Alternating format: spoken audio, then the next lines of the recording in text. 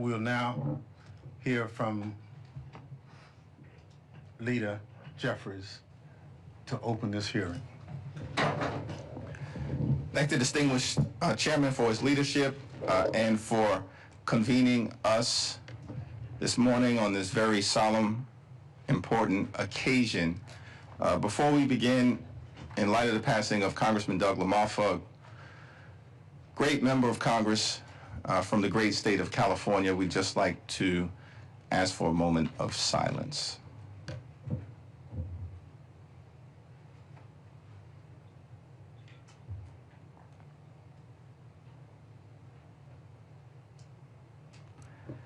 Thank you. And thank you all for your presence here today on this solemn anniversary. 5 years ago today, a violent mob incited by Donald Trump attacked the Capitol as part of a concerted effort to overturn the results of the 2020 presidential election and halt the peaceful transfer of power for the first time in American history. This bloodthirsty, treacherous mob brutally assaulted police officers and seriously injured more than 140 brave men and women of law enforcement. Many have suffered lasting physical and psychological damage. Several tragically lost their lives. Because of the extraordinary bravery of the U.S. Capitol Police, other law enforcement officials, and the resolve of the Congress to return that night, this unprecedented attack on our country and on our democracy failed. Over the last 5 years, instead of holding those responsible for the attack accountable, Donald Trump and far-right extremists in Congress have repeatedly attempted to rewrite history and whitewash the horrific events of January 6th. We will not let that happen. On the first day in office of his second term, instead of fulfilling his promise to lower the high cost of living on day one, Donald Trump pardoned hundreds of violent felons who brutally beat police officers while storming the United States Capitol. The criminals and thugs that Donald Trump pardoned have flooded communities across the country, unleashing violence and mayhem. The crimes committed by those rioters before and after the violent insurrection include child sexual assault, production of child pornography, possession of child pornography, rape, conspiracy to murder FBI agents, kidnapping, sexual assault, aggravated robbery, reckless homicide, driving under the influence causing death, illegal possession of firearms, domestic violence by strangulation, burglary, vandalism, grand theft, stalking, violation of protection orders, threatening public officials, and drug trafficking. It's been a Trump-inspired crime spree. Why won't Republicans in Congress condemn this dangerous behavior, an ongoing threat to public safety? They refuse to serve as a check and balance on an increasingly out-of-control executive branch, preferring to be nothing more than a reckless rubber stamp for Donald Trump's extreme agenda. The January 6th violent attack on the Capitol that took place 5 years ago today was shameful then, it is shameful now, and it will be shameful always and forever. We must continue to learn from what happened on January 6th in order to make sure that it never happens again. We must protect our free and fair elections. We must protect the peaceful transfer of power. We must protect the preeminence of the rule of law. And we must protect the eternal commitment to a democratic America, which remains the last best hope on earth. It is now my honor to yield to the distinguished gentleman from the great state of Mississippi, the once and future chair of the Homeland Security Committee and the chairman emeritus of the January 6th Select Committee, Congressman Benny Thompson. Thank you so much, Leader Jeffries. And before I start with my opening comments, let me note, as we've already indicated, the passing of our colleague, Congressman Doug LaMarfa. Our thoughts are with his family and staff at this sad time.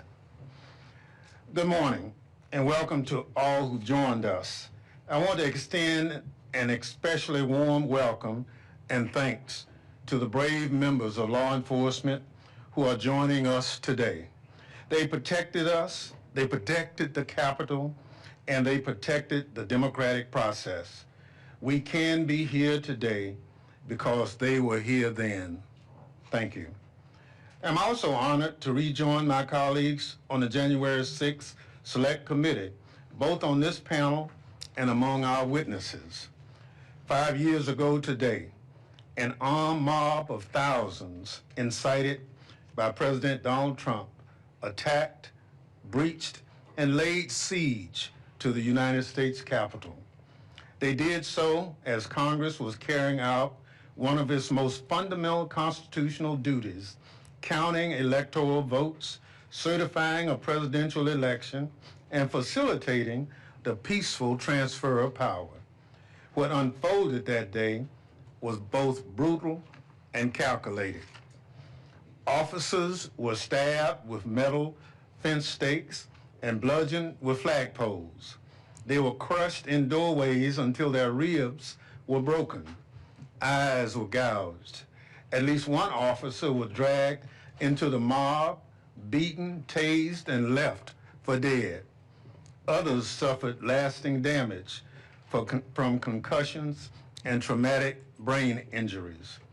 In the days and weeks that followed, 5 police officers died due to the physical or psychological trauma they endured protecting Congress and the Constitution.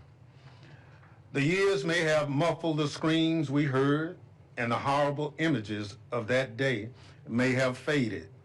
So as we mark this grim anniversary, it's important that we remember exactly what happened. January 6th was not a regular tourist visit. It was not a day of love. It was a bloody riot that pushed our democracy to the breaking point. To bring us back to that day, we're going to play a short video reminding us that for a little over 3 hours, 5 years ago, this sacred temple of our democracy, where we are sitting today, was transformed into a war zone. I warn those watching that this video contained violence and strong language. DC is a motherfucking war zone! Give you 12 up to help maintain the lines.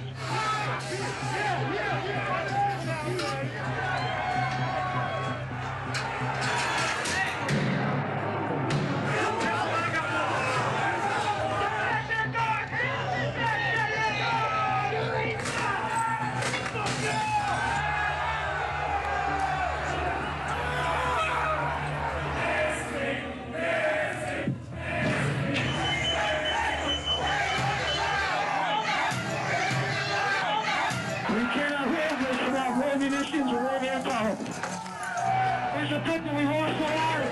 We lost the line. All we need, come back. 10:33. Street, 1033, west part of the Capitol. We've been placed and we've lost our honor.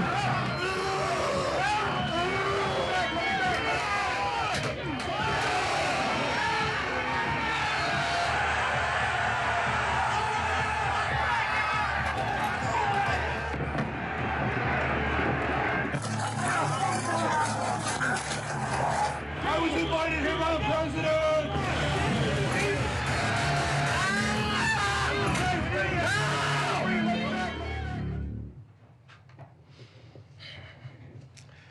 Some people want to rewrite the history of January 6th, to ignore what we saw with our own eyes. Some people want us to forget the lessons of that day, to pretend that we have overcome the threats facing our democracy and the rule of law. We will not allow that to happen. We gather to continue to uphold our oath to support and defend the Constitution against all enemies, foreign and domestic, to defend against the lawlessness of that day and the lawlessness we continue to see today. We gather because, in the words of Martin Luther King Jr., human progress is neither automatic or inevitable.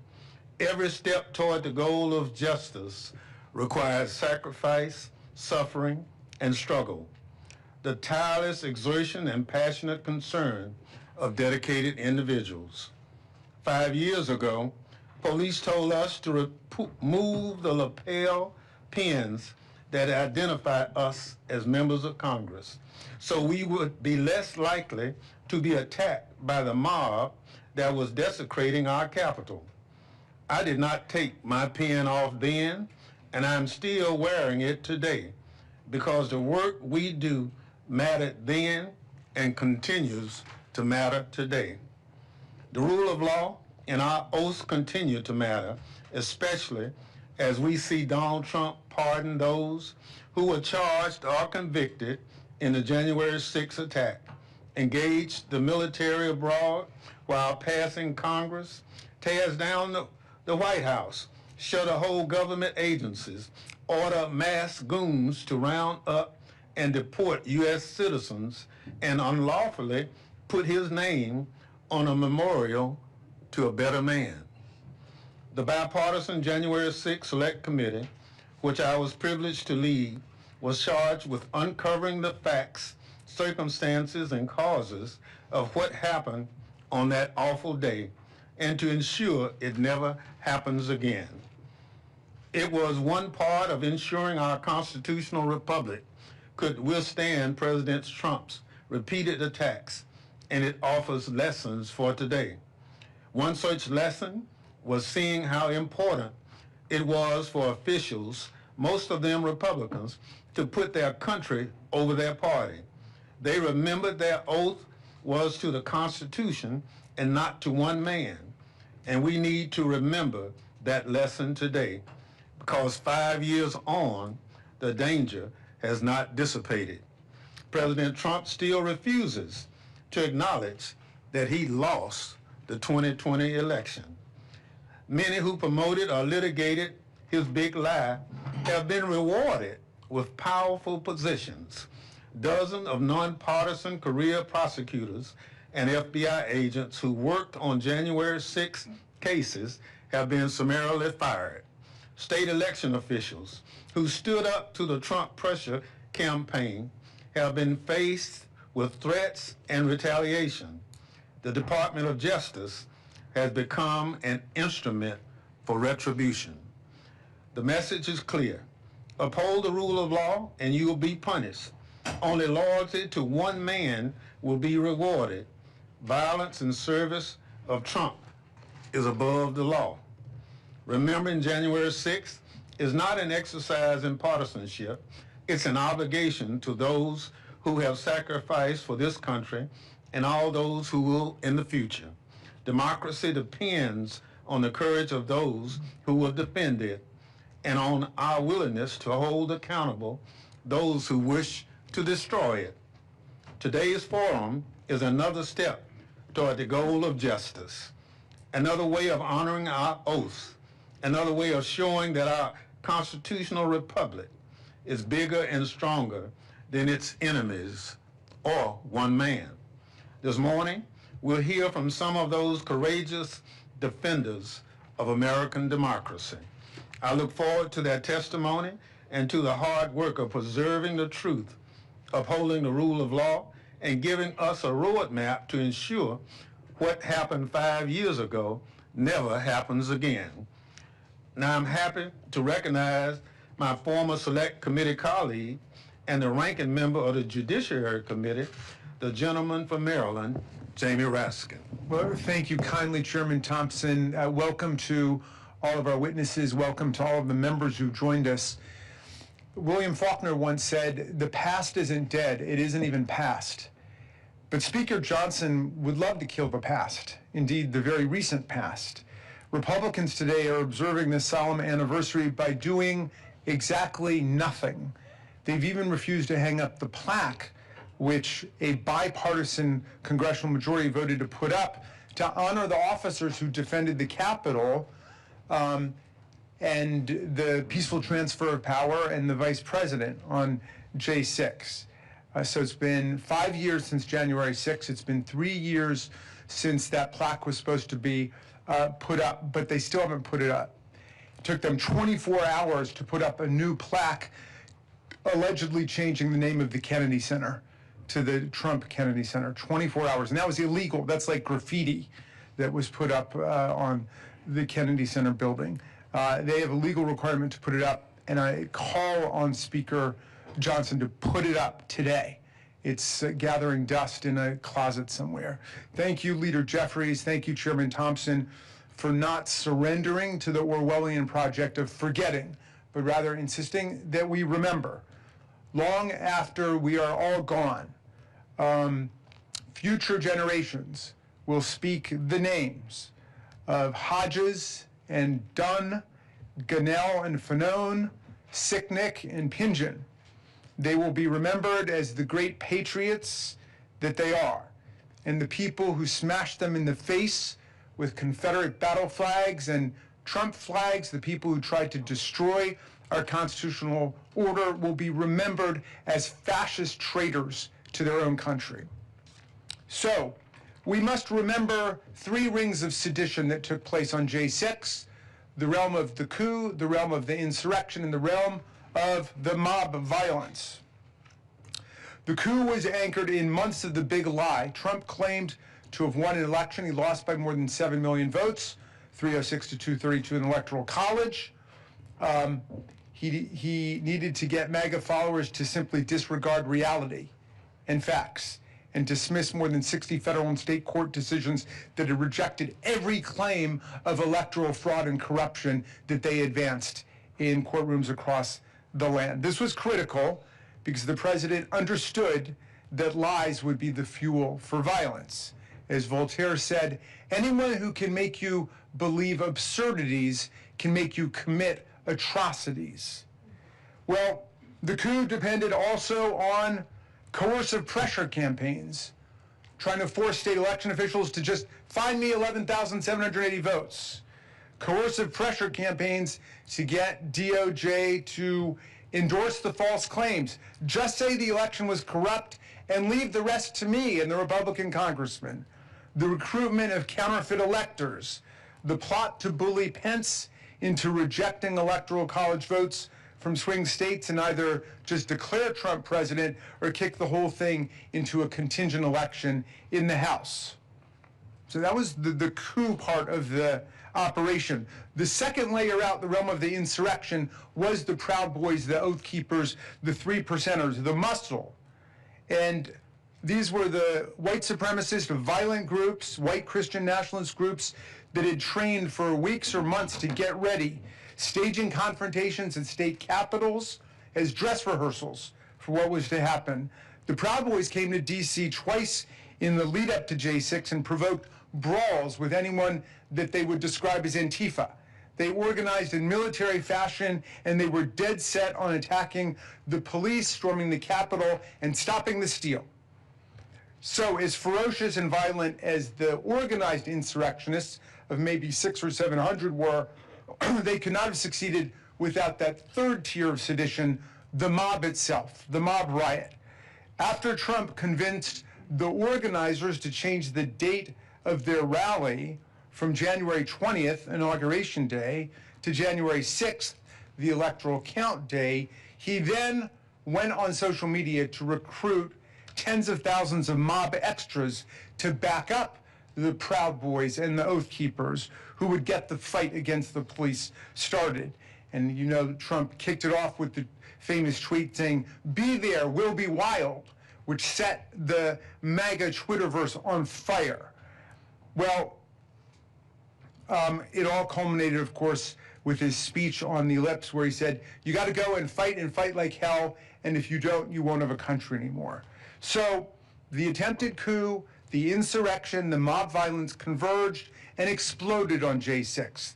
Today, we analyze the shocking resurgence of political violence in this century, its relationship to propaganda, misinformation, and disinformation, and the threat that it poses to American constitutional government. We honor the heroes who helped us to defeat this attack on our democracy. We also recognize today that the political violence unleashed by Trump did not end on J6. On his first day back in office last year, he pardoned nearly 1,600 of the rioters and insurrectionists, including hundreds who violated police officers, including several in this room. Those pardons were raw spoils shared indiscriminately without regard to their actual offenses, their criminal sentences, their prior records, their contrition, their repentance, or their reform and rehabilitation. They were essentially a payoff to Trump's private militia, which is now ready to stand back and stand by again for future engagements. We could play this video. I believe that by Donald Trump pardoning, he's going to be pardoning good men. As one of Donald Trump's first acts back in office, approximately 1,500 for a pardon, full pardon. He pardoned criminals who attacked the Capitol on January 6th. So this is January 6th, and these are the hostages. Convicts who beat and battered police officers. DC is a motherfucking war zone! Full pardon. We lost the lives. Get back. These are the criminals he released back into our communities. Home invaders, burglars, sex offenders, people who continued plotting violence against their political opponents, set free by Donald Trump to terrorize their neighbors. We hope they come out tonight, frankly.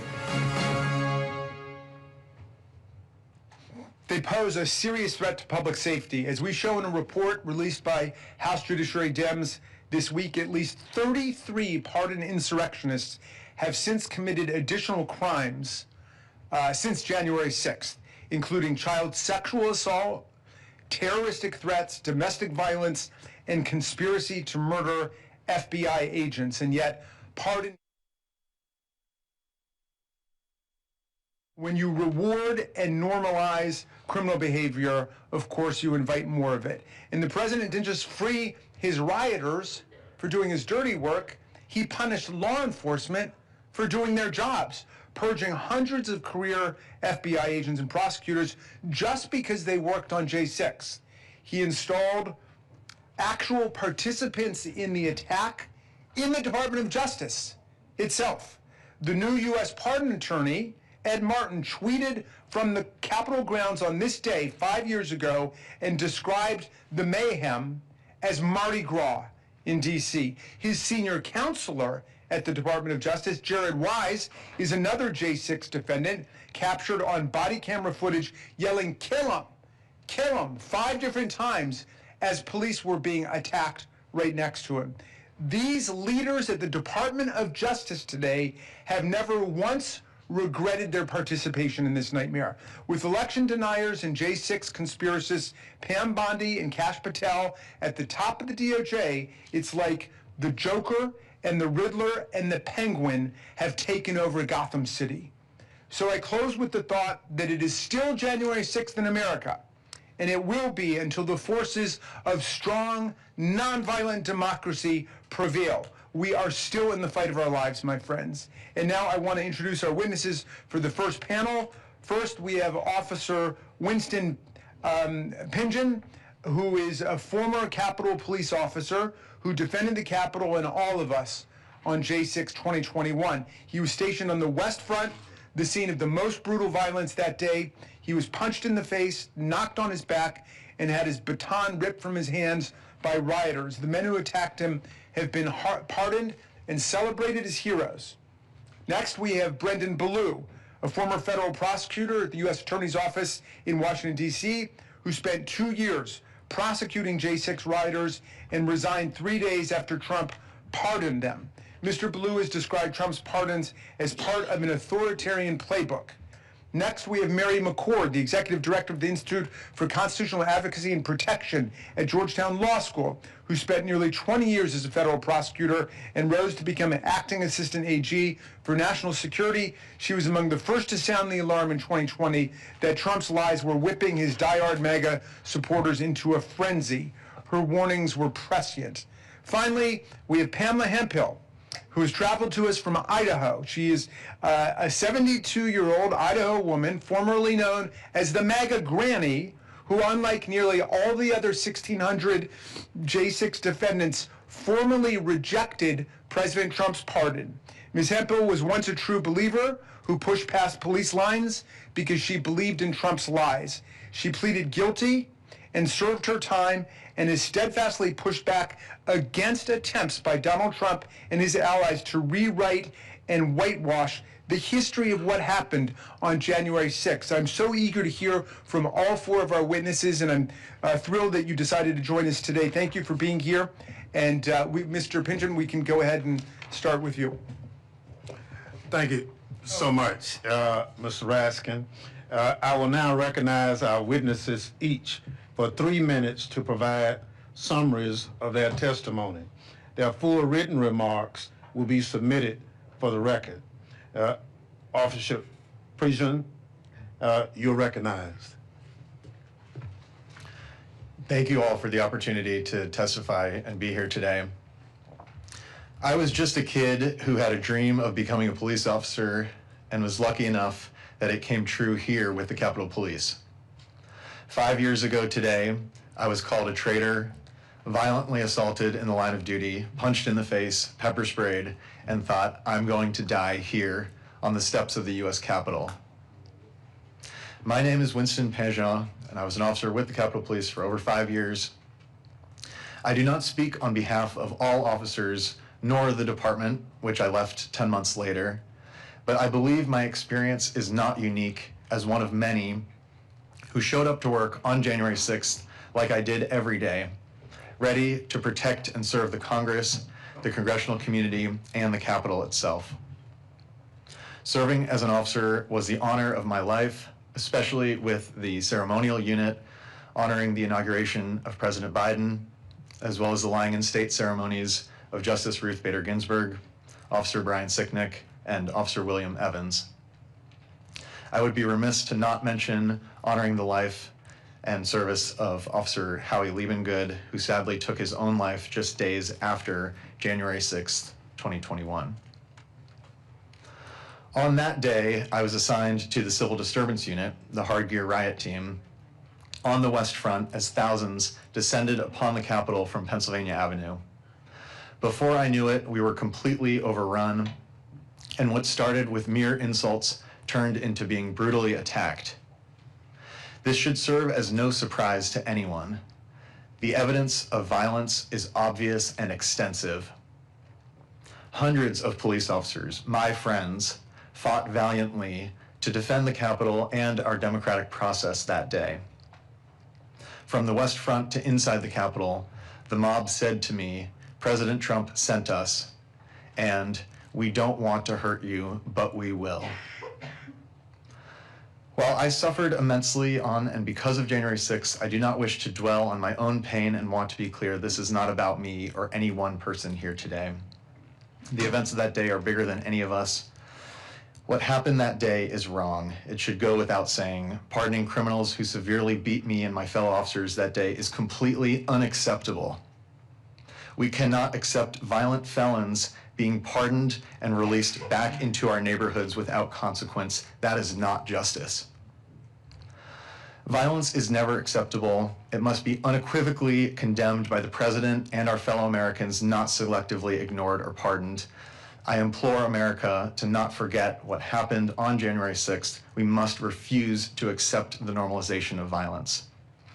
In this deeply divided time, I believe the vast majority of Americans have so much more in common than what separates us. And finally, to all the officers who continue to show up day in and day out in service to Congress and to our nation, thank you. Thank you so much. We'll now recognize Mr. Blau. Thank you. My name is Brennan Ballou, and for 2 years I was on the team that prosecuted rioters who attacked the Capitol on January 6th. I should make clear that I was a very small part of a very large team, but because I'm in a position to speak publicly, I will. Let me start not with January 6th, but with January 20th, 2025, when President Trump pardoned over 1,500 rioters. Now, here I confess my own ignorance. I believed, if nothing else than out of pure political self-interest, President Trump would not pardon those rioters who attacked and tried to kill police officers. I was wrong. In fact, the president pardoned rioters who attacked officers with pipes, flagpoles, bear spray, and whips, who dragged officers into the crowd, tased them, and tried to gouge out their eyes. He even pardoned rioters who had previously been convicted, as you noted, of manslaughter and charged with production of child pornography. And when his first pardon was insufficient, he re-pardoned one defendant on an unrelated gun charge to set him free. After the pardons, like several of my colleagues, I chose to resign from the Justice Department. But since then, President Trump has continued to try to rewrite the history of January 6th. He's fired or demoted career FBI agents and prosecutors, my former colleagues who investigated and prosecuted rioters. He appointed an election denier, Ed Martin, to be interim U.S. Attorney for the District of Columbia, and appointed a literal rioter, Jared Weiss, to a senior Department of Justice job. His appointees have tried to erase the public records of the attack on government websites, and to create a false equivalence, have used many of the same charging statutes used against rioters against the president's political opponents, Congresswoman LaMonica McKibber, for instance, and protesters in Los Angeles and D.C. And I'll note that many of those charges have since been reduced or dropped entirely. Why has the president continued to focus on erasing the history of January 6th? I believe it's because he knows that if he can convince Americans to forget the attack on the Capitol, then he can convince us to attack any attack on democracy, no matter how violent. And if that happens, if January 6th is forgotten, or worse yet, excused as legitimate political discourse, then January 6th and attacks like it, more violent, will certainly happen again. So what can be done? To protect the future of our democracy, we have to preserve our past. Memorials like this event matter, and so too do symbols.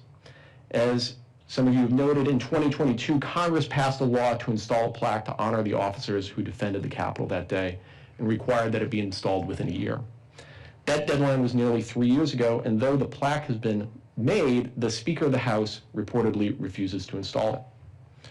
Two officers, Harry Dunn and Daniel Hodges, who are here today, both of whom protected the Capitol on January 6th, have sued to have the memorial installed, and we will soon see if the Speaker and his subordinate offices will be compelled to follow the law.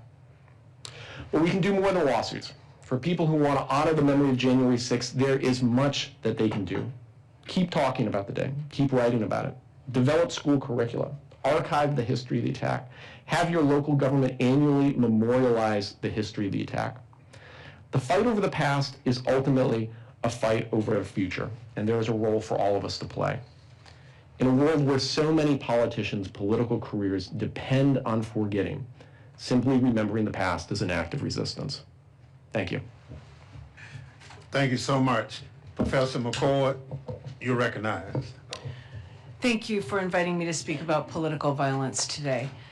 To learn from January 6, we must understand both that mis and disinformation are the primary drivers of political violence, and that political violence is not limited to physical attacks, including killings, but also includes the threats, intimidation, and harassment that squelch civic participation and undermine the functioning of our democratic republic. In the years leading up to January 6, conspiracy theories emboldened extremists. The Great Replacement Theory, which posits a conspiracy to replace majority white populations with non-white immigrants, was behind the deadly Unite the Right rally and multiple mass shootings.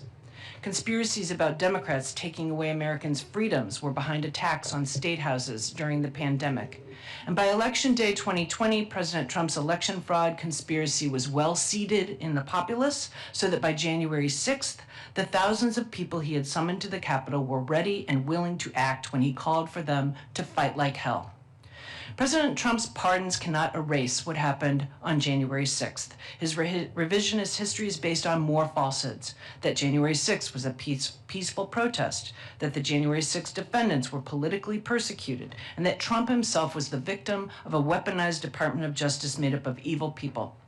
Add to this the baseless claims of non-citizen voting and pervasive violent crime by immigrants, and the risk of political violence increases despite polls that show that most Americans are firmly against it.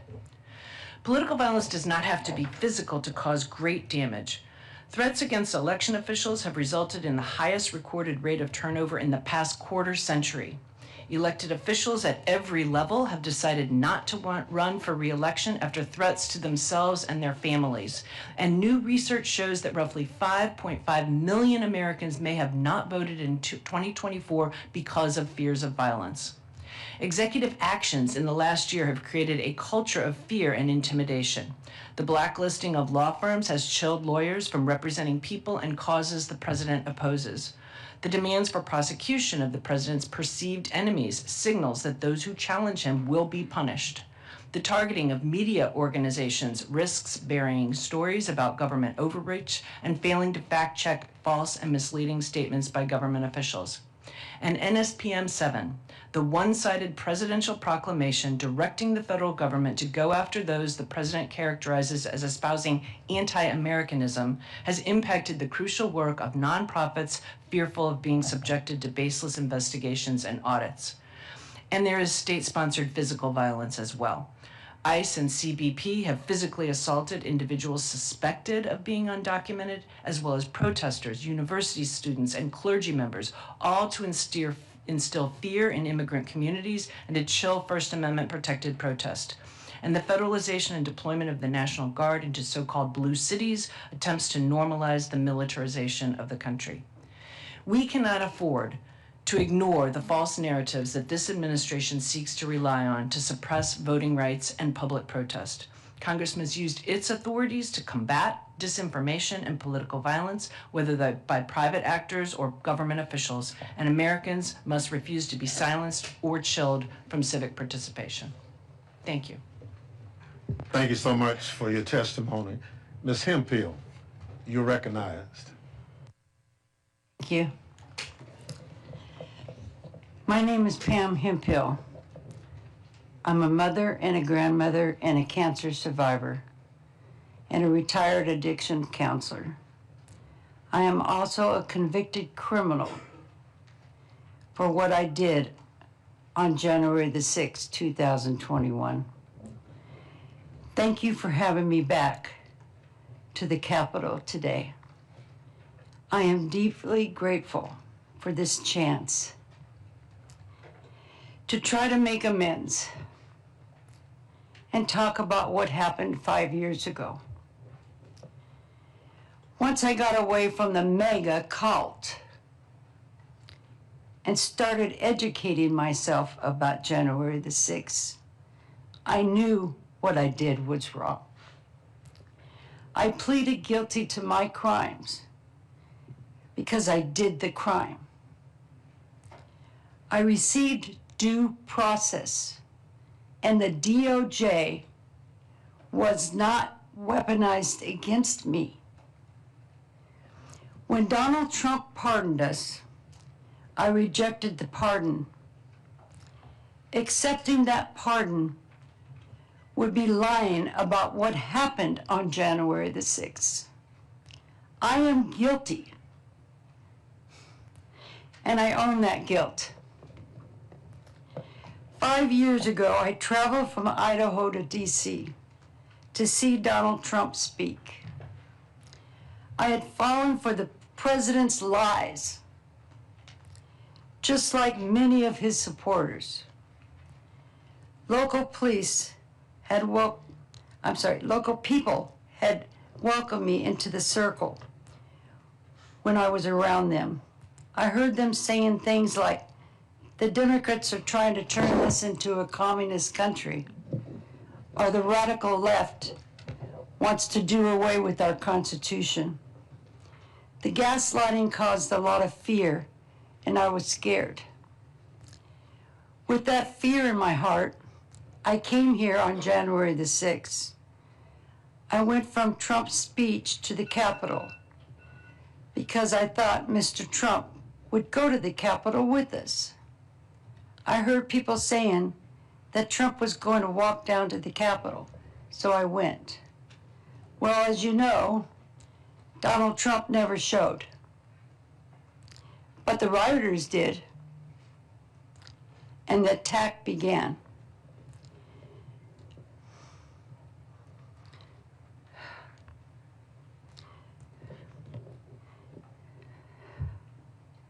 The police officers were the heroes. They protected the Capitol and everyone inside the Capitol, and even people like me. I was trampled on by the rioters. And if it weren't for the Capitol Police helping me that day, I might have died. To the Capitol Police officers sitting here, if I may address you for a minute. I am truly sorry from the bottom of my heart for being part of the mob that put you and so many officers in danger. I want the Capitol Police to know how truly grateful I am to them and how deeply sorry I am. I can't believe people are still disrespecting you and trying to lie about January the 6th. I will do everything I can to stop the lies about our brave officers like you who protected us during the attack. Thank you. Speaking about January the 6th has caused a great risk to my personal safety. I have been doxxed online, harassed, and physically assaulted. But I am here, and I don't care. I won't let it stop me.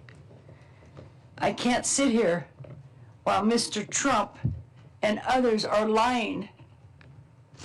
I also want others who feel like me to know that we must stop the lies being pushed by the Republican leaders and Trump himself.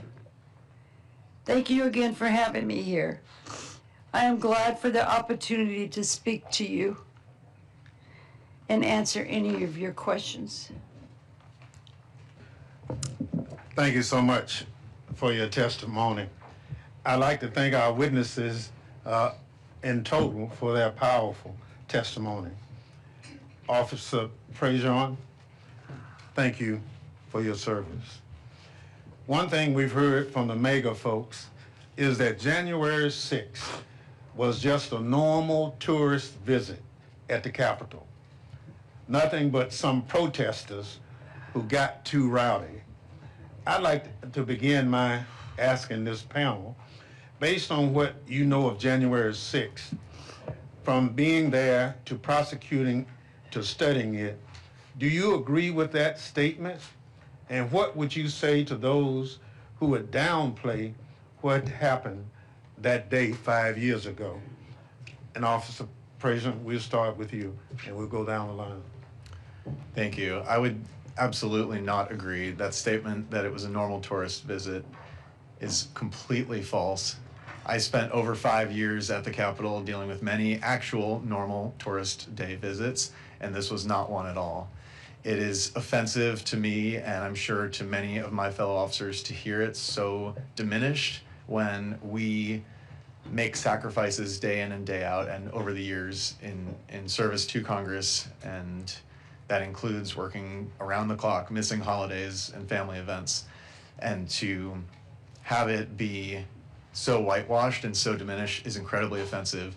And to those who say that, I wish they would actually listen to what we are saying here today and actually talk to officers like myself who experienced firsthand brutal violence that day. Thank you so much. Mr. Ballou? For those who question whether January 6th was a day of violence, they should just look at the tape. This was the most documented crime in American history, and it's obvious what happened there. In terms of what the experience was like for those who were there, in the course of being part of the teams that investigated and prosecuted rioters, we had the opportunity to talk to many U.S. Capitol Police and Metropolitan Police Department officers. If you talk to most officers, they're pretty stoic folks. The number of officers that we had that candidly broke down crying in our office, still processing the horror of that day, is something that's very hard to forget. And I think that pain is evidence alone of how violent that day was. Professor? Yes, the video shown this morning makes clear this was not a normal day of peaceful protest. I've never seen tourists break through windows and come in the second floor or scale the walls of the Capitol in my nearly 40 years in Washington, D.C.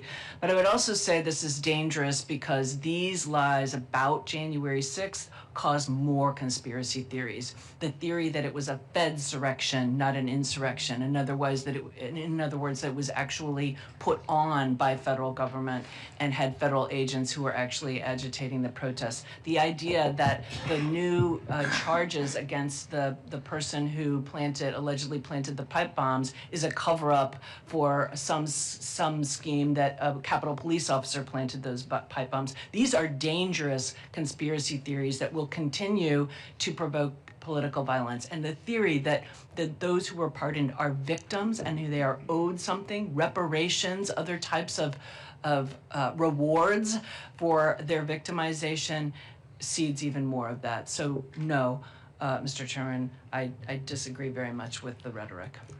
Thank you so much. Ms. Hemphill? Thank you for the question. You can't gaslight me. I was there. I saw what you did. I saw the officers being pepper sprayed. When I was on the steps, I watched one of them fall down and hit his head and his back. So don't be telling me it wasn't violent. Don't come to me with that ever again. I watched you. I was on the east side, but I saw what you did. Thank you so much. I now recognize other members for questioning as we identified. Mr. Swalwell, you recognize. Thank you. Since the Civil War, the three most important days in American history are December 7, 1941, September 11, and January 6. And we don't need the years for the last two because we know what happened. They aren't dates on the calendar, they're scar tissue. And as you just said, Ms. Hemphill, we saw them unfold live and in terrifying detail with our own eyes. But 5 years later, Donald Trump has pardoned the insurrectionists. The steps have been cleaned, the broken glass has been repaired, and because the 22nd Amendment says he can't run again, maybe we exhale. If this country had one word that defined its march higher, it wouldn't be liberty or justice, it would be next. Because we have a tendency to just move on so quickly from the tragedies that define us. we have a tendency to not look back, but I can't do that. I'm the son of a cop, the brother of cops, a former prosecutor who stood up in a courtroom defending the idea of the people. But you don't need a badge on your chest to know that January 6th was a moral crater. You don't need a law degree on your wall to know that in a country like ours, we don't tolerate violence. You don't choose the criminal over the constable. What Trump is attempting to do is to gaslight a nation on an industrial scale. It's the same playbook the fringe theorists used after September 11. They told us there were no planes. They told us it was holograms, missiles, a controlled demolition. We didn't buy that nonsense then, and we cannot whitewash history now. Ms. McCord, I was hoping you'd engage in a hypothetical with me and put aside the politics. Picture George Bush. Remember him standing on the pile of twisted steel at Ground Zero, his arm around a retired firefighter, holding that bullhorn. He bucked us up. He gave us a spine when ours was fractured. Now, imagine if he had been the one to incite the attacks. Imagine if he had held a rally in Battery Park 10 minutes before impact. Imagine if he had pointed at the towers and told a seething, armed crowd to fight like hell, to stop the steal, and make them do the right thing. Could January 6th have happened if Donald Trump had not called to assemble the mob? I think that it could not, Representative Swalwell, and I think Jack Smith's testimony during his deposition recently makes that very clear. The evidence amassed about what Donald Trump knew, how many people, Republicans included, had told him there was no fraud in the election that's significant enough to change the results. His own attorney general had told them that. He called the crowd knowing that they responded to his dog whistles. And when he knew there was violence, when he knew that his own vice president was in danger, dire danger, that the mob had erected a gallows and said, hang Mike Pence, he let things continue and continued to let things continue. And according to Jack Smith's testimony the other day and the indictments, even the night after, the night of January 6th, he was still agitated. And we know that because 5 years later, he continues to propound those lies. I don't think, just for the record, George W. Bush would have ever said anything like that. Whatever policy disagreements those in this room may have with him, he is a man of integrity who would have never done such a thing. Agreed. And on January 6th, what you just described is what happened. That's reality. It's important that we tackle the future. More than ever, it's coming at us at a breathtaking speed.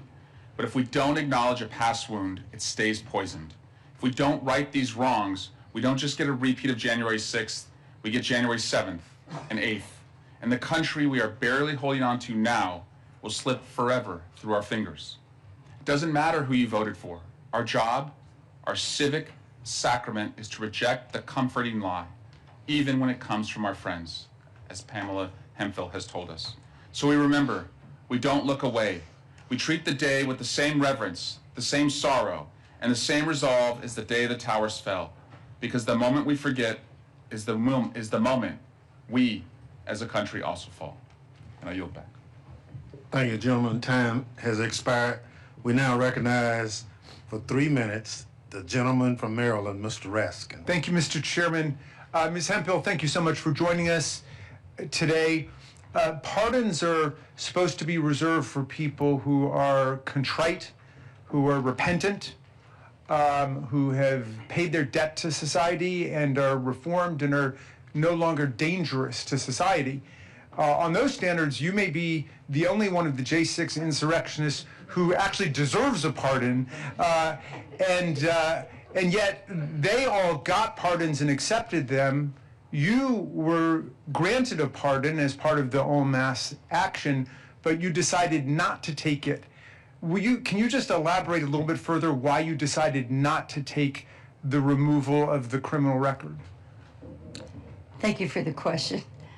I do not deserve a pardon for what I did on January the 6th. I deserve to finish my sentence. I broke the law. To me, taking a pardon would be a slap in the Capitol Police's face. It was wrong that day, and you don't take a pardon for when you broke the law. No, ever. I'm sorry, I just get so angry. Well, I was not aware, we've spoken before on the phone, but I was not aware that you had suffered harassment and that people were attacking you in the wake of your announcement. I wonder if you would just say a further word about that. Attacking me on January the 6th or recently? No, I mean, in the wake of not accepting the pardon, that there was a backlash against you, that you were... Oh, yeah. They find out you support me, they come after you. It's that bad. I don't care. I'm going to keep speaking out. Yeah. Well, thank you. And Ms. McCord, but would you describe how the methodology and the history of these pardons differs from the history of pardons generally? How much time do we have? So the pardon attorney is an office within the Department of Justice that normally reviews the applications for pardons, and they look at things like the person's criminal record, their individual characteristics, the things you already mentioned, right? What is their contrition? What have they done with their lives since they committed their crimes? And all of these things are taken into consideration, and recommendations are being made to the president. Here, so far as I can tell, the pardon attorney was completely sidelined, and there was no individualized assessment about the criminal records of those that were going to be pardoned. Criminal records before January 6th, their indications of dangerousness, whether they had accepted responsibility, it was just en masse. So it is as far removed from anything that I've ever seen. The closest is the pardons of draft defectors after Vietnam. Very, very, very different situation. Thank you. I yield back, Mr. Chairman. Thank you very much. Gentleman yields back. Chair recognizes the young lady from Washington for 3 minutes, Ms. Jayapal. Thank you, Mr. Chairman, and thank you, Leader Jeffries, for holding this very important hearing. Mr. Panjone, I want to just start by saying thank you so much from all of us who were here. We deeply appreciate your bravery, your sacrifice, and that of all the law enforcement officers who protected us and protected the Capitol that day. Ms. Hemphill, I want to thank you for your very honest and moving testimony, and I hope that it inspires others across the country to do and say what you have said. I think it's incredibly important. And I want to focus my few minutes on the toll on our democracy with Mr. Ballou and Ms. McCord.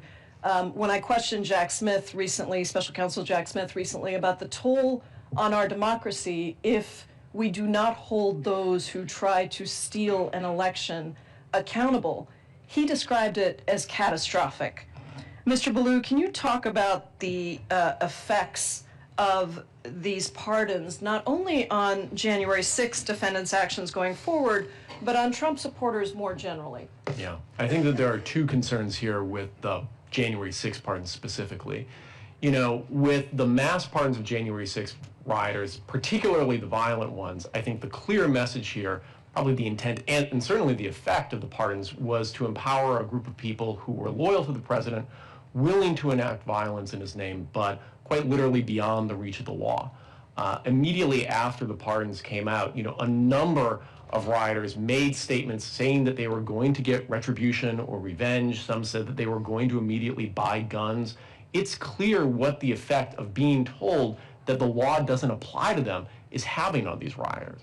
But I also think that the January 6th pardons fit into a broader narrative of what's going on with this administration, that if people are sufficiently loyal and willing to support the president, either in words or financially, they will be put beyond the reach of the law. You know, you look at the extraordinary donations, for instance, to the Trump Inaugural Committee, people giving $1 million to have their SEC or CFPB investigations dropped or their criminal prosecutions dropped.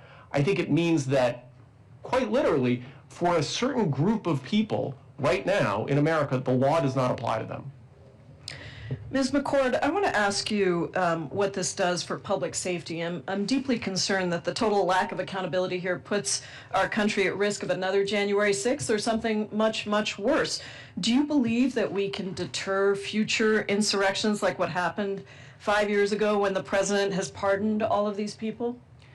I think that there's the damage to sort of the even-handed administration of justice is really very strong, and people can think rationally right now that if what they do is at the behest of someone like Donald Trump, who has the power to absolve them from the wrongs that they commit, that there is an incentive to continue to commit those wrongs. And we are in a dangerous place right now where Mr. Trump still has 3 more years left of his term and is even talking about things like a 3rd term, which of course would violate the Constitution. So these are all seeding these narratives already now that I think could prompt additional acts of violence.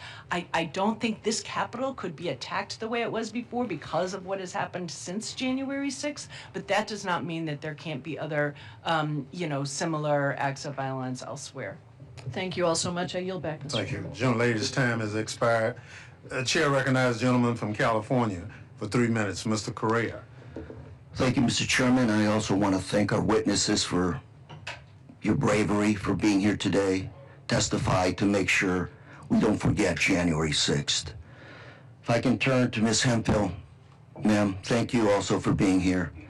If I can ask you some very quick questions. Do you believe in God? Thank you for the question. Absolutely. Are you a God-fearing person? Yes. Why did you come to Washington on January 6th? I believe that the election had been stolen. So you believe the lies that the 2020 election had been stolen? Absolutely. Were you involved in politics before that? No. So you're not a person involved in this process? No, sir. You pled guilty to a crime committed on January 6th. Why did you plead guilty? Because I was guilty. You came to fight to stop steal, and you pled guilty. Did you realize that the 2020 election was not stolen? At the time I pleaded guilty.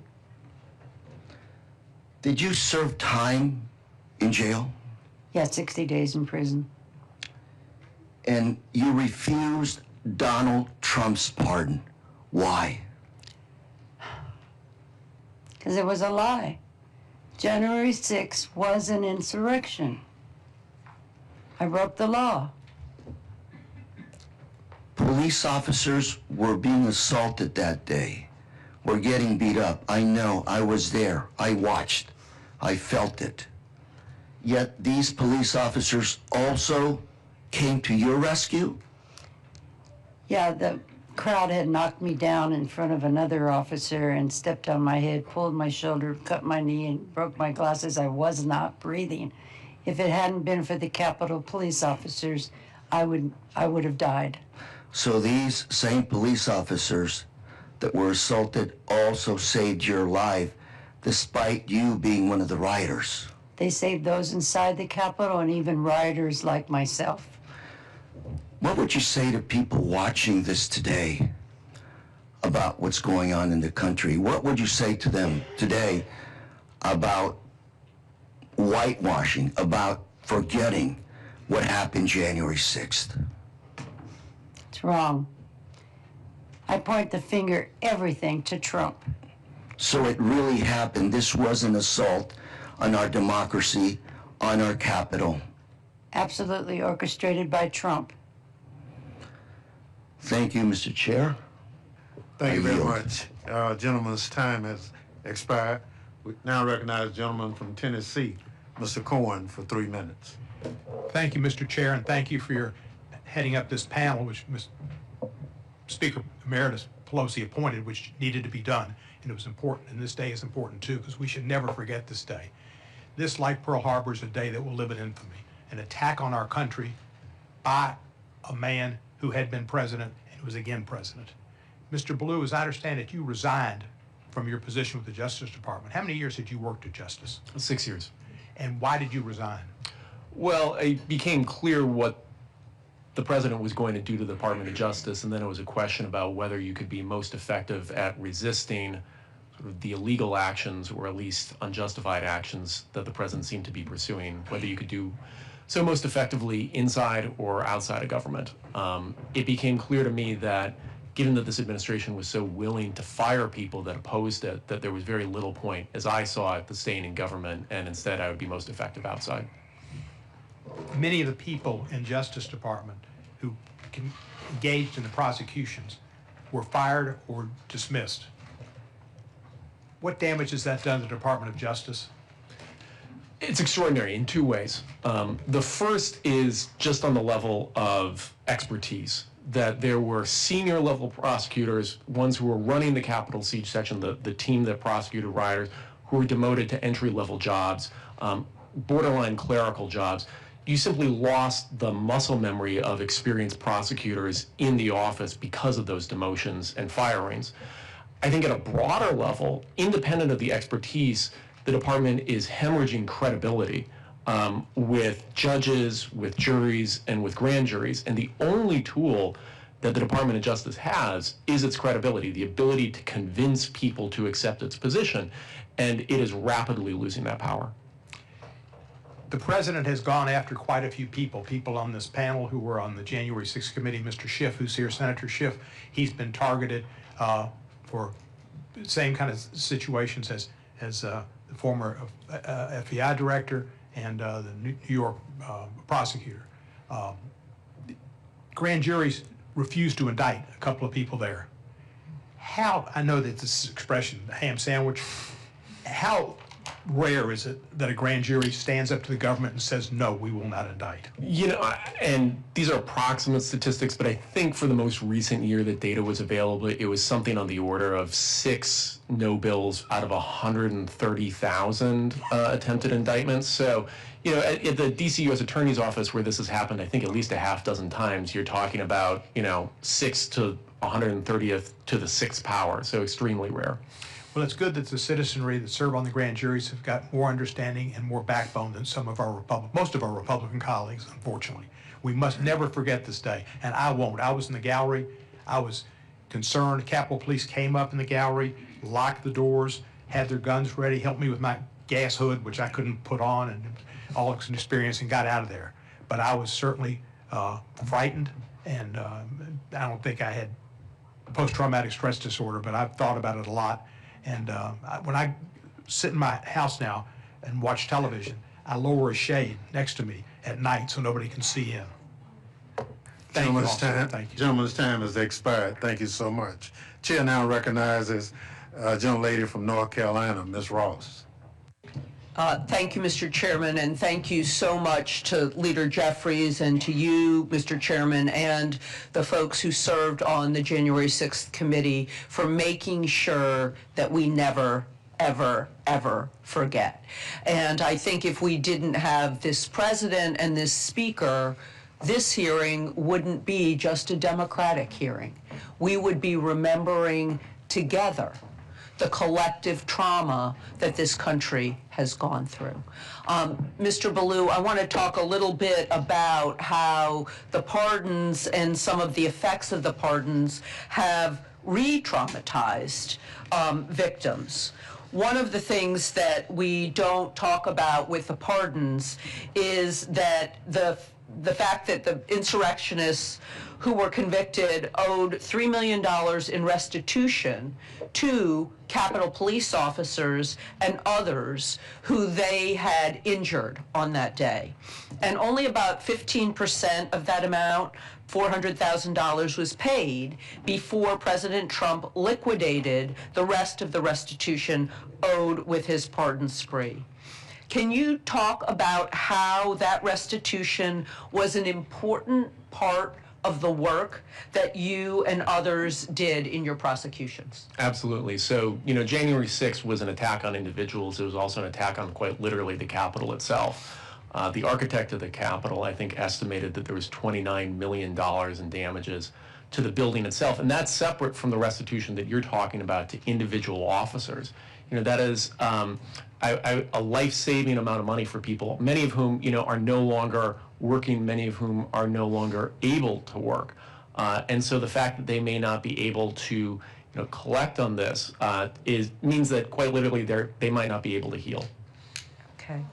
And what does it say that the president instead now wants to provide some kind of restitution to the insurrectionists who caused this pain, these injuries, and has left people uncompensated? Well, I think this fits to the broader concern that the pardons of the rioters are going to empower people that are loyal to the president but beyond the reach of the law. If they are given money, which it seems like the president is trying to do, the Proud Boys are seeking $150 million in damages. The Department of Justice is currently opposing that, but we don't know how that's going to play out. We're going to have a situation very similar to what we've seen in other countries, where you have essentially militias or paramilitary forces that are loyal to an administration but unaccountable to anyone or any institution. And paid with our tax dollars. Precisely.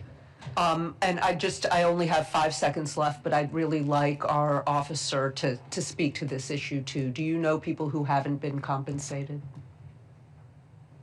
I don't know of any officers who have received any kind of compensation outside of their normal salary for what they sacrificed on January 6th. Okay. Thank you, and I yield back. Thank you very much. Gentlelady yields back. Chair recognizes the gentlelady from California, Ms. Kamala Dove, for 3 minutes.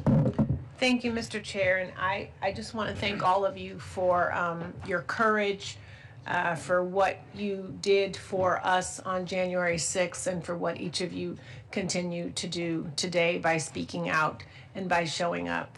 This is a very emotional room. It's been very sobering to watch the videos and to hear the testimonies. I watched it on television and didn't think I was watching something happening in the United States, and wondered if every single person inside the Capitol was going to die. It was terrifying. And I can only imagine what you're going through as you're recounting what you experienced. Ms. Hemphill said that she received due process. Is that true? Thank you for the question. Absolutely. Yes. And so, Mr. Balu, you resigned from the Department of Justice.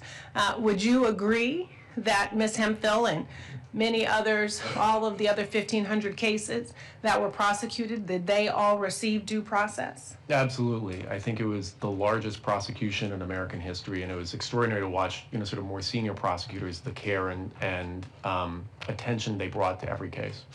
I would agree with that. In fact, I think it's probably an example of how due process actually can and should work in this country, if only all of us were afforded it. Mr. Balu, I want to ask you a couple of additional questions. Let's just say hypothetically that Joe Antifa showed up at the Capitol, upset that this president was doing away with his health care and causing him to spend more money at the grocery store and at the gas station because of the tariffs. And let's just say that Joe came up and he was so upset that he started bear spraying and pepper spraying and beating up members of the Capitol Police because he was so outraged. Would it be right to call Joe Antifa a patriot? No, absolutely. He committed a crime. And would it be right to arrest him? Absolutely. And I can just briefly say, this isn't a hypothetical. The Department of Justice was prosecuting protesters that turned into rioters from the summer of 2020, the very same 12-month period. And the analysis was, at least the initial analysis, was that those rioters actually received harsher sentences than those from January 6th. That's right. And yet this president said that we assaulted the January 6ers, right, the insurrectionists, and that they were illegally detained, and in fact sort of presumed that they didn't receive any due process. I'm so glad that you're sharing with us that it is not a hypothetical, that in fact it happened. And I just also want to share, Mr. Chair, that now we've learned that the Department of Justice is actually and actively deleting records of the January 6th cases, that they are scrubbing references to the January 6th insurrection as a riot, and in fact have fired prosecutors that worked on all of these cases. Would you agree to those statements? Yes. Thank you for the time. Thank you very much. Chair recognizes the gentleman from Texas, Mr. Castro, for 3 minutes. Thank you, Chairman. And I want to say thank you to each of you for your courage and for your bravery and your candor today. I had the opportunity to serve as an impeachment manager to try to convict Donald Trump in the Senate, thanks to the appointment of, at the time, Speaker Nancy Pelosi. January 6th was an attempted coup. The mob that showed up was trying to stop Congress from doing its job of accepting the election results of the 2020 presidential election. And on that day, Donald Trump left everyone in this building for dead. Our brave police officers, elected officials of both parties, of course, but also our staff who work here in the House and the Senate, the journalists who covered this place, people that are not often discussed, like maintenance workers, cafeteria workers, all of the support staff in these buildings. Their lives were at stake as well. And for 5 years, we've had to listen to Donald Trump and others whitewash that history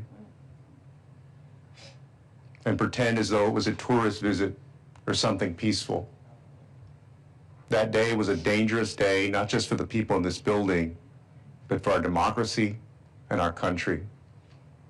So thank you, each of you, for the roles that you played.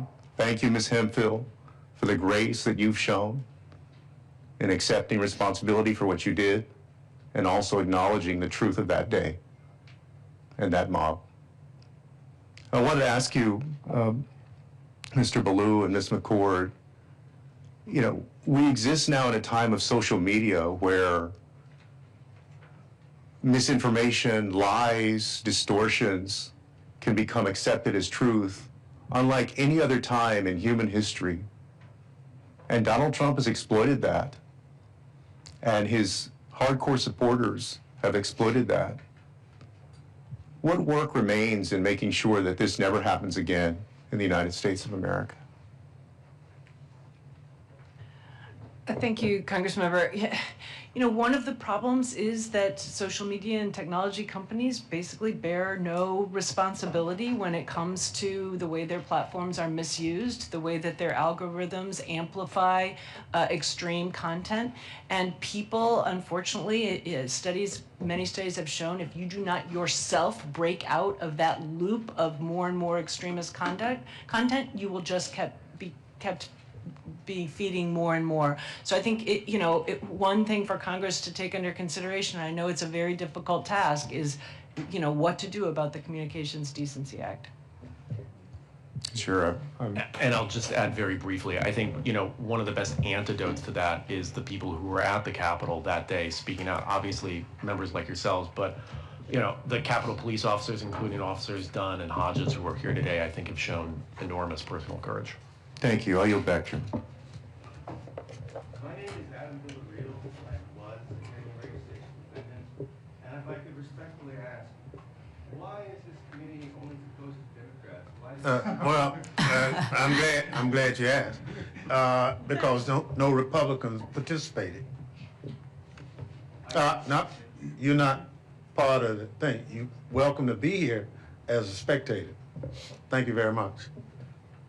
Chair now recognizes young lady from Pennsylvania, Ms. Dean. Thank you, Mr. Chairman, and thank our leadership for convening us here in this basement room, crowded in here, because I guess the Republican majority didn't want to see this in a bigger, more open space. As Jamie Raskin said in the beginning, it is still January 6th in America. And that is why we are here, to make sure that we continue to shine a light on the grievous errors of that day and those who perpetrated it, particularly Mr. Trump. I believe that his pardons on the very first day of his second administration was an attempt to pardon himself for all of history. Just wash it away. I didn't do anything wrong. It was a party and they were patriots. I want to tell you, Ms. Hemphill, Sophocles emphasized that to make a mistake is human, but real wisdom comes when you recognize your mistake and you correct it. You're an extraordinary role model. I think about you, you said you're a mom and a grandmom. What a role model you are for your grandchildren. To give them that sense of, I am human, I made a mistake, and I'm going to correct it publicly. That's hard to do privately in your own home. I know it. I'm human. I have a hard time admitting mistakes sometimes. I just want to tell you, your humility, your courage, I pray that it is contagious. May it take over this country, and I thank you for it. Ms. McCord, thank you for your clarity, your guidance. Keep speaking, keep guiding us, and together, we're going to make a difference. Officer Pynchon, thank you so much for your work. How difficult was it for you to leave the service? It was very difficult because I loved my job. I loved being an officer, and I'm so thankful for my years that I had here. I didn't leave only because of January 6th, but it did certainly play a factor. And I think quite possibly had January 6th not happened, I would still be an officer here today. And I thank you and all the officers. We have seen the faces of so many of you, but every single officer needs to be recognized and thanked, whether they were on duty, off duty. I know so many of you, and you're great people. And finally, I too was here on January the 6th up in the gallery, and Mr. Ballou, I totally share with you the idea that symbols matter. I've actually met with the architect of the Capitol twice and asked that an installation be preserved for all of history. I recognize that's not going to be installed anytime soon under this administration or under this Speaker of the House, who won't even put up a plaque.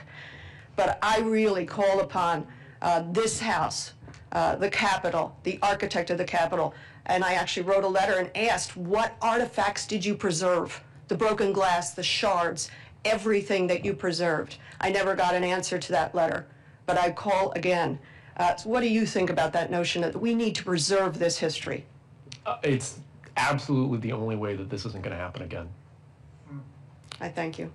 Thank you very much. Chair now recognizes our last person, Miss Ballant from Vermont.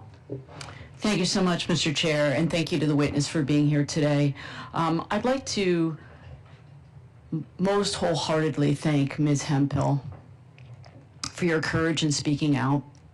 By being here today, you are showing more bravery than so many of our colleagues on the other side of the aisle that still refuse to admit what happened on January 6th. And I'm grateful that you're here. You talked in your opening statement about what you witnessed that day, about the violence. You said, nobody's gonna gaslight me, I was there. I saw what happened. You talked about how you yourself were injured. And I just want to have you say it again. Who helped you when you were injured? Who helped you when you were feeling despair, Ms. Hemphill? Thank you for the question. Yeah. The Capitol Police. Wow. They grabbed my arm and they were all yelling to tell people to get off of me. And then another one came over and I was not breathing. Yeah. They pulled me up and they put me up on the steps, and another female officer came over and she was helping me, and I couldn't talk to her and I couldn't get up because I couldn't breathe. But she was so kind and so they did for me that day. So despite your actions, they were still there for you. Yes. It's extraordinary, isn't it? It's amazing. They are amazing. Yeah, they are. They are. And we're grateful for them every single day when we walk into this building. Absolutely, and they deserve more than they what... do. They deserve so much more than what they have been given by their government. Yeah. And I want to touch for a moment on the fact that you, by being here and by speaking out and by denying the pardon, you are showing everyday courage. And I keep coming back, and I just wrote it down again for myself. Mark Twain said, courage is resistance to fear. It's not mastery of fear. It's not absence of fear. And so you talked about your own fear, right? And coming forward, and that you've been doxxed and you've been harassed and you've been threatened. And yet you still stand so solidly in your conviction that what you did was wrong and that you want to speak out. You want to use this moment to right the wrong and to rewrite history. Can you just talk for a moment about how you found that courage? Because I want other people to find that courage. I find that courage through a God that of my own understanding, because sometimes I don't have it.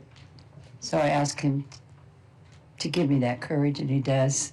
Yeah. He stands with me, in front of me, and beside me. But this was about the Capitol Police officers. There's something in me that I can't allow them to not be recognized and to be lied about for what they did for us on that day. How dare you? The Capitol Police and those that lost their life as a result bothers me to this day deeply. And until I can see that plaque get up there, I'm not done. Thank you. Thank you so much. I see my time has expired. Again, thank you so much for being here. We can never forget. I yield back. Thank you very much. Gentlelady's time has expired.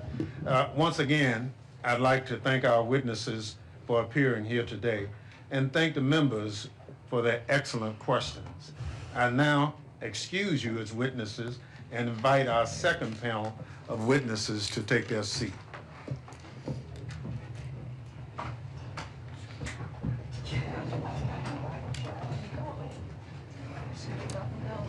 And then so, are we rotating out or other people taking us? I think other people are gonna come in. I'm not gonna be here for the member panel. Are you going down? That's what, I don't know. I'm gonna leave because I'm doing a whole bunch of press. Yeah. So, Okay. so I'm not gonna be here for the next.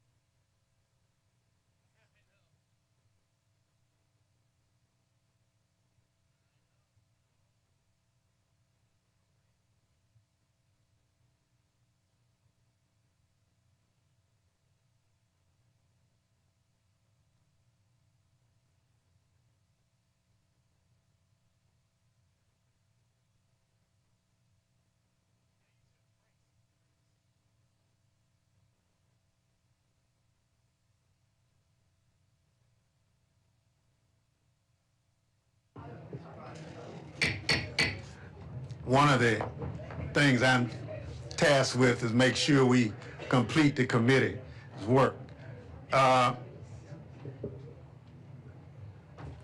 30 seconds.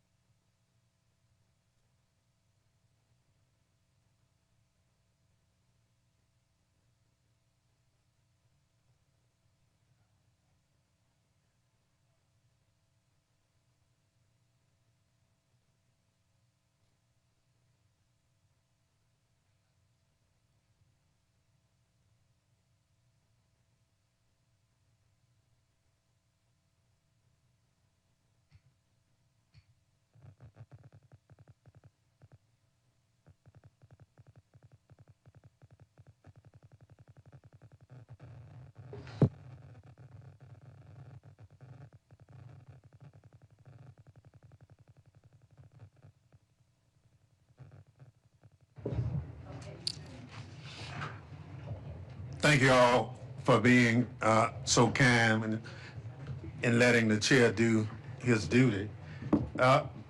Before I recognize my friend from California, I'd like to offer a special welcome to the Gladys Sicknick, the mother of Officer Brian Sicknick, who lost his life following the events of January 6th.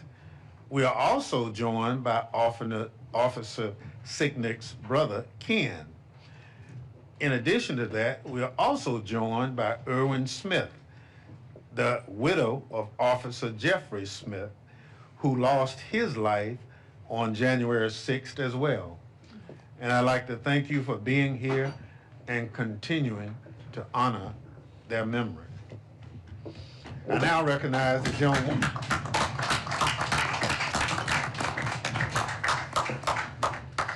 I now recognize the gentlewoman from California, Joe Lofgren, my colleague on the January 6th Select Committee, the former chair of House Administration Committee, and the current ranking member of the Science, Space, and Technology Committee.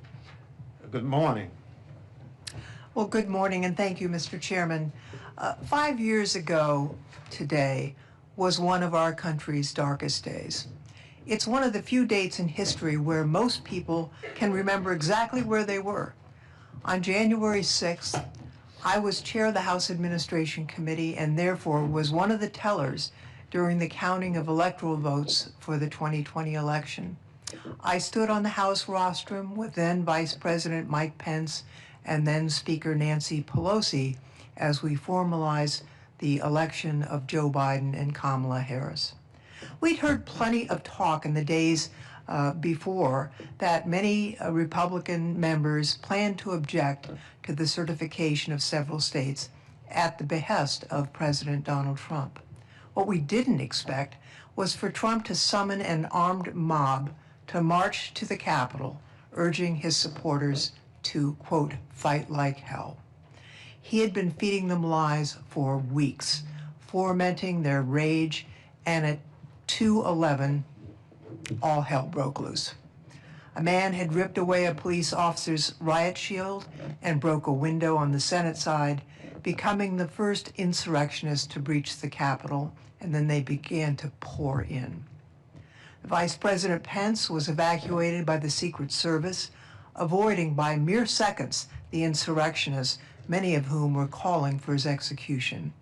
On the House side, Speaker Pelosi was pulled out by her detail as members of the mob roamed the halls of Congress yelling menacingly, "Where's Nancy?" Since it was a goal of the mob and Trump, it's a miracle that the vice president and no member of Congress were hurt or killed that day. However, the same cannot be said for the brave law enforcement officers that defended our Capitol on January 6th, and my thoughts are with them and their families, as the pain of this day surely has not faded for them in the past 5 years. In the months that followed, the House voted to form an independent 9/11 Commission-style group that would investigate these attacks. And that passed with bipartisan support in the House, only to be blocked by Senate Republicans. Speaker Pelosi decided then that the House would form its own select committee, and that resolution passed 222 to 190. I sit here today with several of my January 6th committee colleagues, including now Senator Adam Schiff, who had to step away, will be back in a minute, former Representative Elaine Luria of Virginia, and former Representative Adam Kinzinger of Illinois. Our work together was an intense, bipartisan, and collaborative effort. We were focused on getting the truth and then revealing the truth, and I think both our hearings and the final report succeeded in doing that. It was important to us that the information we obtained was accessible to every American, not some dense document filled with DC jargon, but a report where people could easily understand the magnitude of the January 6th attacks and what led up to that day. January 6th each year serves as a somber reminder of how fragile American democracy is and how close we came to losing it. This year is especially grim, as it is the first year in which insurrectionists are walking free thanks to President Trump's blanket pardons. The president, who purports to be, quote, pro-police and tough on crime, sent over 1,000 criminals free, many guilty of assaulting law enforcement officers, and it's absolutely shameful that President Trump chose on his very first day in office to turn his back on our men and women in uniform and excuse the violence that he incited and to send these criminals back out into the country to menace and hurt innocent Americans. Let me just have this one last thought. No matter how much President Trump and his allies seek to rewrite the past and cover up this stain on our history, the American people remember. With over 1 million documents and hundreds of hours of footage from our investigation, it is one of the most documented crimes in American history. And there's no doubt about who was the most culpable for that terrible tragedy. January 6th was about Trump illegally attempting to seize power, and as president, he continues to aggressively exercise power to the detriment of the American people. For example, his use of tariffs, which is hurting the pocketbooks of Americans all across the country. I think it's important that we see January 6th for what it is, an illegal effort to overturn the Constitution so Trump could have unlimited power. I'd now like to introduce the panel of my fellow January 6th committee colleagues. The Honorable Elaine Luria represented the southeastern Virginia in the House. Before she was a member of Congress, she served as a surface warfare officer in the Navy. She retired as the rank of commander. She is served with such distinction here in the Armed Services Committee and showed her patriotism not only as an officer in the Navy, but as a member of Congress and a member of our January 6th committee. I'm also happy to introduce former Representative Adam Kinzinger. He served in the Air Force as a pilot for 2 decades. He earned 6 Air Force medals before retiring at the rank of lieutenant colonel, and he showed his patriotism in this House by putting country over party and worked very hard as a member of the January 6th committee, and it's wonderful to see him again. And I'll introduce Adam Schiff, who I understand will be back in just a few minutes. Adam served in the House for many, many years. He served as the chair of the Intelligence Committee during the January 6th events, and he was respected so much for that service that he was elected California's junior senator and serves with distinction representing my constituents in the United States Senate. So with that, Mr. Chairman, I yield back. Thank you, Ms. Lofgren. I'll now recognize our witnesses for 5 minutes to provide summaries of their testimony. Their full written remarks will be submitted for the record. Representative Luria, you're recognized. Thank you to Leader Jeffries, Representative Thompson, and my former colleagues from the Select Committee. I'm grateful to be back in the Capitol. But unfortunately, what brings us together today is the somber remembrance that 5 years ago, the Capitol and our democratic process were under attack by a mob summoned by President Donald Trump. As a retired naval officer who served 2 decades in uniform, I first took the oath to support and defend the Constitution against all enemies, foreign and domestic, at the age of 17 when I entered the United States Naval Academy as a midshipman. And then again as a member of Congress, as we all do. My service has been to this country and to the Constitution. My focus this morning will be what the Select Committee exposed about Donald Trump's failure to uphold his oath, which states to the best of his ability to preserve, protect, and defend the Constitution of the United States, and his dereliction of duty as Commander-in-Chief, and furthermore, how this has persisted during his second term in office. President Trump's failure to act to end the violence that day, his rewriting and whitewashing of history, and his mass pardons of January 6 rioters, literally transforming hundreds of convicted and violent criminals into political martyrs and folk heroes, has served to undercut the rule of law and in turn weakened our democratic institutions. Veterans of our armed services know firsthand the leadership that is required in a time of crisis, urgent and decisive action that puts the country first. But on January 6th, when lives and our democracy hung in the balance, President Trump, as Commander-in-Chief, refused to act because of his selfish desire to stay in power. Think about what we saw on January 6th. Undeniable violence at the Capitol, the Vice President being evacuated to safety by the Secret Service, senators running through the hallways to escape the mob, law enforcement valiantly defending the Capitol against brutal attack. As Commander-in-Chief, President Trump was oath and duty bound to protect the Capitol.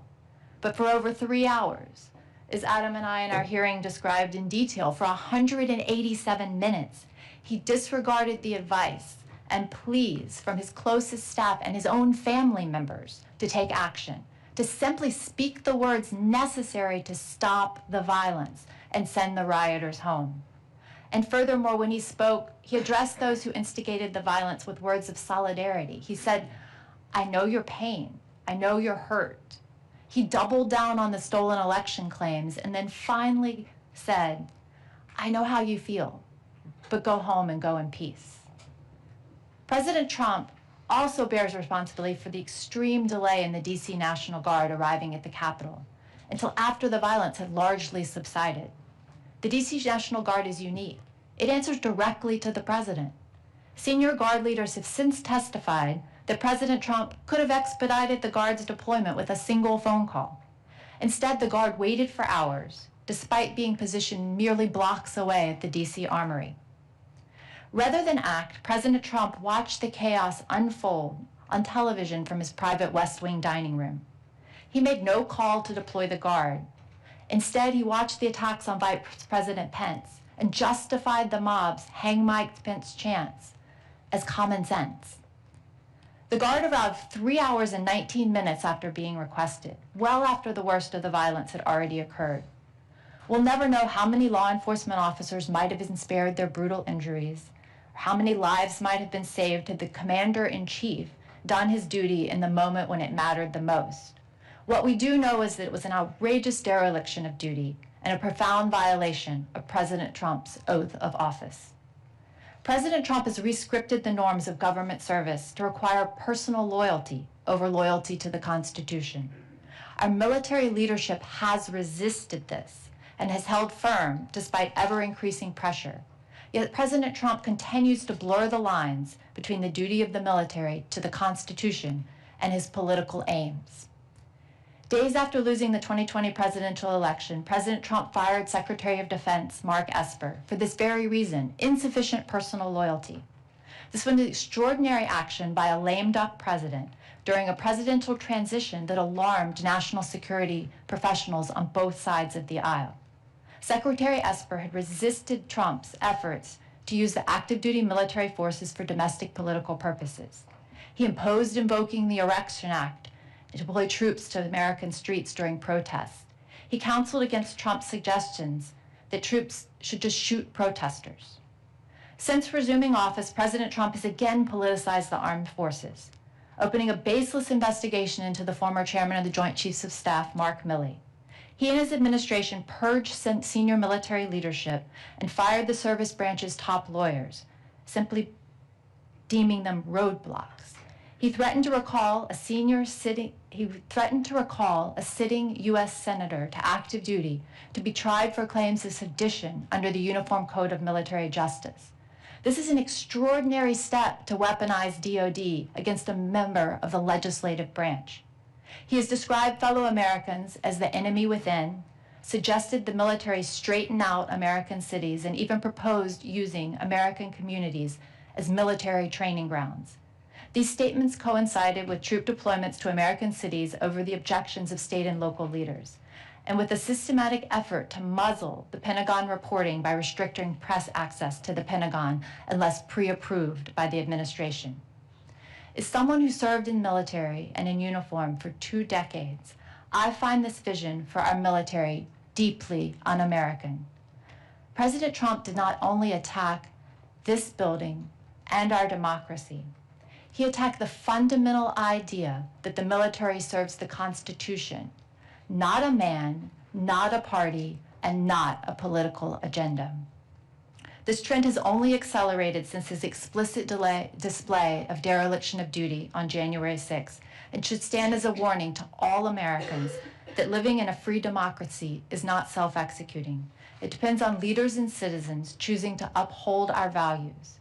We owe it to the law enforcement officers who defended the Capitol, those serving in uniform today, and the generations to come to lead that fight. And this is one that I will never abandon. Thank you. Thank you so much. Chair now recognizes Representative Kingsinger. You're recognized. Well, thank you, Chairman Leader Jeffries. Thanks for having me. It's way different on this side, guys, let me tell you. I want to just briefly talk about the whole idea of this plaque.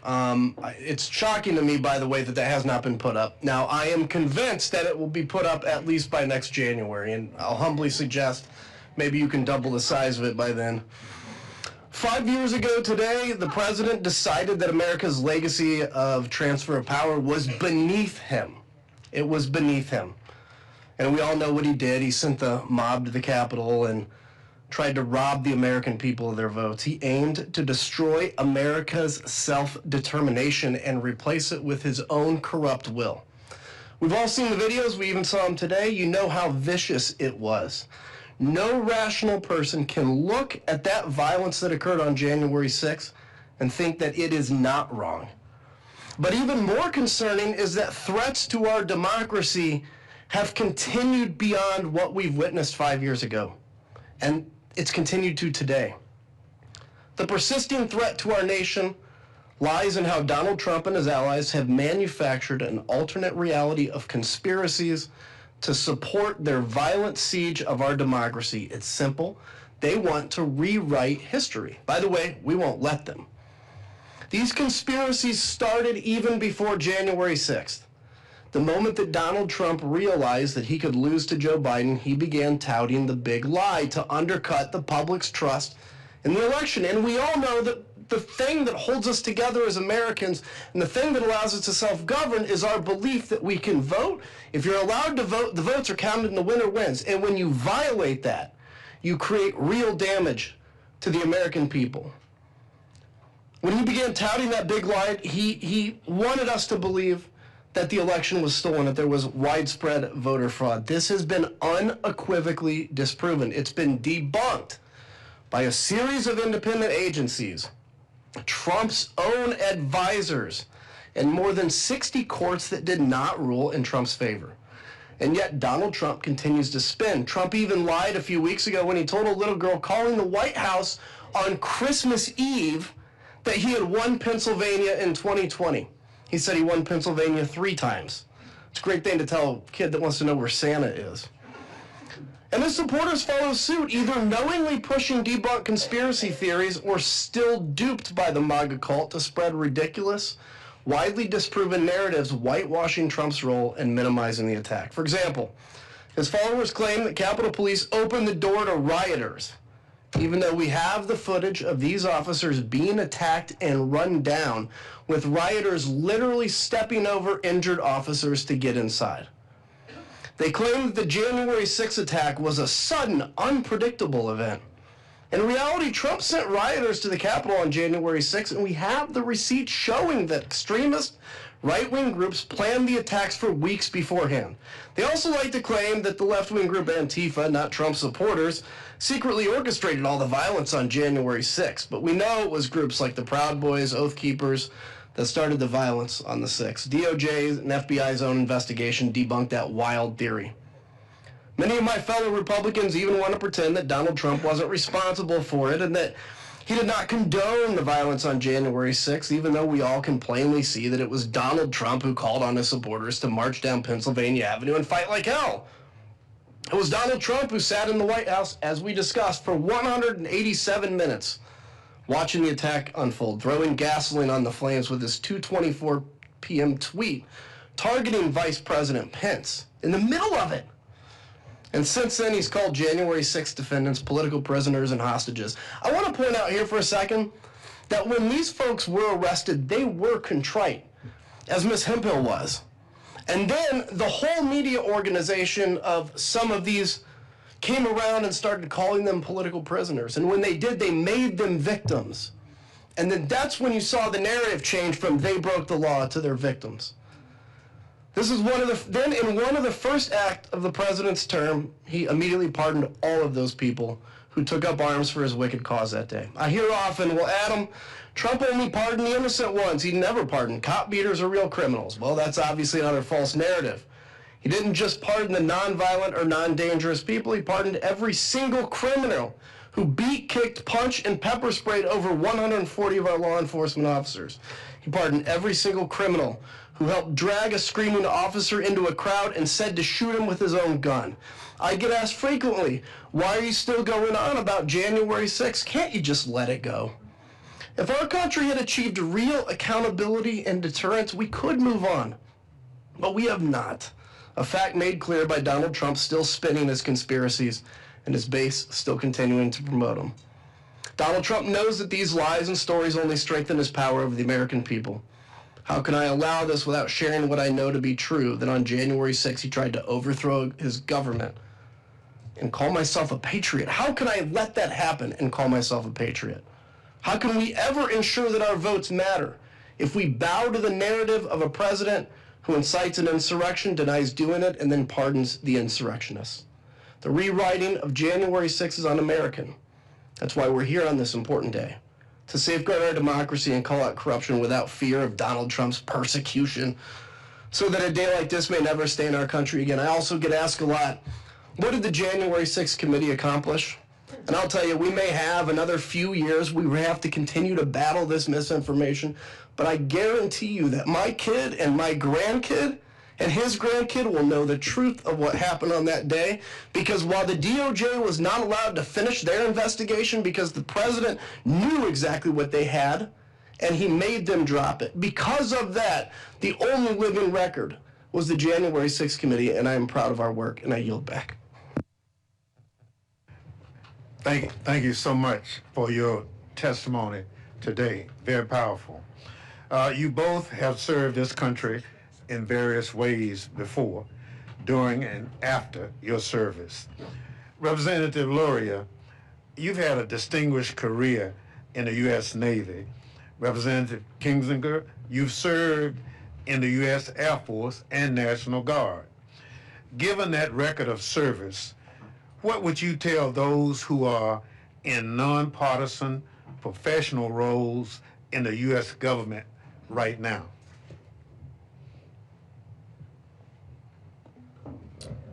Thank you, Mr. Chair. During my time in the military, I was never a very partisan person.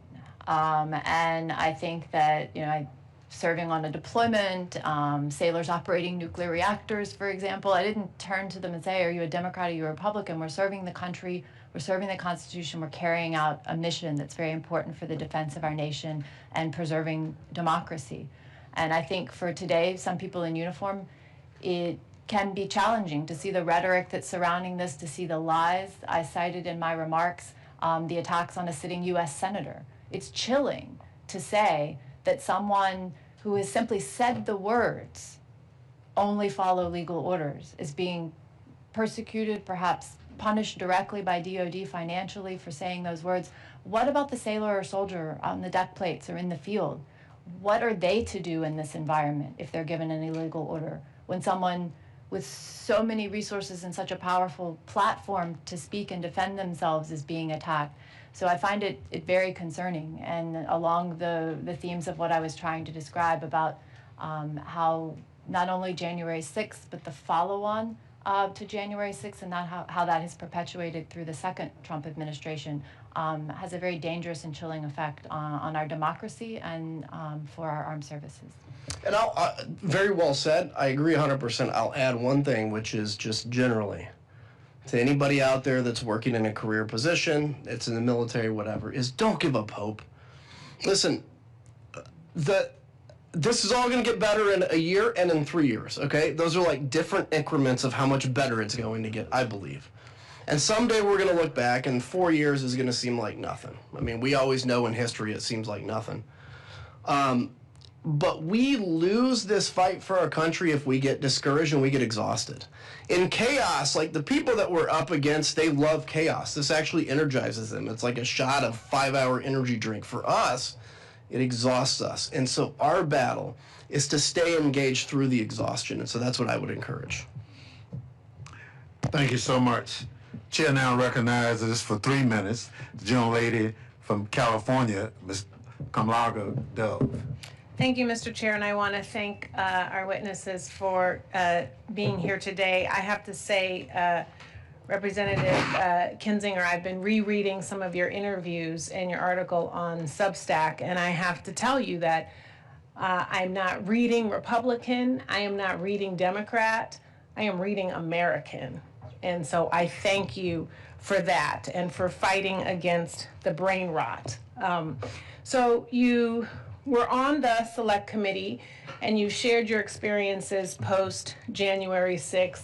Can you sort of share with us what made you make the decision to put democracy over power or personal power or party? Well, thank you. Look, what made me do it is just simply my oath. I mean, what shocks me is that there were more people that didn't. I said this and I mean it, like I'm not there. Nothing that I did was heroic, but I was just surrounded by a bunch of cowards that were too scared to do it. I mean, this is like, to me, it's the most basic thing. How do you defend your country? You have been, as a member of the House, God has basically, they have picked you to represent 700,000 people. What an honor that is.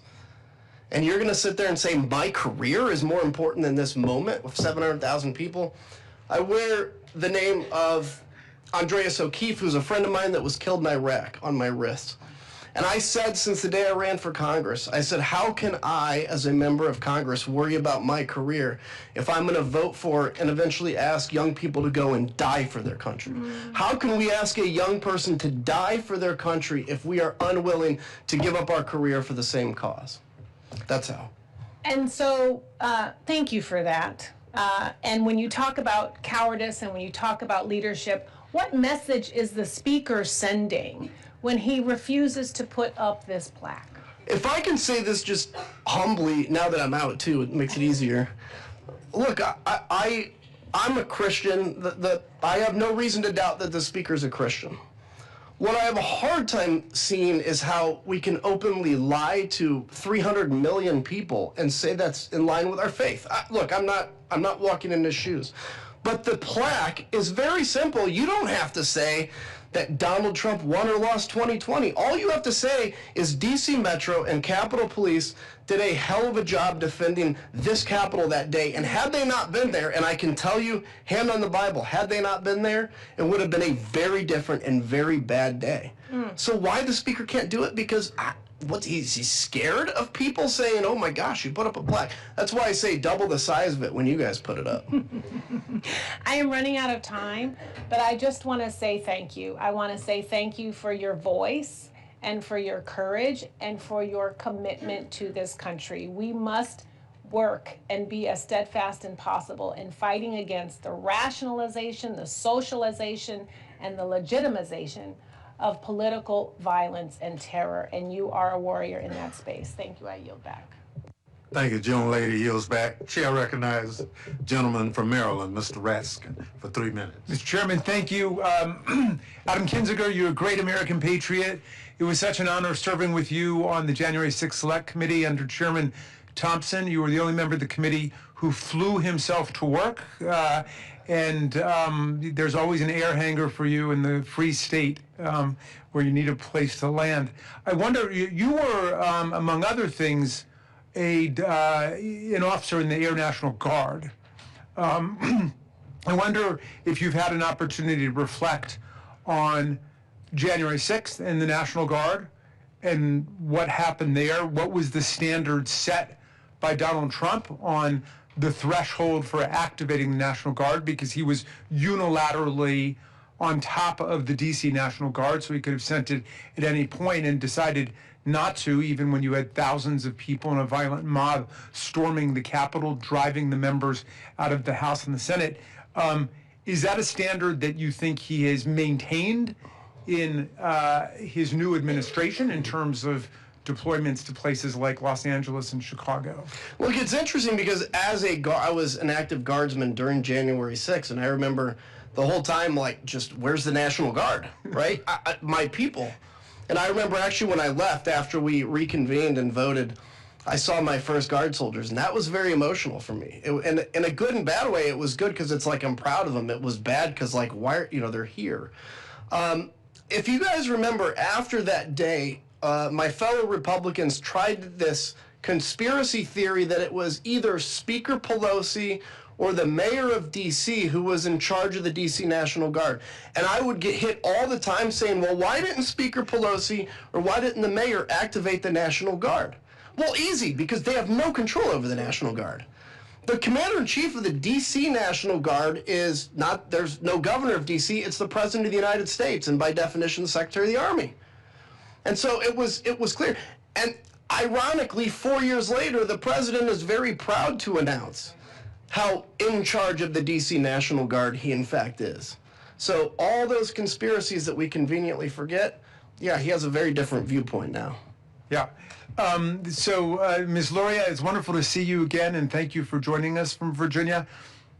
I wonder to what extent you think the work of the January 6th Select Committee, in terms of the hearings, the videos, the report, has been important in terms of the understanding of your constituents back in Virginia.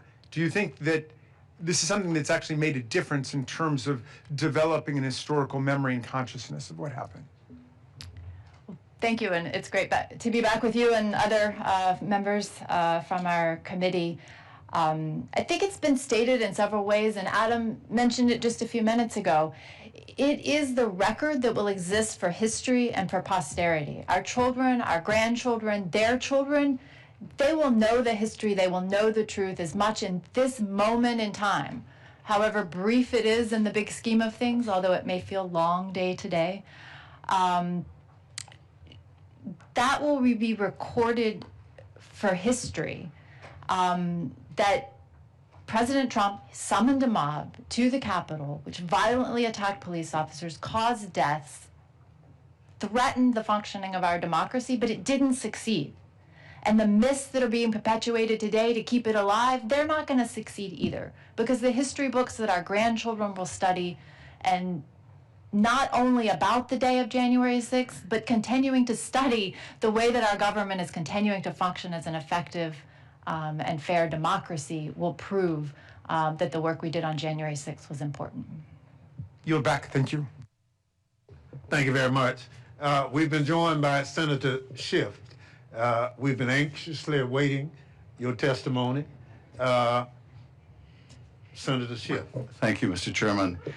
5 years ago, in the aftermath of January 6th and the attack on the Capitol, the Select Committee documented in painstaking detail how our democracy held, just barely, in large part thanks to a critical mass of honorable officials who withstood President Trump's pressure campaign to subvert the law and overturn the election results. People like Brad Raffensperger, Gabriel Sterling, Rusty Bowers, Ruby Freeman, and Shay Moss, among many others, who, as the Select Committee documented, faced extraordinary pressure to betray their oaths and to overturn the will of the voters. They never bent or yielded, and their names will be etched in history. The Select Committee's final report detailed how President Trump pressured, for example, Georgia Secretary of State Brad Raffensperger in that now infamous phone call demanding that he find 11,780 votes. As Raffensperger told the committee, I felt then, and I still believe today, that this was a threat. When Raffensperger refused, the president and his allies turned their ire on election workers like Ruby Freeman and Shay Moss, subjecting them to threats and harassment that upended their lives. The committee's report documents at least 200 acts of pressure by President Trump targeting state and local officials through meetings, phone calls, text messages, as well as social media campaigns. Then Arizona Speaker Rusty Bowers testified to the committee that when asked by President Trump and Rudy Giuliani to overturn Arizona's results, he told them directly, "You are asking me to do something against my oath, and I will not break my oath." Officials in Michigan and Pennsylvania received the same phone calls from President Trump telling them to have some backbone and do the right thing. What allowed these officials to hold the line in 2020? Courage, yes. Patriotism, without question. Dedication to duty, without a doubt. But they also had federal partners willing to follow the law. They had the Cyber Security and Infrastructure Security Agency providing critical election security support. They had federal courts, including judges appointed by President Trump himself, reject baseless claims and uphold the rule of law. Even Attorney General Bill Barr, who crossed many lines on behalf of the president, nevertheless testified before the committee, "I repeatedly told the president in no uncertain terms that I did not see evidence of fraud, that would have affected the outcome of the election." Today, however, the landscape has fundamentally changed.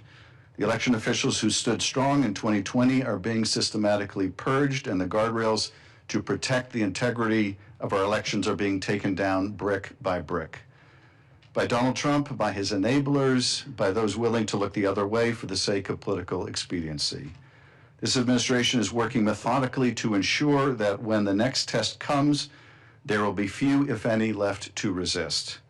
First, they've eliminated the federal support system. They've ended all election security work at the Cyber Security and Infrastructure Security Agency. They fired employees who worked on election-related programs. They've ceased funding the Election Infrastructure Information Sharing and Analysis Center, the very organization that helped state and local officials respond to cyber attacks on election systems.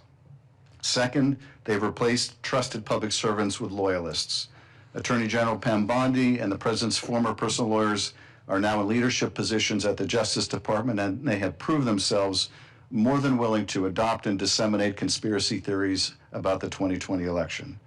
An attorney who worked alongside the architects of the fake elector scheme now represents DOJ in its Fulton County litigation. Another who tried to throw out 200,000 ballots in Wisconsin now works at the DOJ Civil Rights Division. Trump's Justice Department has even fired or demoted career prosecutors and investigators who are doing their jobs by holding violent attackers accountable. Third, they're creating legal pretexts for future subversion. In March 2025, the president issued an executive order that purports to establish documentary proof of citizenship requirements for voter registration, to decertify voting machines used throughout the country, and to restrict election funding to states that allow post-election day receipt of ballots. While federal courts have stopped parts of this order, it serves to sow confusion and provide cause to refuse to certify future election results. How, the president may ask in November, can we trust the results from an election run on voting machines that he previously sought to decertify? And fourth, they're weaponizing DOJ to intimidate voters and local officials. The department has filed lawsuits against 18 states, largely those with Democratic majorities, seeking complete unredacted voter rolls with Americans' personal identifying information. It's easy to see the script they could deploy to call into question future election outcomes without any basis in fact. They could claim, for example, the Department of Justice cannot confirm that X state's elections were free of voter fraud because they refused to share voter information with the federal government. And perhaps most ominously, we've seen the president's efforts to coerce Colorado into releasing Tina Peters, a county clerk convicted of serious state-level election-related crimes, including going so far as to veto a bill unanimously passed by both chambers of Congress that delivers clean drinking water to rural Coloradans. In doing so, President Trump continues to signal to election administrators nationwide that if they commit crimes on his behalf, they will have the full support of the office of the president and, if needed, a pardon.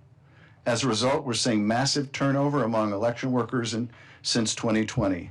Many who stood firm have been pushed out, harassed, and driven out by threats. They're now being replaced by individuals who may be more than willing to bend or break the law when pressure comes.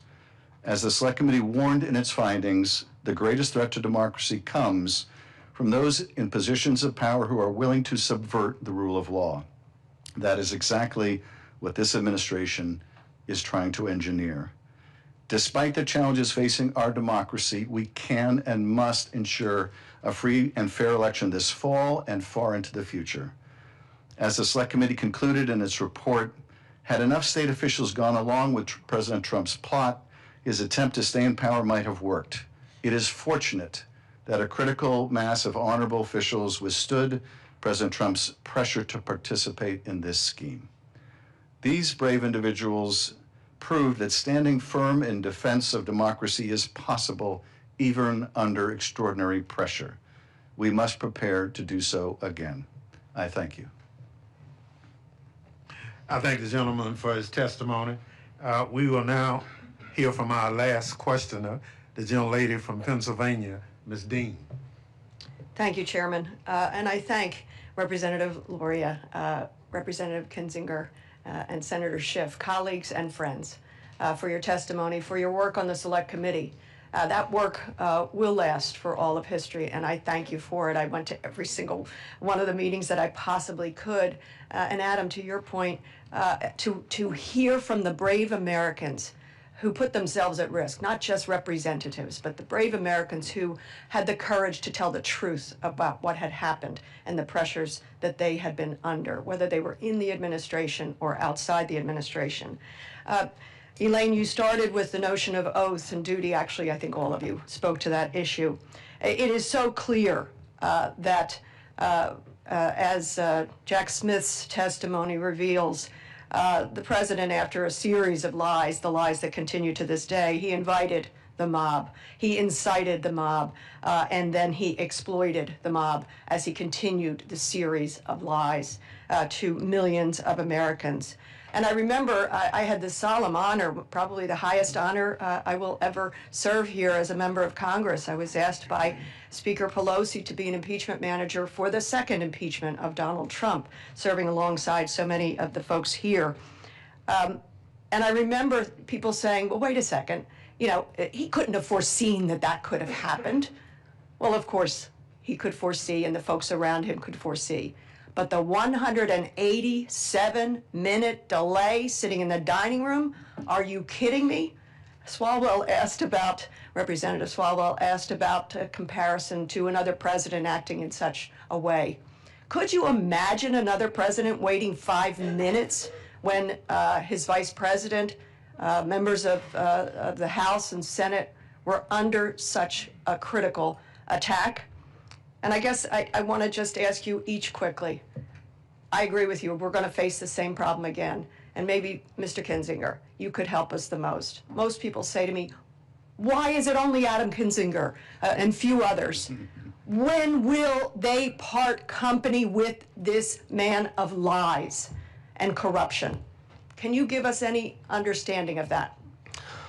I mean, when it's been 10 years of him around and you invest so much of yourself in helping to advance the lie, you now take ownership of it if you admit that's what it is.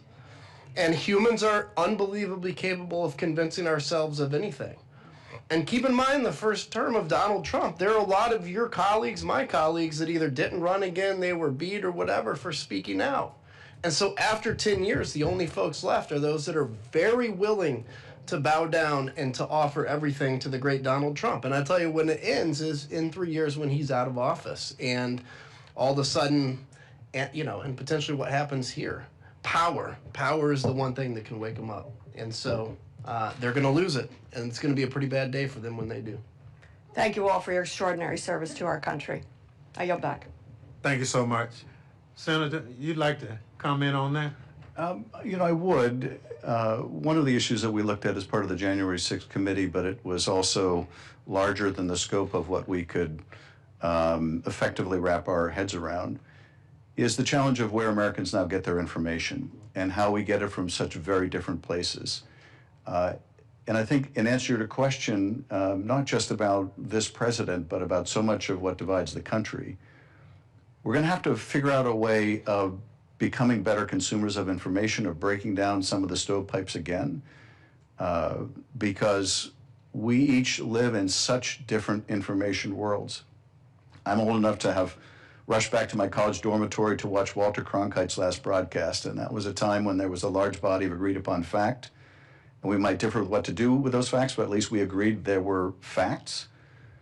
Now people tune into the news they want to hear to reinforce the views they already have, or they have it curated for them on social media that shows them only what they want to see because it rewards time on their platform.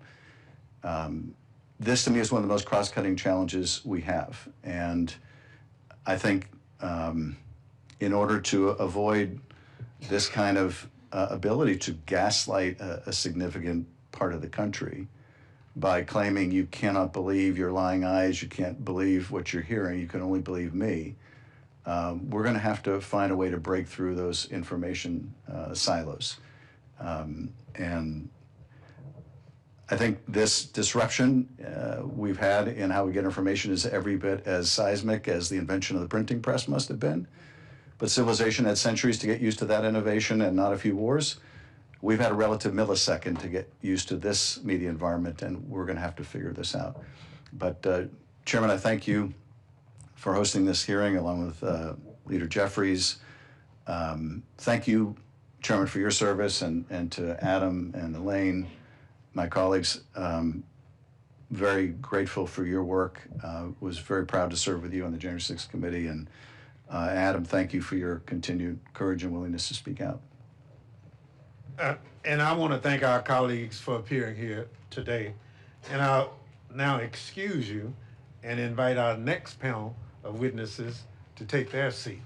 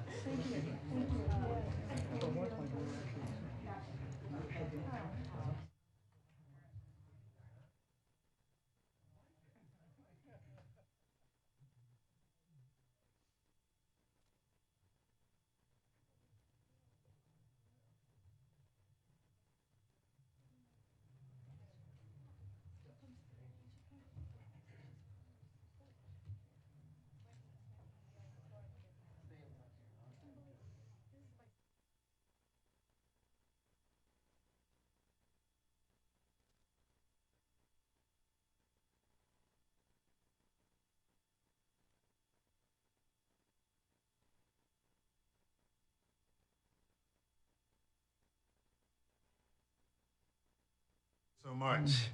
I'll now recognize our distinguished current members for 3 minutes to provide summaries of their testimony.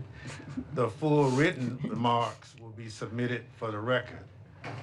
However, our first speaker has the magic minute.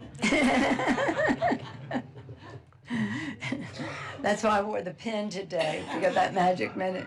Thank you very much, Mr. Chairman. Thank you for your leadership. You and Liz Cheney did such a remarkable job leading this, the committee, and now the leadership of our leadership, Hakeem Jeffries, Pete Aguilar, who's there, and others, Congresswoman Clark as well. Thank you for bringing us together today. On January 6th, 5 years ago, we began the day prayerfully. We had a Zoom call with our members because it was the time of COVID. And on that call, I said, this is the Feast of the Epiphany.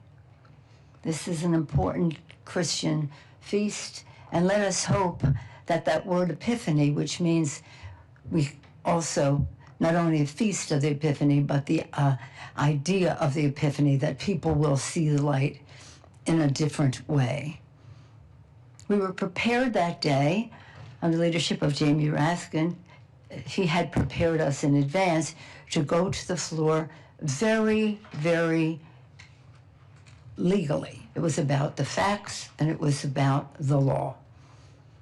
And it was very nonpartisan. In fact, all of our testimony was based on Republican testimony throughout the states that would be in question.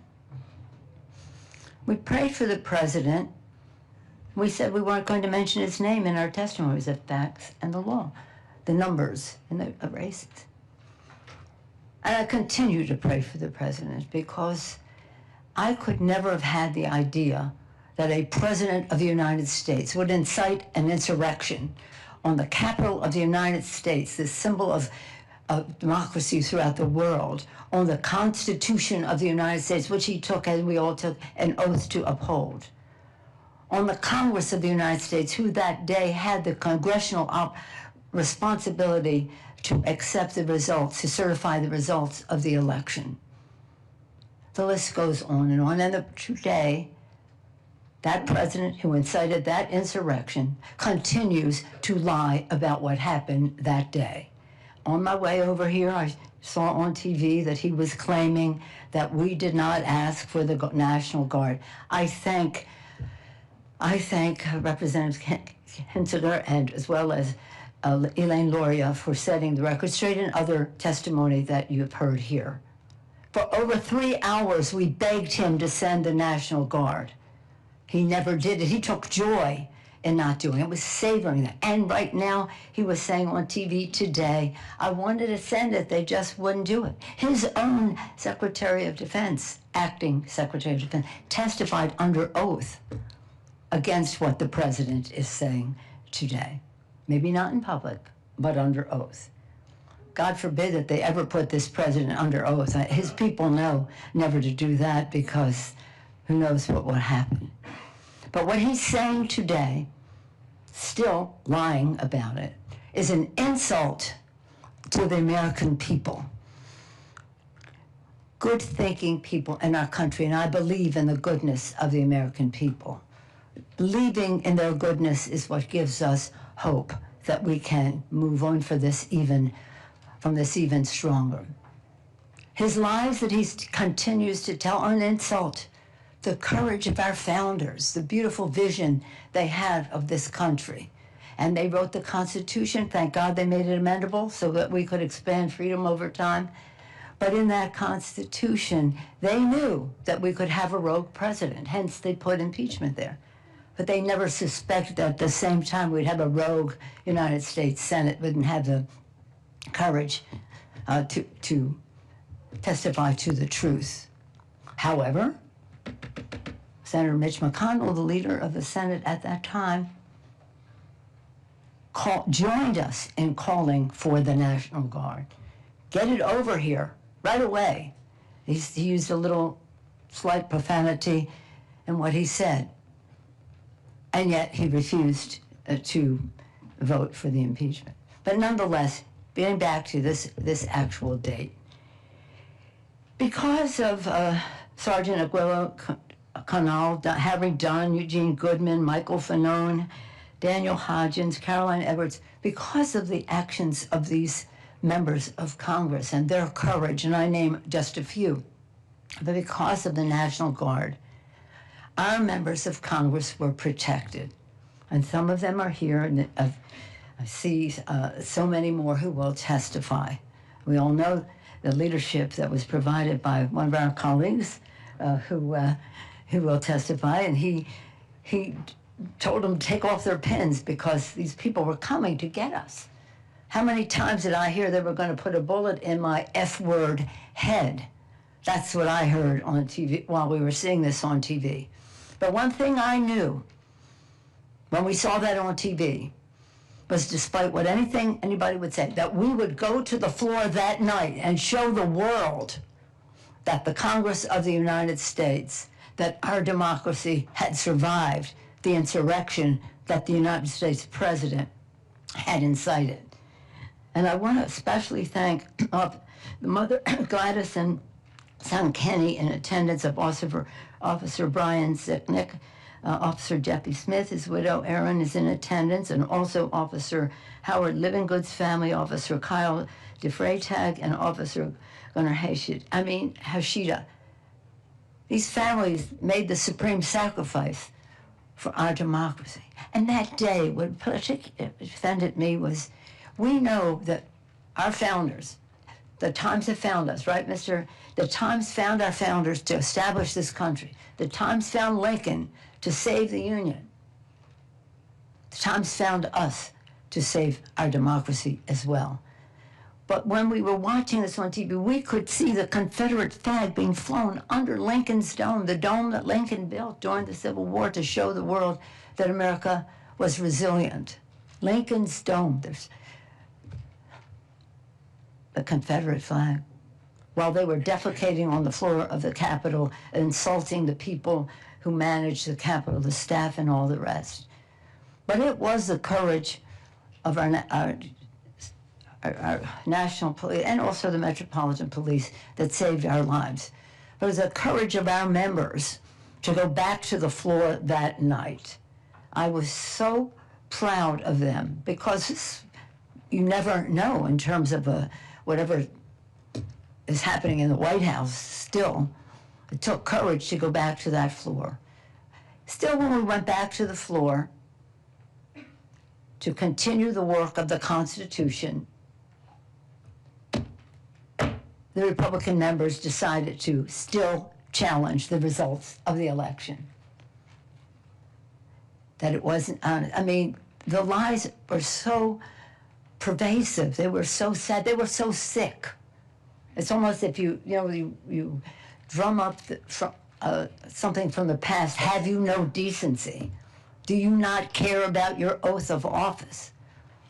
Is your loyalty to that man who incited an insurrection more than your oath of office? Is your political career more important than America to you?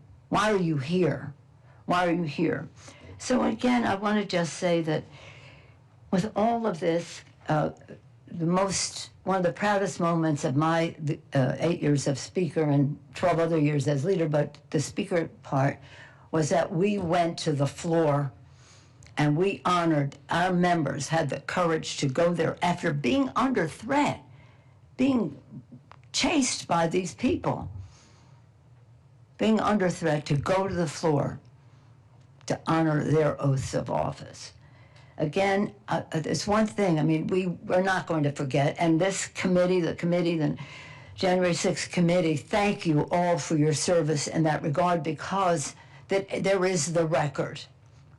Think what it would have been if we didn't even have that. The public would not even know the destruction of it. The president's always saying to me, well, you weren't ready. I wasn't ready for a president of the United States. Yeah, I wasn't ready for a president of the United States to incite an insurrection against the Congress of the United States, against the Constitution, against the Capitol of the United States. No, who would be ready for that?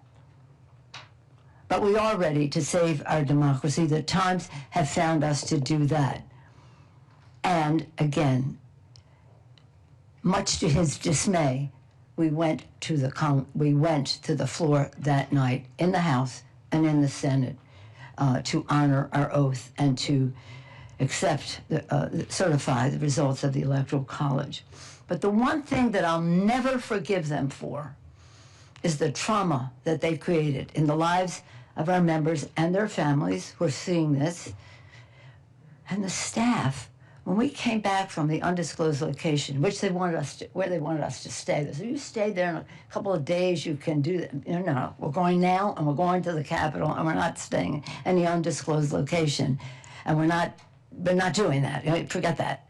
So when we went in and saw the staff are these young people who are idealistic, who come to Washington, Democrats and Republicans, come here to be part of what's happening and what will happen for the future. And to see the trauma in their eyes because of this inciter of an insurrection and these people who followed him. Again, one of them having a shirt, Auschwitz, 6 million were not enough, for example, of some of the people who were there. So, again, I thank you for the magic minute. Again, I have so much, there was so much going on there. But what was going on there is in a bipartisan way, we were asking the President of the United States again and again and again. When we had the Department of Defense on the phone, we said, pretend this was the Pentagon, and they were doing this at the Pentagon. What would you do? What would you do? But this president continues to lie about that fact. And that fact is important because it costs lives. It caused trauma. It sent the wrong message to the world about what democracy is. It was something that made Putin proud. See, democracy doesn't really work because of this president of the United States. An insult to the institution in which he serves, an insult to the founders of our country, an insult to the intelligence of the American people. I yield back. Thank you very much. The gentlelady yields back her time. For the record, I'd like to say that there are between 2,300 and 2,600 National Guardsmen stationed in the District of Columbia right now, brought here by the President of the United States. Chair recognizes the gentlelady from Illinois for 3 minutes, Ms. Kelly. First, I'd like to thank Leader Jeffries and the leadership team, Congressman Benny Thompson and Congressman Jamie Raskin for hosting this hearing as we remember January 6th, insurrection 5 years ago. We remember this day as Republicans try to erase this insurrection from history. I will never, ever forget hiding on my hands and knees in the gallery. I'm not as brave as Congressman Benny Thompson, so I took my pin off, it was COVID, I took my mask off, anything that was identifying. I remember texting my late husband and my adult children to tell them what was happening. After receiving so many texts and phone calls because family, friends, and associates were so concerned, I clearly remember hearing the shot when the police officers shot the woman. I remember the 3 knocks on the door and no one wanted to answer because we didn't know who it was. And then finally it was the Capitol Police telling us that we could run out the door, running downstairs and running across halls to get to the safe place. I want to thank all those police officers that helped save our lives and protect us, and the police officers, as we talked about, the 140 that suffered injuries, the 5 that died. I also want to thank all of my colleagues that were in the gallery that day for all of the support. We have an unbreakable bond now, and we have our little gallery group that we lean on and talk to each other. I truly believe that day has led to even more political violence. You know, that was a big impetus. You know, after being sworn into a second term, President Trump pardoned, as we know, the January 6th insurrectionists, an outrageous decision. And many have been arrested for child molestation, sexual assault, and kidnapping. He let criminals loose in our country. because he does not care for law and order unless it serves him. And his violent rhetoric has only gotten worse, and political violence across this country has increased drastically. And just the lies he's spreading about Minnesota State Representative Melissa Hortman, who was shot and killed in her own home. I believe it is our duty to uphold democratic norms, and we must condemn anyone who tries to overtake our democracy, whether it is the president or not. And lastly, I would be very, very interested, I don't know how we do it, but as a person that represents Chicago, who are those people behind the mask? I really believe that a lot of them could be the people that he let go. I don't have any proof, but it just really concerns me, their behavior and just the trauma that they have caused in the city and area that I represent, that Congressman Garcia represents. And I just wonder, who are those people behind the mask? And I would not be surprised if a lot of them, the way they advertise for their employment, are those people he let go. Thank you, and I yield back. Thank you so much. The gentlelady yields back. Chair recognizes the gentlelady from Alabama for 3 minutes, Ms. Sewell. It's hard to believe that 5 years has passed since the horrific January 6th attack on our nation's capital. For me, it is a memory that will be seared in my brain forever. As many of you know, I was one of the 30 members of Congress trapped in the House gallery as the Capitol was breached. If I close my eyes, I can still hear the thundering sound of the mob and the pounding of the door of the House chamber. I can still feel the sense of sheer terror as we struggled to fit on our gas masks and crawl on our knees towards the only open door at the opposite end of the gallery. As I sat huddled with my colleagues, I remember trembling and softly weeping, not just for our safety, but for the devastating threat to our democracy. Many of us frantically dialed our loved ones, unsure of what the next hours would bring. I don't think that any of us fully understood the magnitude of the danger that we were in until we got home in the wee hours of the morning and we turned on the television. Never in my wildest dreams would I have imagined what I saw. The images of rioters waving Confederate flags, smashing windows, assaulting police officers, and threatening to kill members of Congress and even the sitting vice president. What we saw on January 6th was an attempted coup.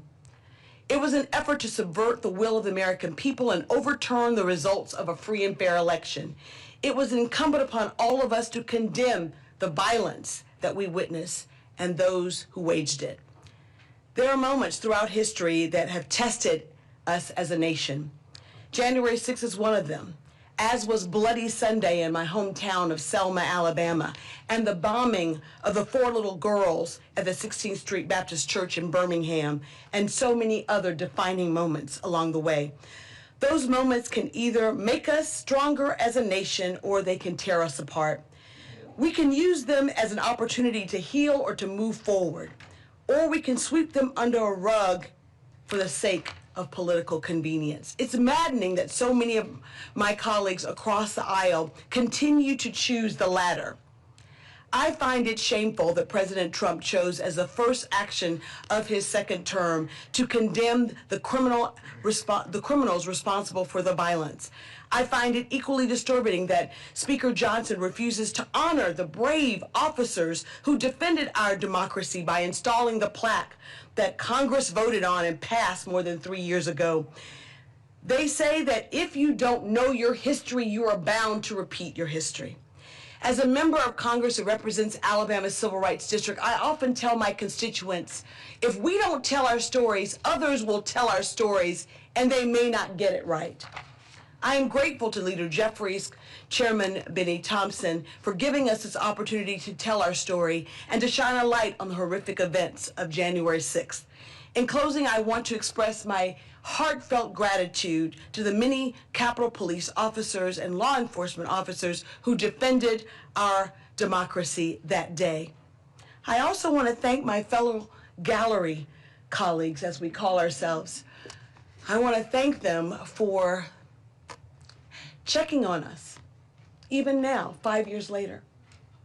This is the first time that I've been able to publicly speak about it. Because frankly, I could not believe that in our place of work, in the people's house, we were threatened that way. January 6th was a dark day in our nation's history, and I hope that we can all work together to ensure that such a heinous attack never, ever, ever happens again. I want to thank all of you for being here today, and I want to thank my fellow gallery colleagues for your courage. Thank you. Thank you very much. Gentle lady yields back. We'll now recognize the gentleman from Colorado, Mr. Crow, for 3 minutes. Thank you, Chairman Thompson. Thank you, Speaker Pelosi, Leader Jeffries, Chairman Thompson, and members of the Select Committee for your incredible work, your leadership in articulating and preserving the facts and the memory and the history of what happened on January 6th. All of my colleagues have done a remarkable job chronicling the violence, the sheer brutality, as we saw 140 police officers brutally beaten by a mob, inspired and weaponized and sent to the United States Capitol on his behalf to do violence, to derail our democracy and the will of the voters. I served 3 combat tours in Iraq and Afghanistan as a paratrooper and an Army Ranger, and I never thought I would see the type of violence that I saw overseas at the pantheon of our democracy. But I want this moment to be a moment of hope and resolve. It must be a moment of hope and resolve. There's been a lot of talk about oaths and leadership and bravery versus cowardice. There's a lot of cowardice in our country today. There are universities buckling, CEOs taking the knee, law firms cowing, members of Congress capitulating. There is a lot of it. But in moments of greatness and at pivotal times of our country, it's never the story of the cowards. It's never their story. It's always the story of the heroes, who are more often than not regular Americans doing amazing things. The story of people like Yeoman Wilder, a Little League coach in Harlem, who when federal agents descended on his baseball field and harassed and intimidated and threatened his kids, he said, no. These are my kids. This is my baseball field. You leave. You have no right to be here. It's the story of the millions of Americans who show up for No Kings rallies, the story of election officials who, despite threats and harassment and intimidation, say, no, I will do my duty. It is their story. As a paratrooper, there's a history and tradition that the senior paratrooper in a plane jumps out of the plane first, and then the other paratroopers follow. And it's based on the idea that fear is contagious, but so is courage. This is our moment. We never asked for it. None of us woke up this morning thinking we wanted to live in an era of extremism and violence where our democracy is being threatened and disassembled brick by brick. But that is always the nature of leadership. We never get to choose our moment. We only have to answer the question of what we are willing to do to stand up and meet that moment. And that is why I'm so proud to be here with the people at this table, the people at this dais, because you are all meeting the moment. America will meet the moment. And the Little League coaches, the election officials, the store clerks, the police officers, everybody will stand up and defend our country and our democracy at its time of great need. And I'm so proud to be a part of it. I'm proud to be an American. And it is a time for a new American patriotism, for us to take back our democracy and to move us forward in a better direction. I yield back. Thank you so much for your testimony.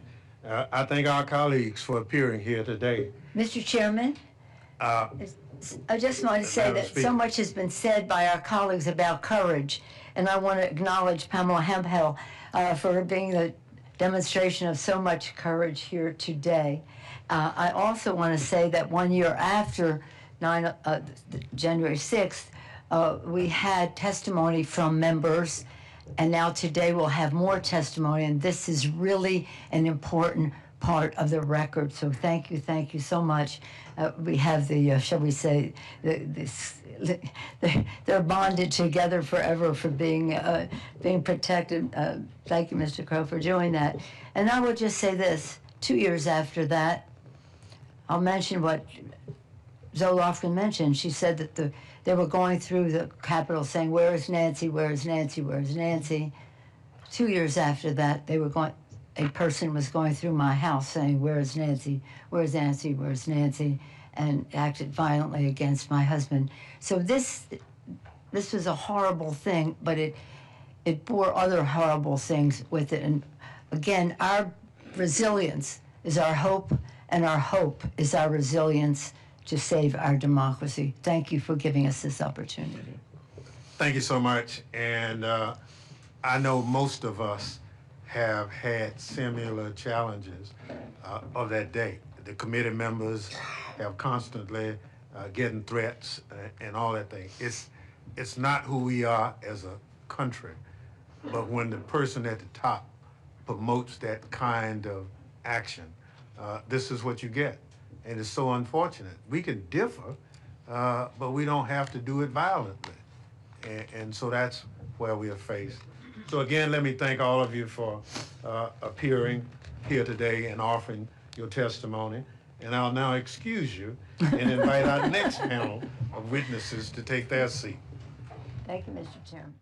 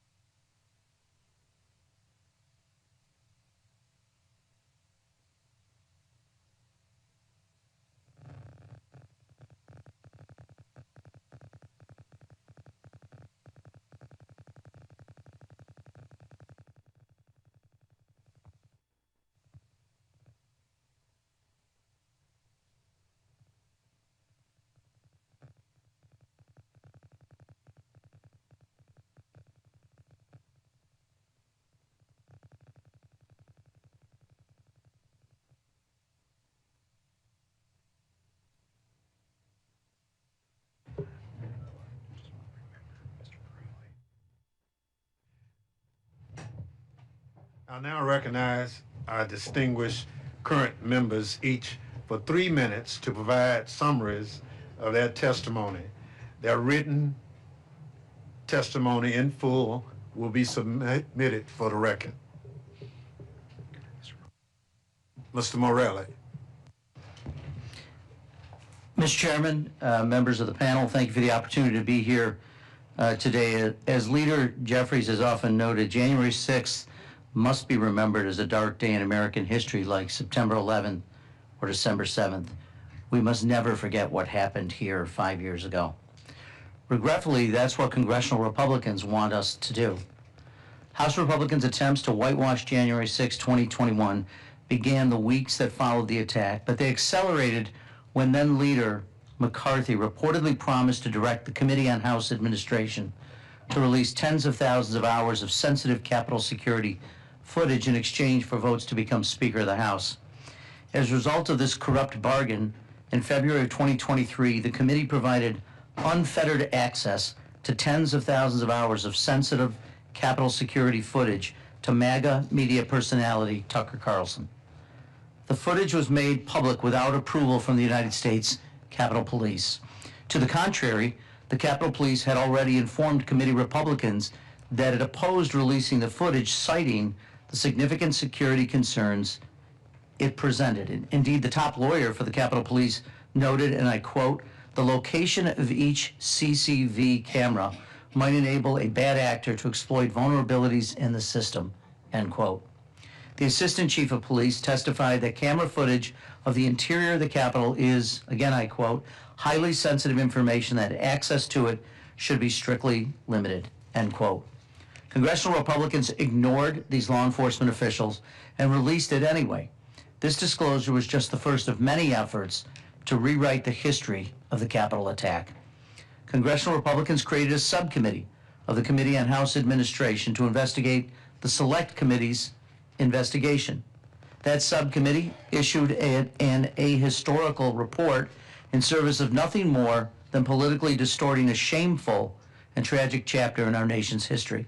They lied about the Select Committee members, about their work, and they haven't stopped lying about January 6th ever since. Yet after spending millions of taxpayer dollars during their 2-year sham investigation, the subcommittee found no evidence of wrongdoing by the Select Committee because there was none. The absurd effort lasted longer than the Select Committee itself. Instead, the majority spent nearly 2 years trafficking in paranoid, long-debunked conspiracy theories and dangerous lies while ignoring its actual responsibility to run the House of Representatives and ensure that members and their families are safe from the very people that perpetrated the attack. Colleagues, if given the privilege to chair the Committee on House Administration under Speaker Jeffries, I will restore the committee's proper oversight functions.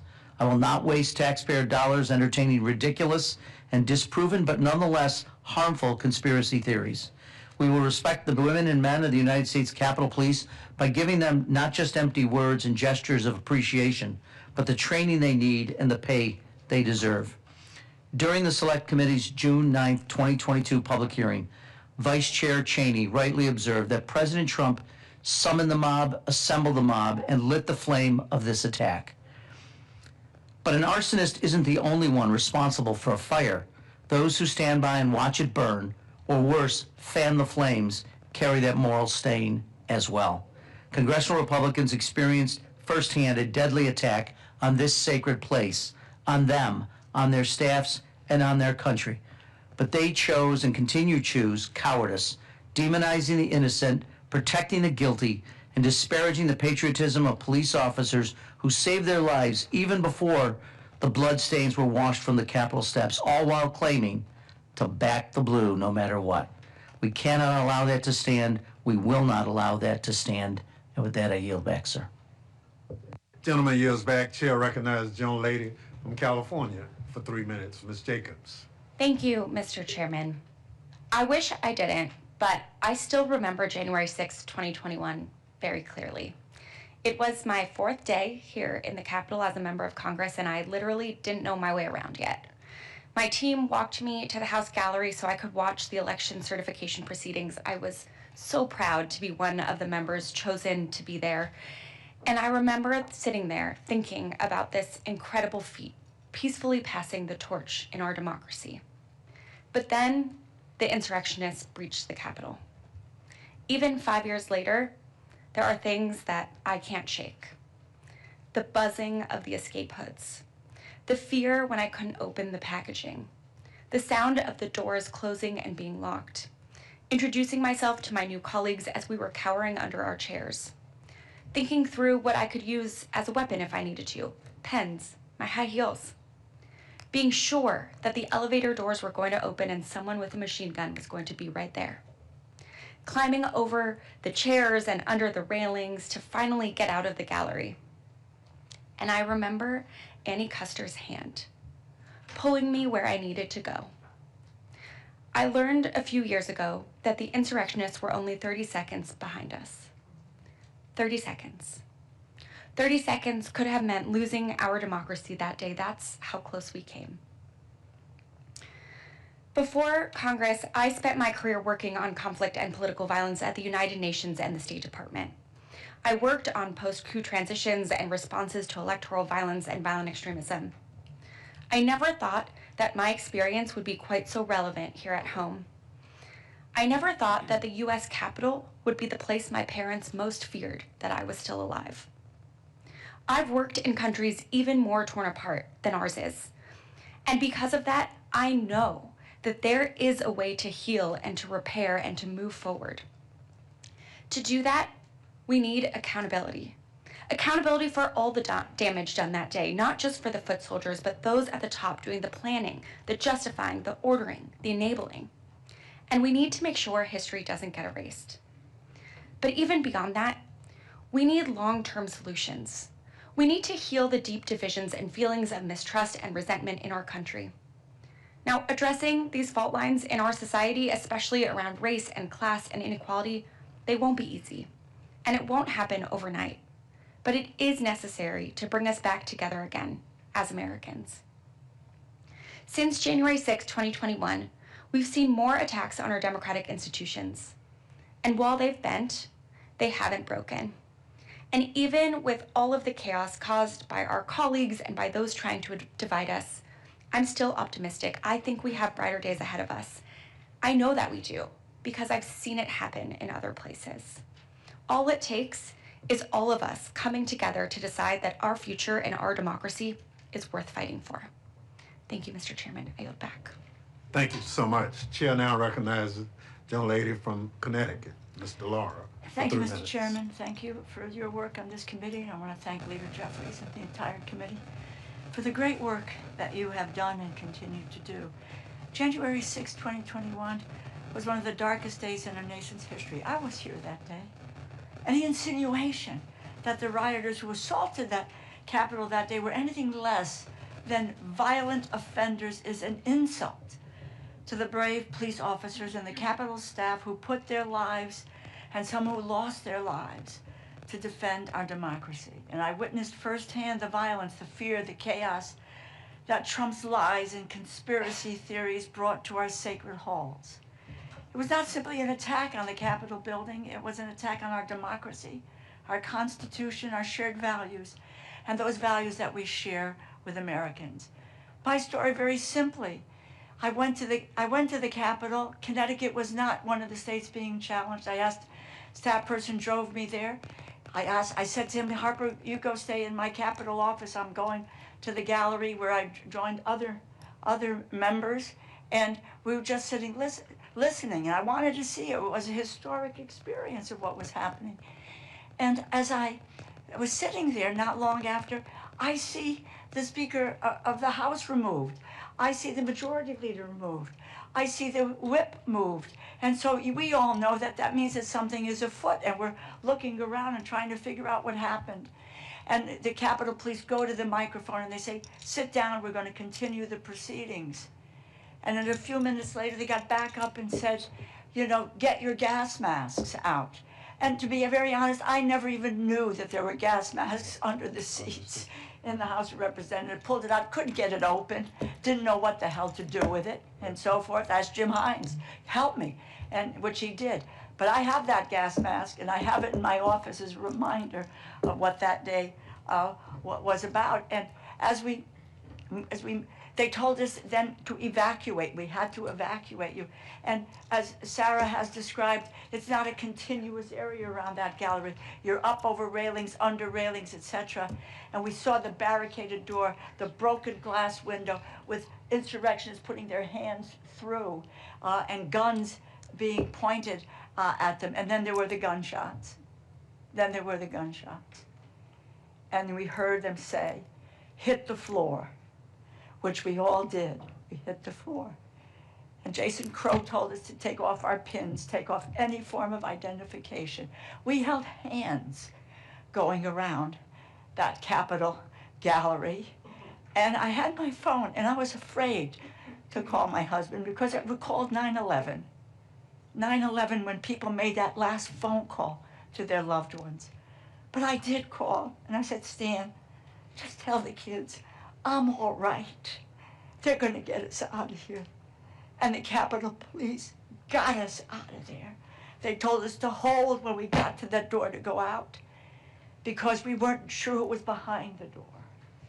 And then they said, okay. They opened the doors, and the insurrectionists were lying on the ground with the Capitol Police with guns over them. They hurried us down the steps to get out. I wanted to get my staff member. They said, no, ma'am, we can't do that. He is forever traumatized. It took him months before he would ever go back into the Capitol. Let me just end here because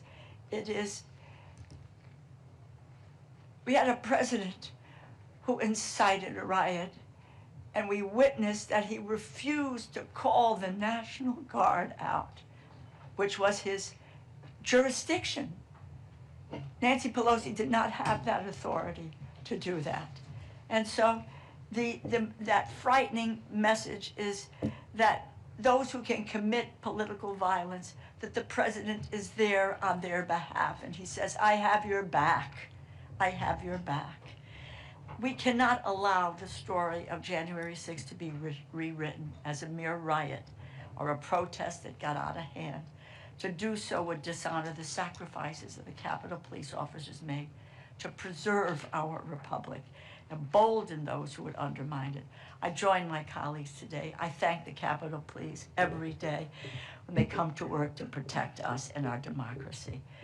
We faced hell on January 6th, and despite overwhelming violence, they protected our democracy. They secured our Capitol, regardless of who is in the White House.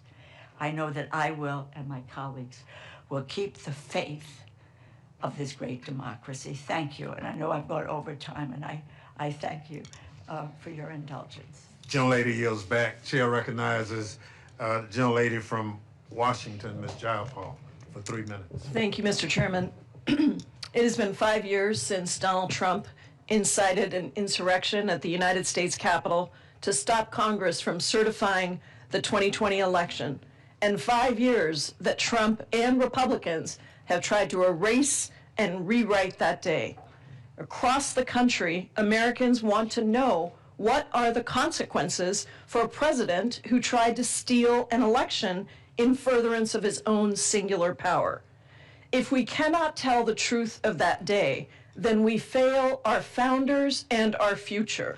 We embolden dictators and authoritarians around the world, and we betray Benjamin Franklin's challenge to us when he said, we have a republic if we can keep it. January 6th was created by a madman, his cult followers, and those too afraid to stand up for him. I too was one of the few dozen members of Congress trapped in the House gallery, one of the very last to be evacuated. I had just had knee surgery. I was unable to easily move. I had a cane ready to whack insurrectionists that came in. To this day, I vividly hear the pounding on the doors, the screaming of insurrectionists threatening to kill us. And when we finally escaped, I still see those insurrectionists lying spread-eagled on the floor, surrounded by those brave Capitol Police officers with guns pointed at them. I didn't know if I would make it out alive that night. And in the early hours of the next morning, I am so proud that Democrats and a few brave Republicans came back and fulfilled our enormous responsibility to certify the election and ensure a peaceful transfer of power. And I am forever indebted to our incredible gallery group that formed that very next day and that was there throughout this time for each other. However, the personal and collective trauma of that day remain. You hear it here today, and the after effects have continued to ripple out. Trump's pardoning of over 1,500 insurrectionists, the largest pardon of violent criminal offenders in our history, made a mockery of our justice system and allowed for several to recommit violence. Our brave Capitol Police officers and law enforcement officers who defended and even died for our country have still not seen a congressionally mandated plaque installed that honors their service. The refusal of most Senate Republicans to convict Trump after the House impeached him allowed for his return as president, this time unleashed to steal Americans' health care, enrich himself, and engage in authoritarian behavior that violates our Constitution and our separation of powers. Without accountability, our democracy is not safe, and this can happen again with worse consequences. For 244 years, we have had peaceful transfers of power. The founders planned for a potential dictator as president, but they did not plan for an entire party to follow that dictator. They had faith that members of Congress of both parties would put country first. That faith is being severely tested. In the courts, there is one last chance to hold Trump accountable with a case that several of us members filed to ensure that we have guardrails against tyranny. And here in Congress, we have a responsibility every single day to never rest until we have that real accountability for that day. That is the only way we can keep our republic. And I am grateful to you, Mr. Chairman, and our colleagues for having this testimony today. I yield back. Thank you so much. I thank our colleagues for appearing here today, and I'll now excuse you and invite our next panel of witnesses to take their seat.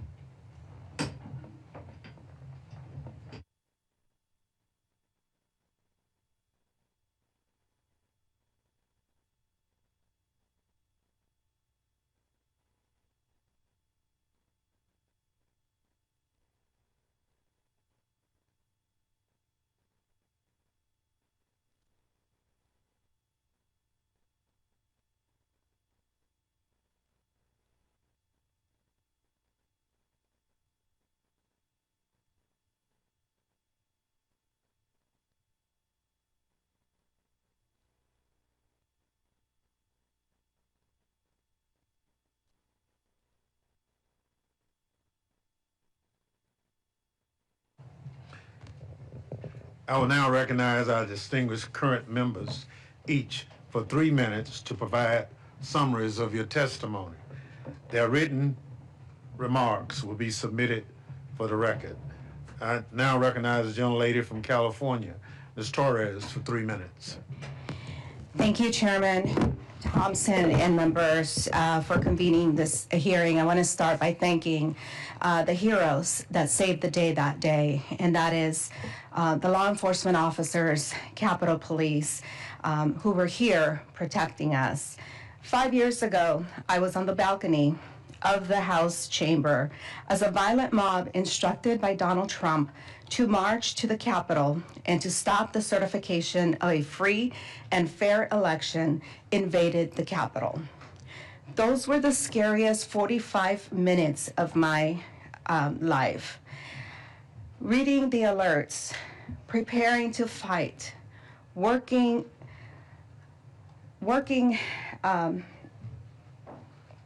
watching my colleagues being evacuated below us and not seeing a clear exit for myself. No immediate security, and a balcony door that would not be locked, that couldn't be locked from the inside. Before coming to Congress, I spent more than 17 years as a 911 dispatcher. That training took over for me that day. I have heard horrific crimes unfold in my ears. I've never saw myself being involved in one. I began recording and photographing what was happening, not knowing if the security cameras were still working. I did not know then that those images would become some of the only evidence of the terror unfolding in the gallery. I know what gunshots sound like, but when I heard one inside the Capitol, I had to question whether it was real. It was unthinkable that a gun could be fired inside the temple of American democracy. When the shot rang out, we were lying face down on the floor just above it. At one point, officers believed that they had cleared a path for evacuation. We had only seconds. And as I looked back to make sure every member was moving towards safety, time ran out. We were ordered down again to be silent and to crawl away from the threat. Eventually, another path was cleared, and we were told to run.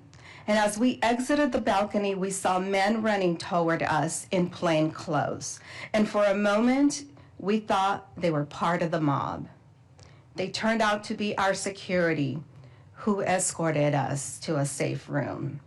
And as I began to run down the first of 3 flights of steps, my phone rang. Up until that moment, I was in survival mode. I did not think to call my family, but I answered a call from my son. My son is a police officer. He was watching the attack unfold on television. I had seconds to tell him, "Sweetheart, I am okay. I can't talk to you right now. I am running for my life. 5 years later, the threat to fuel that violence has returned. The same president who incited is back, and more than 1,500 January 6 violent insurrectionists have been pardoned. We cannot erase the violence of January 6, 2021, and I am introducing legislation to confront political violence, close accountability gaps, and preserve the truth. The January 6 Truth and Transparency Act tracks whether pardoned individuals reoffend. The Insurrection Sentencing Enhancement Act ensures January 6 convictions carry consequences, even if later pardoned. The January 6 Oral History Project Act preserves firsthand testimony so the truth is never erased or rewritten. These laws are about truth, responsibility, and memory.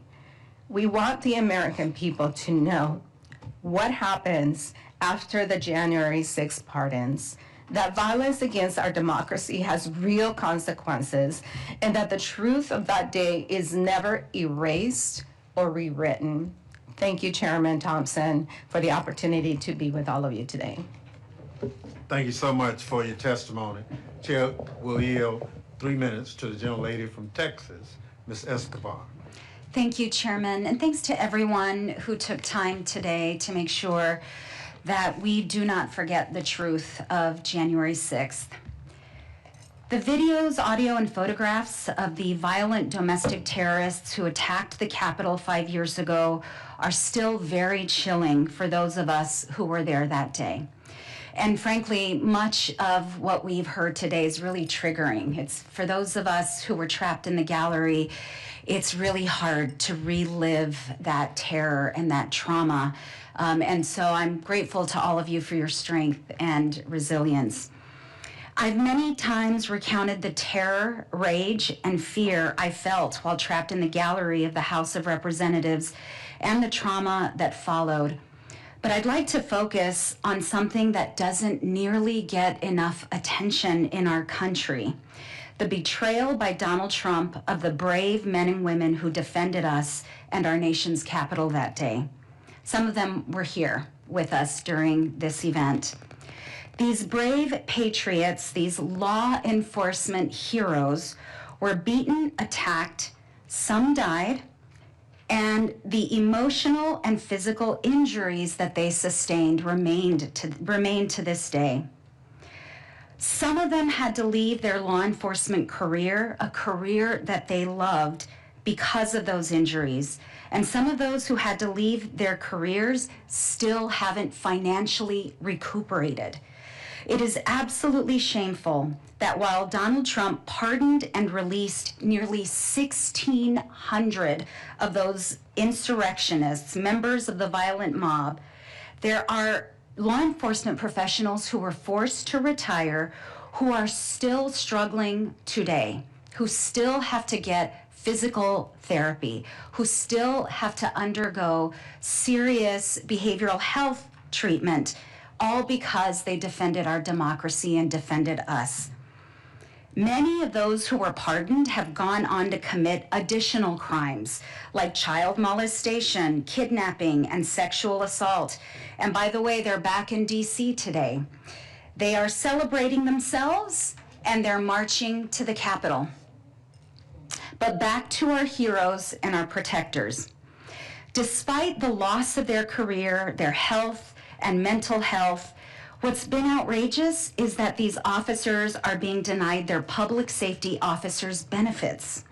To date, not a single living injured January 6th officer has been awarded this benefit, and some are resorting to GoFundMe accounts in order to get by. We have to fix this. We have to address this. This is not right. And at the same time, Donald Trump has talked about setting up a compensation fund for the criminals who committed these horrific acts. Colleagues, we cannot let this happen. We will not let this happen. I want to again thank these law enforcement heroes for saving our lives, for their courage, for their commitment, and their resilience. Every American should know that this administration, led by the man who inspired this attack and who has never faced accountability for this attack, this administration rewards criminals and punishes patriots. As long as we are alive, we will not allow history to be whitewashed. And as long as we are in public service, we have to remain committed to a country where truth matters and where these patriots are protected and upheld. Thank you, Chairman, for the opportunity. I yield back. Gentlelady yields back. Chair recognizes gentleman from Tennessee, Mr. Cohen, for 3 minutes. Thank you, Mr. Chair, and my neighbor to the south. This is a day none of us will forget. I was in the gallery. I had my phone with me, so I could see some of the information of what was going on outside, but we didn't know it was going to come to the chamber. At some point, I saw kind of disorder on the floor, and the sergeant at arms coming down, and some of the member on the dais who was presiding coming down, and I knew something was happening. And I looked down and I yelled, "Call Trump and tell him to call his Revolutionary Guard off." Of course, they didn't do that, but it was the Revolutionary Guard, and they still are there. And I don't know if they're with ICE or if they're standing for another time, stand back to stand by. They're around, and Trump hadn't changed. I got up and an officer came who was helping protect him, make sure the doors were locked, and I heard the pounding on the doors and all, and he helped me put my mask on. And I was walking out. David Trone preceded me to go out in the gallery, and there's rails in the gallery, and we were going out towards the Republican side, and Trone just put his leg over it and kind of went on. Well, I got a real bad leg from having polio, and I knew if I put my leg over there, I might get stuck on that pole, and that'd be real embarrassing. It may be painful too. So I limboed, in a kind of a reverse limbo, and got under the pole, the rail, and got out. We got in an elevator, and we came down, and a couple of guys said, "Where do we go now?" I said, "Just follow me and come on." And we went as fast as we could towards Rayburn, while we saw policemen come in the opposite direction with their guns out. It was a scary time. I got to my office in Rayburn, I locked the doors to the outside, and I locked myself in my office. And while I was there, I probably got at least 500 texts and phone calls from everybody I'd ever met in my life, I think. Well, my hero as a child was a ball player named Minnie Minoso. We maintained a friendship through his life and up until the fact we, in essence, got him in the Hall of Fame, helped with that, and we were friends and we'll be friends forever. So I'm sitting there with got a Minnie Minoso bat in my hand, sitting in my office, waiting for him to come in. And one of my text messages is from Charlie Minoso, Charlie Rice Minoso, who's Minnie's son. He said, "I hope you're okay, and I hope everybody in the office is okay. I'm concerned about you. I want you to know, my dad will be thinking about you." I said, "I got your dad's bat in my hand." And he said, "If he was there, he'd be swinging it." I said, "You're damn right he would." Well, we stayed there, and I watched the tube, and then we got up and went and voted, and that was a great day that we voted. Speaker Pelosi was heroic in getting us called back, and Mike Pence was heroic in not succumbing to President Trump's dictations that he changed the law and the rules and count the votes differently. All of the public officers were great. Capitol Police, the Metropolitan Police here, National Guardsmen and others, great heroes. And I value all of them, and they protect us every day, and they don't get the respect that they should and the regard. But I think the greatest hero of all is Jack Smith. Jack Smith is like Mr. Stewart Goes to Washington. He is a lawyer who is a lawyer's lawyer. And he found in his work that there was an indictable offense, and he indicted the president for what he did. That needed to happen. He was only stopped because of the Justice Department's rule that you can't prosecute a sitting president. It was not dropped. It was because Trump won the election. But Jack Smith pursued it all the way through. And he is, in my opinion, he testified before a Republican committee that was set up to try to get him in a trap so they could prosecute him for something they could create. Their vindictive tour needs to stop, but it's still going on, a vendetta. Jack Smith stood firm. He spoke truth, even though he knew that if he said anything at all that they could possibly conjure up in another manner, he would be indicted, and they'd probably take his bar license away and try to put him in jail. He said he followed the facts and then applied it to the law. In his recent deposition, he told the Judiciary Committee, "The decision to bring charges against President Trump was mine, but the basis for those charges rests entirely with President Trump and his actions, as alleged in the indictments returned by the grand jury in 2 different districts. Our investigation developed and proved beyond a reasonable doubt that President Trump engaged in a criminal scheme to overturn the results of the 2020 election and to prevent the lawful transfer of power. That was heroic actions by him. President Trump is a treasonous individual, and it's awful that he's still in the White House and destroyed the East Wing, and as Mr. Raskin quite said, had graffiti put up over John Kennedy's name at the Kennedy Center. One date, somebody mentioned dates, we'll always remember it, and a September date, January date, and Pearl Harbor. We'll never forget November 22, 1963, of those of us who are alive. I remember it all the time. Whenever I think about it, I start to tear up. I'm about to tear up now. And the idea that he put his name over John Kennedy's should never be forgotten, and he should be wiped out. I yield back the balance of my time. Chair recognizes the gentleman from Georgia, Mr. Johnson, for 3 minutes. Thank you, Mr. Chairman, and thanks to Leader Jeffries and all of the other leaders who have made sure that we commemorate this day appropriately with this hearing. I was born and raised in Washington, D.C., and the United States Capitol has been a building permanently etched in my mind from an early age. It regularly came into my view as daily life took my family and I around the District of Columbia. To me, the Capitol was always a citadel, a beacon of freedom, democracy, and justice. At the age of 10, I developed the vision that one day I would serve there as a legislator. I was always so proud. Even today, I'm still in awe of the United States Capitol, what it stands for, and the fact that it has been my workplace for the last 19 years. On January 6, 2021, amidst social distancing in response to the COVID pandemic, then still ongoing, I was so proud to be one of a limited number of members of the House to be in the chamber to witness the certification of the 2020 elections. Though somewhat envious of those who were seated on the floor, I nonetheless savored the honor of having a seat in the House gallery from which I could observe this solemn proceeding. As the peaceful transfer of power was taking place in the chamber, the proceedings were rudely, then violently interrupted.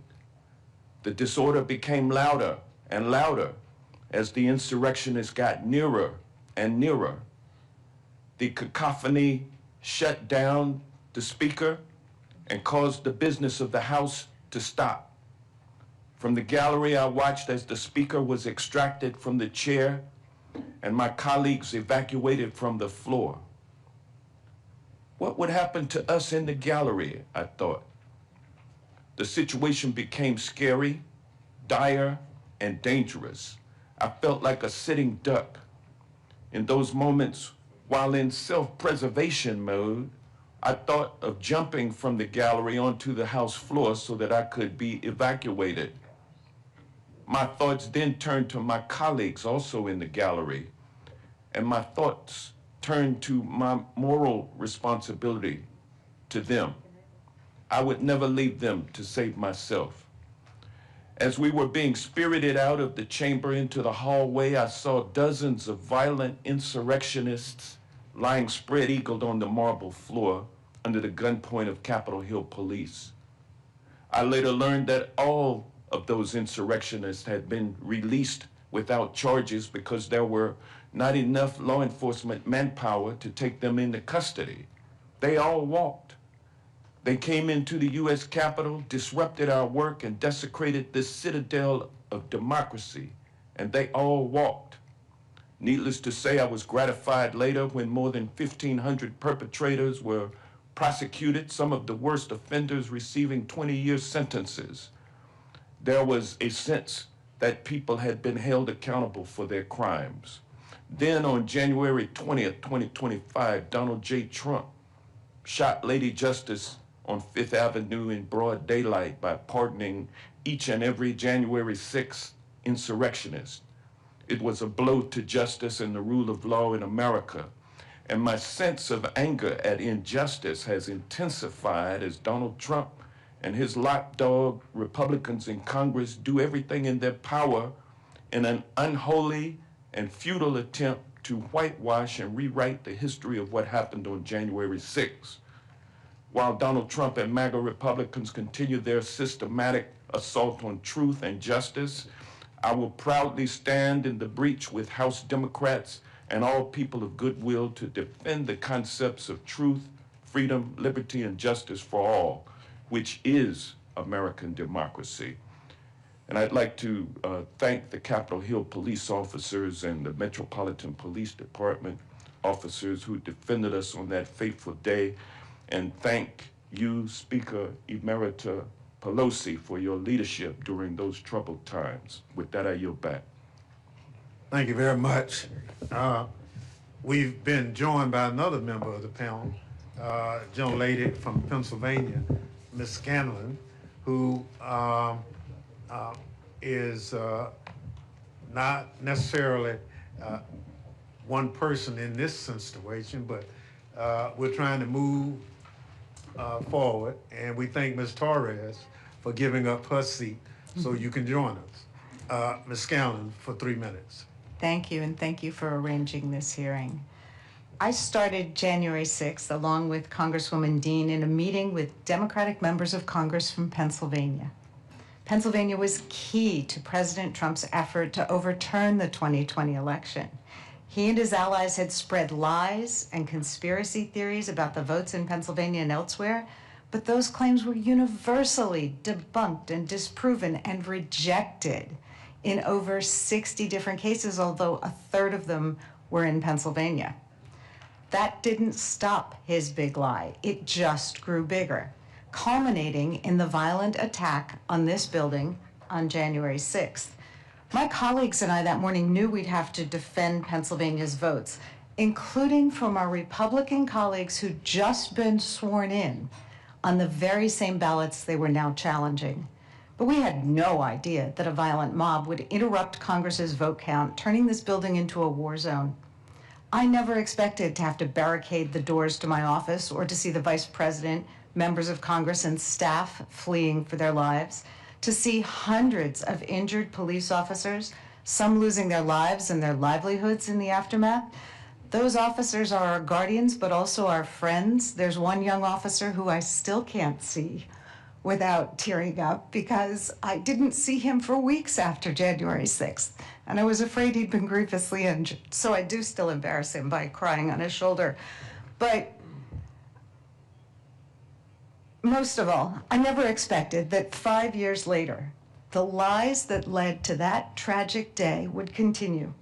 While members of the president's own party begged for his help that day and condemned his actions for a few days afterwards, they quickly knuckled under and joined his effort to erase or rewrite history.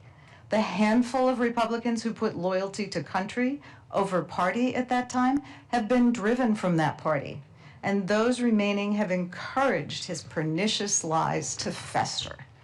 In his second term, Trump has elevated his allies and pardoned those who attacked the police in this building on his behalf, and he's attacked the truth tellers. Just last month, the House Judiciary Committee refused to allow Special Counsel Jack Smith to testify publicly about the mountain of evidence he's compiled that proved beyond a reasonable doubt that Trump had tried to overturn the 2020 election, once again trying to slam the door on the truth. Everyone should read or watch Jack Smith's testimony. Look, our country was built on shared truths. The Declaration of Independence opens with truths that we hold to be self-evident. And our Constitution strives to form a more perfect union grounded in the common good. But this president and his allies have rejected that sturdy foundation of shared facts and values. Instead, they've built a house of cards on lies and greed and the pursuit of power. But houses without a secure foundation cannot endure. The truth matters. Those who deny the horrific violence and lawlessness that inspired the January 6th attack on the Capitol want the American people to forget. They don't want you to question their house of cards or hold them accountable. But we must remember, Ever since January 6th, our Republican colleagues have said it's time to move on so the country can unite. We need the country to unite, but to unite in respect for the truth and love of country. To unite in holding accountable those who would lie and undermine our Constitution, because we've seen the consequences of the failure to do so. There can be no unity or accountability without a shared truth based on facts. So today, we remember and thank you for this opportunity. I yield back. Gentlelady yields back. Let me thank the witnesses for that testimony. I'd like to now excuse that witness and bring on our next panel of witnesses. We'll pause for the changeover.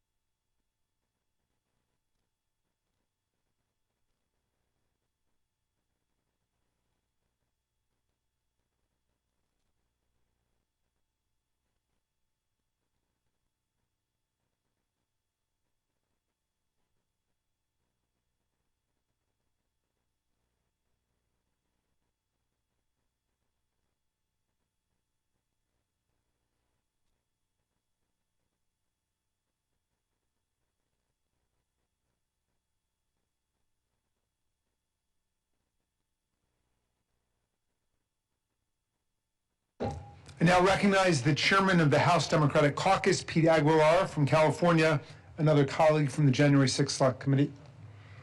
Thank you, Ranking Member Raskin. It's a privilege to be here with you, Chairman Benny Thompson, our current and former colleagues, to mark the 5th anniversary of the attacks on the Capitol and to honor the bravery of the police officers who sacrificed so much for our safety and democracy that day.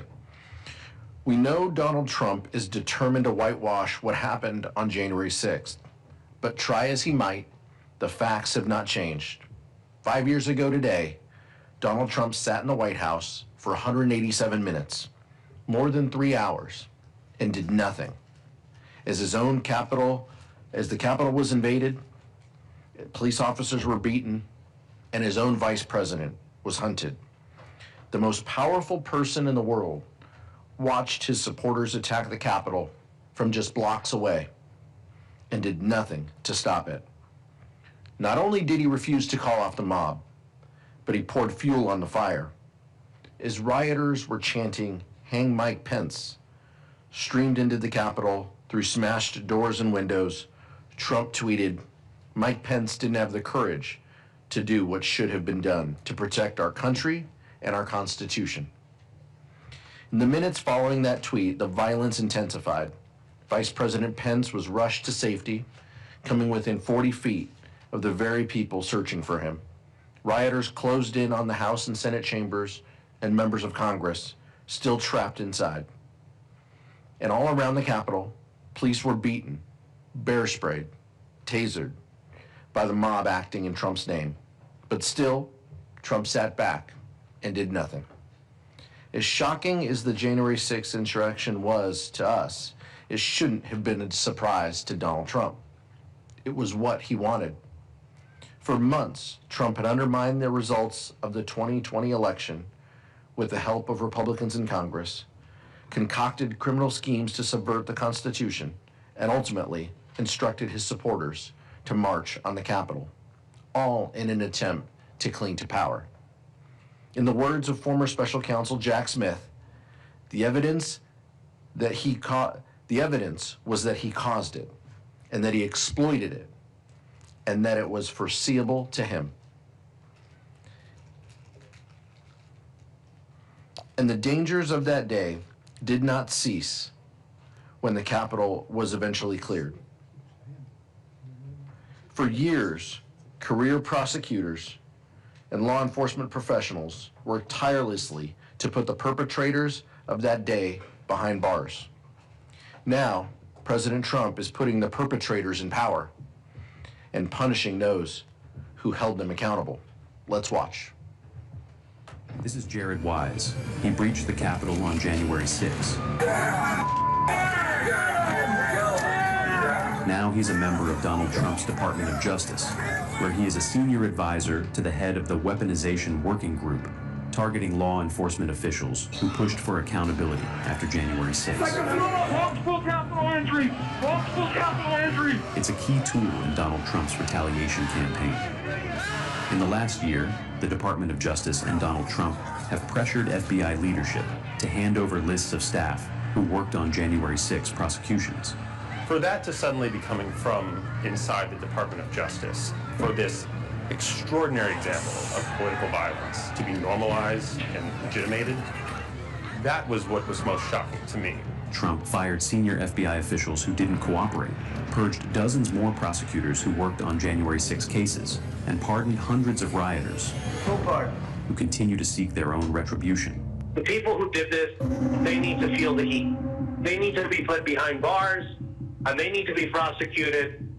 For the people who bravely defended the rule of law on and after January 6, the political violence continues. These political firings, I believe, have the purpose and effect of empowering vigilantes and militias that are loyal to the president, but ultimately unaccountable to the law.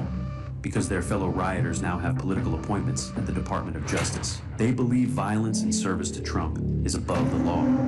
We should all be terrified.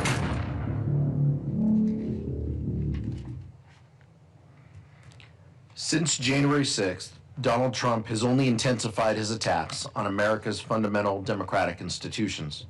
He has weaponized our justice system to reward his allies and punish his enemies. He's pursued policies that prioritize the interests of his wealthy friends over the needs of working people. And he's flouted the system of checks and balances that has been the bedrock of our nation for nearly 250 years. But at a time when it feels our democracy is in peril, Americans of all stripes are coming together to preserve our great experiment. There is an ever-growing coalition of people who are willing to put patriotism above allegiance to any person or party, who share a fundamental commitment to an America by and for the people, where no one is above the law. That's why I'm honored today to introduce three witnesses who have been center to those efforts. Jeff Duncan served in the Georgia House of Representatives from 2013 to 2017, and then as the state's lieutenant governor from 2019 to 2023. As lieutenant governor, Mr. Duncan was instrumental in resisting Trump's pressure campaign to overturn the results of the 2020 election in Georgia. He rebuffed Trump's bogus calls to find 11,780 votes and refused to convene the special legislative session to facilitate Trump's illegal fake elector scheme. Because of his continued refusal to bend the knee to Donald Trump, he was expelled from the Georgia Republican Party. We're also joined by Illinois Attorney General Kwame Raoul. A Chicago native, Attorney General Raoul served in the Illinois State Senate for 14 years before becoming state's Attorney General in 2019. Mr. Raoul has repeatedly and successfully taken the Trump administration to court to combat its unlawful actions, including its efforts to deploy the National Guard in Chicago. Our third and final witness is Skye Perryman. Ms. Perryman is the president and CEO of Democracy Forward, a nonpartisan legal organization dedicated to defending our democracy. Under her leadership, Democracy Forward has led hundreds of legal challenges designed to expand reproductive rights, combat corruption, protect workers, and safeguard Americans' civil liberties. Welcome to our witnesses. Lastly, I'd like to take a moment to note that January 6th isn't the only anniversary of political violence we remember this week. 15 years ago, this Thursday, a gunman opened fire on our former colleague, Congresswoman Gabby Giffords, as she met with constituents outside a supermarket in Tucson, Arizona. 6 people were murdered and 14 injured. Among those killed was Gabriel Zimmerman, a young congressional aide who served as Congresswoman Giffords' community outreach director. A social worker by training, Gabe devoted his life to helping people in his hometown.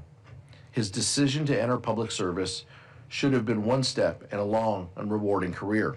Instead, it made him a target. Democracy demands disagreement, but it cannot abide violence. Civil debate and disobedience are the American way, the only way. Death and destruction have no place in our politics. Today, as we sit here in the Gabe Zimmerman Memorial Room of the United States Capitol, we remember Gabe's service and sacrifice on behalf of this country, and we commit to honoring him the best way we know how, continuing our work to stem the rising tide of political violence in America. Our democracy depends on it. Thank you, and I yield back to Chairman Thompson. Thank you so much, Mr. Aguilar. I'll now recognize our witnesses, each for 5 minutes, to provide summaries of their testimony. Their full written remarks will be submitted for the record. Lieutenant Governor Duncan, you're recognized. Thank you, Mr. Chairman, and members of the committee for inviting me here today to testify. I want to start my comments by restating the obvious. Donald Trump's attempt to overturn the 2020 election was not about validating an election, but instead was a series of organized and unlawful acts meant to upend the democratic process through any means necessary. In 2020, Donald Trump lost the election in Georgia by more than 11,000 votes, and he immediately launched a pressure campaign trying to get elected officials from all around the state to overturn the election. At the time, I was a Republican, but there was no way I was going to illegally throw out millions of votes in our state. So within hours of the polls closing and Donald Trump started spreading lies, I stood up to him. And make no mistake about it, it's instantly put a target on my back. Our families had fully armed state patrol officers positioned outside our house because our family received death threats virtually every time Donald Trump went to Twitter and lied about me. We were harassed by MAGA disciples almost everywhere we went out in public. Our kids got picked on in school. The list goes on and on and on, all because I was telling the truth. I'm often asked, why'd you do it, Jeff? Why did you stand up against a sitting president? Why did you take on an entire political party? It's in that moment I was reminded of our family motto, doing the right thing will never be the wrong thing. In the immediate aftermath of the 2020 election, it was a very difficult time for my family, as you can imagine, between the threats and the constant harassment. In the depths of that terrible moment in time for our family, one of my 3 sons came downstairs and reminded me of our family motto. Hey, Dad, doing the right thing will never be the wrong thing. Stay strong. That gave me the courage to stand up and to keep moving. Doing the right thing is why I endorsed Vice President Kamala Harris and spoke at the DNC on her behalf. It's why I campaigned for her in the 2024 election in battleground states all across the country. All because I was bold enough to say out loud that Donald Trump should never be president ever again. And guess what? I was right. It's also why I switched parties. And it's why today I'm grateful to wake up every day as a proud Democrat. When asked by some if I've lost my mind, the answer is no. I found my heart. As a Democrat, I have access to a much improved toolkit to meet the needs of millions of Georgians. I can now talk about things like expanding Medicaid, passing common sense gun legislation, and yes, even repealing Georgia's 6-week abortion ban. Trump's #1 ally in our state is current Lieutenant Governor Burt Jones. Trump said it himself. The New York Times just put out a story with audio where Trump specifically said that Burt Jones is totally on our side, and he is. Burt Jones was a fake elector and tried to call for a special session to try to steal the election on behalf of Donald Trump. He tried to rally troops with lies and conspiracy theories, and that's exactly why I fired him as the chairman of the insurance committee when I was lieutenant governor. When he was sitting in my office and asked why, I said, if you're willing to lie about an election, how can Georgians trust you to chair a committee as important as this? It's this willingness to put Trump above all else that is the fundamental difference, not only between myself and Burt Jones, but also between the Trump's Republican Party and the rest of us who believe in service to others above self-interest. Trump is a man-made disaster, and hard-working Americans are paying dearly for it. Georgia, like all states, is in the midst of a crisis like we've never seen before, and we need somebody who has the courage to stand up, not just to only stand up to Donald Trump, but to stand up in this moment for them, their families, and their communities. I've decided to take that challenge, and I'm encouraging millions of Georgians to join me on that journey. It will never be okay for any of us in this room to let the reality of what happened on January 6th give way to the lies, corruption, and violence of Donald Trump's jaded vision of America. It's time we start turning the chaos into conversations in this country. and get back to solving people's real problems instead of creating them. I'm working with a coalition of Georgians ranging from Democrats, independents, and the growing list of disgusted Republicans to continue to fight back against Donald Trump. I implore all of us in this room and across the country to do the same. It's time for all of us to stand up. Thank you. Thank you very much. The gentleman yield back. I will yield to Congressman Garcia to introduce the next witness if he chooses. Thank you, Mr. Chairman, and to all the witnesses that have testified and are about to testify. I wasn't meaning to introduce him, but I certainly will, because Attorney General Raul is a longtime friend, former state senator in Illinois, a true public servant, and someone who's distinguishing his office and the people of Illinois by fighting for democracy, by standing up for the Constitution, the rule of law, and of course protecting communities across the state of Illinois. So without further ado, please join me in welcoming the Honorable Kwame Raul. Mr. Attorney General, welcome. Thank you, Mr. Chair and members of the committee.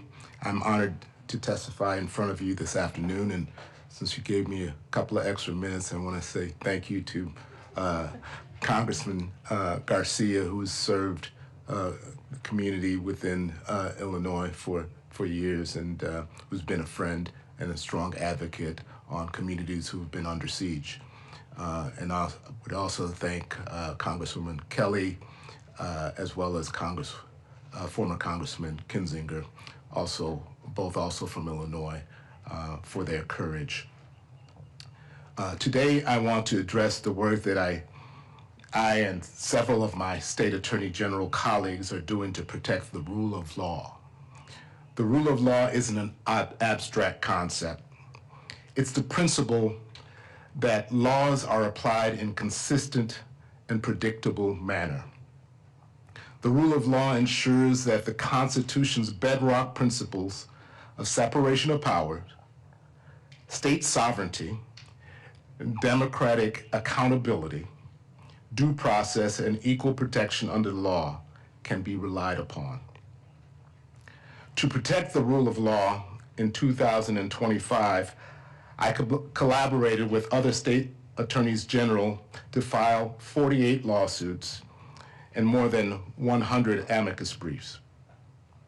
Those lawsuits have successfully addressed dozens of issues, including education and the environment, privacy and public health, birthright citizenship and tariffs, and state sovereignty and public safety. One particularly critical example of executive overreach and the need to protect the rule of law has been the president's efforts to federalize and deploy the Illinois and Texas National Guards into Illinois over our state's strong objection. Let me be clear, the American people, regardless of where they reside, should not live under the threat of occupation by the United States military, particularly for the reason that their city or state leadership has fallen out of the president's favor. With regard to deploying the National Guard, a president cannot go beyond the authority granted by Congress, consistent with the Militia Clause of the United States Constitution. In addition, the Posse Comitatus Act prohibits members of the military from engaging in civilian law enforcement activities. There has been no emergency requiring a militarized response in Chicago or anywhere else in the state of Illinois.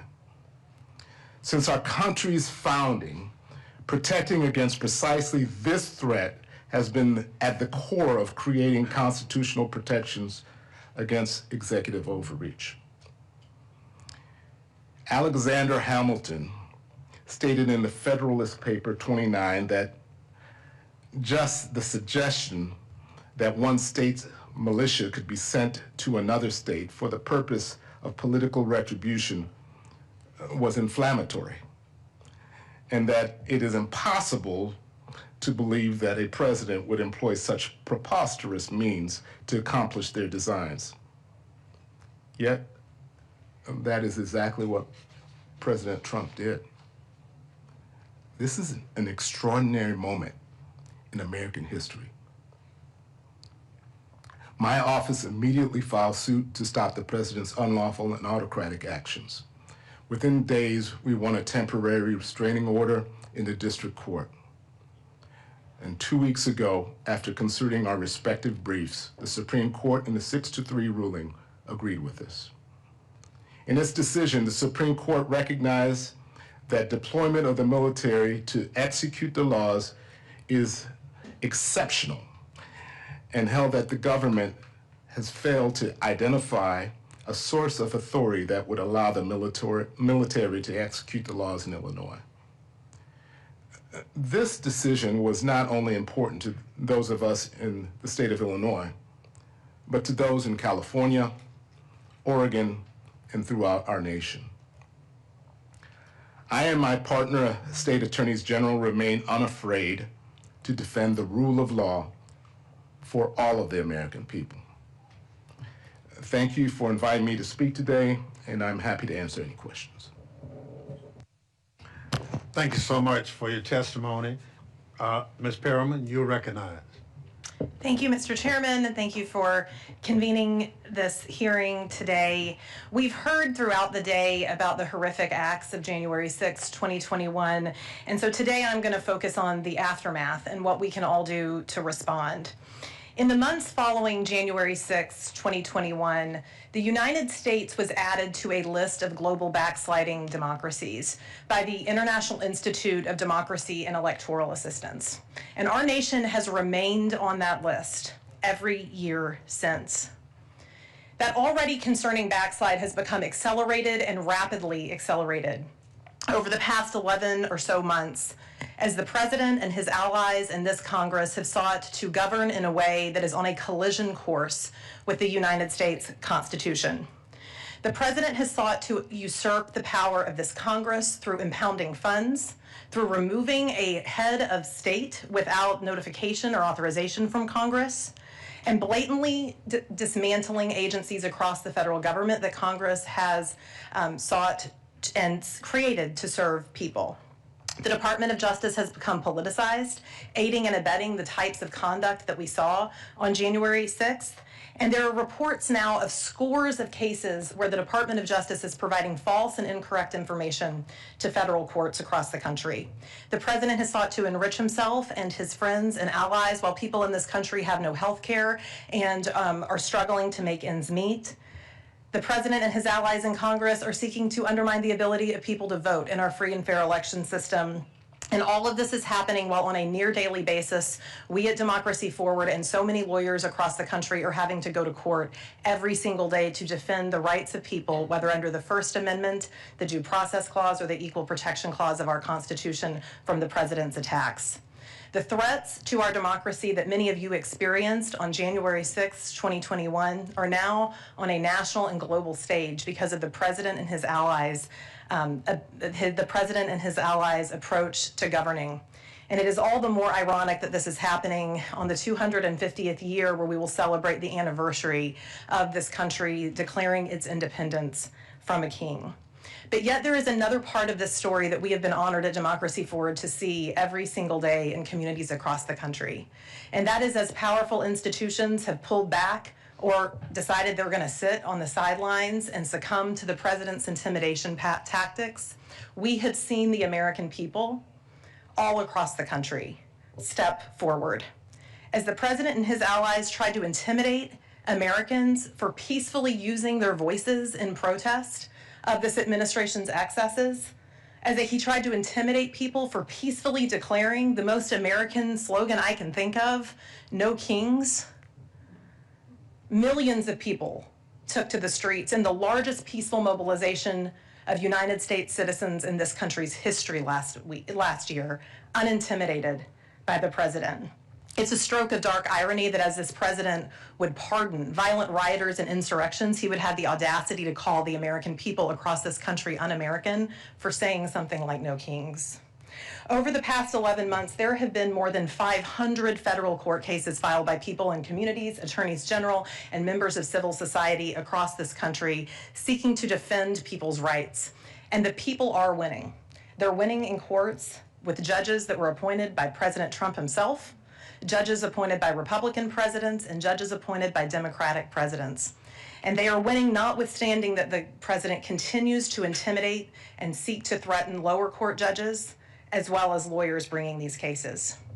Civil servants, the individuals who serve our government regardless of who is in power, those civil servants that the president has sought to fire or undermine in their jobs, they're still working for the American people. At Democracy Forward, a number of civil servants are former civil servants who have been fired by the president, are putting their expertise to work to be able to plan for a government that someday will listen to and deliver for the people, unlike this administration, through our Democracy Works 250 program. And across the nation, we have seen people of all ideological and political backgrounds join together in defense of our democracy and in defense of non-negotiable principles behind our democracy as part of a We Hold These Truths initiative that launched on July 4th last year. Today, we are launching a pledge during this 250th anniversary of the United States, this anniversary year, and on the anniversary of January 6th, for all Americans to show their support around the 5 principles, non-negotiable principles of American democracy. That's voting in elections, equality, due process, personal freedom, and the rule of law. And so as we reflect on 5 years since January 6th, our democracy is in peril and is in crisis, but there is a path forward, and it is through the people. This Congress is going to need to do a lot of work to check the president's excesses, to protect the American people and our right to vote and our right to elections, and people across this country are going to have to continue to keep showing up, and we will, in communities and courts across the country. Thank you so much for having me, and I look forward to your questions. Thank you so much for your enlightening testimony from our witnesses. In my opening statement, I said one of the lessons from January 6th Select Committee was that our institutions withstood President Trump's coordinated attack because Republicans put country over party. They put their oath to the Constitution above loyalty to one man. Lieutenant Governor Duncan is one example of that type of political courage. I'd like to ask this panel what each of you think Republicans should do when they see what is coming out of the current administration, and where should the Republican Party go after Trump to help restore American democratic institutions? Lieutenant Governor? Well, thank you for the question. I made the decision to leave the party altogether and to move on to a better place to call home, a better place to meet the needs of Georgians. Like I said in my statements, it gives me a much better toolkit every morning when I wake up to not drive by that hospital and see a scared family because they don't have health insurance walking in there knowing they're going to bankrupt their family, or driving by that school and having to blame the teachers, or trying to justify anything that Donald Trump does. I think that Republicans are in the midst of a crisis right now, a crisis of epic proportion.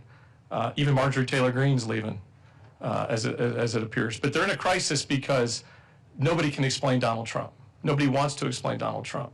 Nothing makes sense. And so for me, I think we need to wake up and want to solve problems.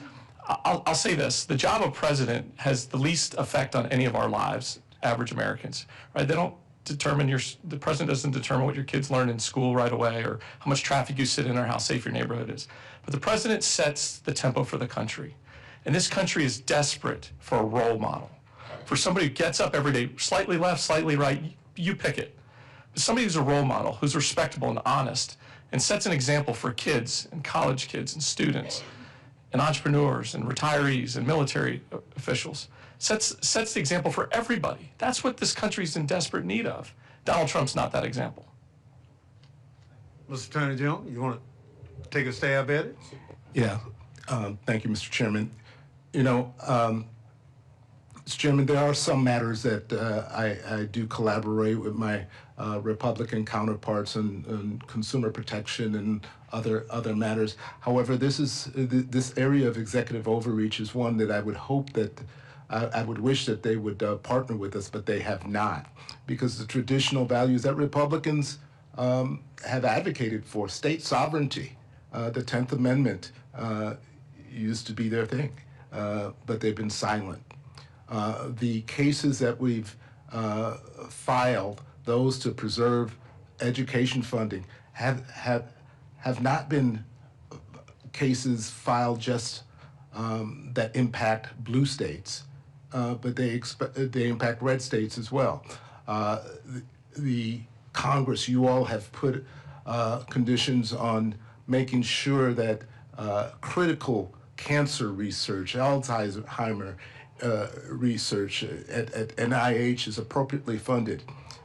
This does not only impact research institutions in blue states, but it also impacts research institutions in red states. And so we have 23 Democratic attorney generals stepping up to the plate when in fact it should be all state attorney generals stepping up to the plate to protect the citizens of all 50 states from the executive overreach that we've seen from this administration. Thank you so much. Ms. Parama?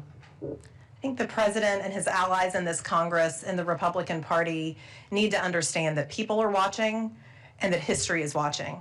And the Republican members of this body, as well as any member of this body, has to understand in this moment that this is a moment where history will look back to see, is the Republican Party going to sit idly by while this democracy completely backslides into an autocracy? Or is it going to be part of the turnaround? There should be no room in this body or any body across the United States for elected representatives that will not defend the right to vote, that will not decry violence, that will not defend free and fair elections, and yet we have a president and his allies that are trying to use the machinery of the federal government to undermine free and fair elections and to undermine people's basic constitutional rights, literally disappearing people. Right now at Democracy Forward, we have attorneys that are in courtrooms across this country arguing right now to try to have to preserve programs that are keeping infant mortality rates down and programs for pediatricians and doctors and public education, let alone rights that everyone in this country has to due process and to civil rights. And so I think that this is really that moment, and we need everyone to step up to the plate, and there should just be these non-negotiables. I would encourage anyone listening, including any Republicans that may be listening, to go to weholdtruths.org, which is the 5 non-negotiable principles around American democracy. Ranking Member Raskin has already signed on to the pledge, and really do some soul searching and determined to be part of the solution, as opposed to continuing to aid and abet an administration that is on a collision course with the U.S. Constitution and that is operating harmfully to the American people. Thank you so much. We recognize our members for 3 minutes. Our first person will be from Illinois, Mr. Garcia, for 3 minutes. Thanks again, Mr. Chairman. Today's hearing shines a spotlight on a dark chapter in our country's history where an outgoing president sought to overturn a democratic election. Trump's insurrection was not a random act, nor was pardoning the rioters on his first day in office. Instead, he was deploying the playbook of chaos and lawlessness that's at the heart of the MAGA movement. Let's take one example, the abuse of military power. Despite pleas from local officials and law enforcement, Trump refused to deploy the National Guard on January 6, 5 years ago, during a literal rebellion against the federal government. He got away with that. So, in his second term, he's tried to illegally invade our cities, including Chicago, with the National Guard under wildly false pretenses, as Attorney General Raul described in his remarks. And Trump is not stopping there. He's abused military power to invade our cities, and now he's abusing military power to attack a foreign country, kidnap its leader, and steal its resources for the benefit of big oil companies. It's a shakedown. This is not a coincidence. This is the defining feature of Donald Trump and his political movement. They want a gangster state where violence, corruption, and abuse of power are the norm, not the exception. And the only way we'll stop them, the only antidote to impunity is accountability. Attorney General Raul, can you speak to your office's work on stopping the illegal National Guard deployment in Illinois? You made reference to it already, and the lessons that we can learn about the role of states in holding the federal government accountable for its lawless actions? Yes, thank you, Congressman. In doing so, I want to thank you all, Congress, for filing an amicus brief in the case where you all spoke to the extremity of what the federal government was asking for. What the federal government was asking for, and essentially in that case, was to ignore Congress and Congress's power given through the militia clauses, to ignore the courts. They basically argued that the president has discretion. It's not reviewable by even the courts to deploy the military onto the streets of American cities. I can't overstate how extreme that position, how frightening that position and that argument is. And that's why we took to action, and unfortunately, the Supreme Court denied their motion to stay. And what should Congress take away from that? That you should continue to assert your power as Congress. One consistent theme throughout the 48 cases that I mentioned is the administration ignoring what we learned in Schoolhouse Rock, that we have separations of powers and that Congress has been given the authority to appropriate, and Congress has been given the authority to set guidelines for the executive branch to carry out. Thank you. Appreciate your indulgence, Mr. Chairman. Yield back. Thank you very much. Chair recognizes the gentleman from Maryland, Mr. Raskin. Thank you kindly, Mr. Chairman. Thank you to all the witnesses. Lieutenant Governor Duncan, you were one of the people being told by Donald Trump, just find me 11,780 votes. That's all I need, right? And he thought it was just a matter of party loyalty. It would be obvious because at that point you were a Republican, right? But you didn't think it was a question of party loyalty. You thought it was just a question of where were the votes, counting the actual votes of the people, right? You were one of numerous election officials around the country who refused to buckle under when Trump did that. That wasn't Donald Trump trying to stop election fraud. That was Donald Trump trying to commit election fraud. I wonder if you would give us a little more insight into what your thought process was, and also, what do you think would have happened had you given in and other election officials given in at that point? Thank you for the question. I think that's the important part to hang on is how, I don't think most Americans recognize or realize how close we were to breaking the back of democracy. I mean, if just a handful of us that had early on were very out front with this saying, look, there's no election fraud, and then all of a sudden we would have checked the brakes at some point and walked up to a microphone and said, you know what, I now do have concerns. The momentum would have shifted and we would have seen chaos. The moves made by Donald Trump and those around him, kind of his MAGA disciples and his administration, were very granular, researched moves, right? They understood the mechanics of what a special session could do, but also they didn't understand the legalities or the constitutionality of why we would have a special session. We would do that to take care of the needs of Georgians, not to investigate some sort of conspiracy theory. I think it's most often when, even to this day, more than 5 years removed, a lot of Republicans walk up to me and they put their arm around me and they look both ways to make sure there's no microphones or cameras, and they'll say, hey, I appreciate you standing up for the right thing. I wish one day I could do it too. And I have two choices. I can either get mad and scream and holler at them and lose my mind in the moment, or I can play the long game and hope they wake up. And I think Republicans as a mass are starting to wake up one by one by one and creating this new way forward. So when all that failed, then Trump went to Mike Pence, to his own vice president, and he tried to get him to exercise imaginary powers to nullify electoral college votes on the floor of the House, including Georgia's. At that point, he basically just said, discredit these results and we've got you a slate of counterfeit electors. Use those instead. Do people in Georgia understand that this was not only violence, but this was a massive assault on voting rights? It was an attempt to steal the voice of the people of Georgia in the election. I think some do, but not all. It's unfortunate. That's part of the frustrating process that all of these pardons have come out. The gentleman I spoke about, Burt Jones, who is his chief cheerleader and is now the current lieutenant governor, was just recently pardoned. He was the ringleader of the fake electors group and this effort to create a special session. It was a very granular effort, as I mentioned earlier. And it's unfortunate. And in America, Americans are paying the price. As I said in my testimony, Americans day by day, if you're waking up and can't afford your groceries, that's a problem. Yeah.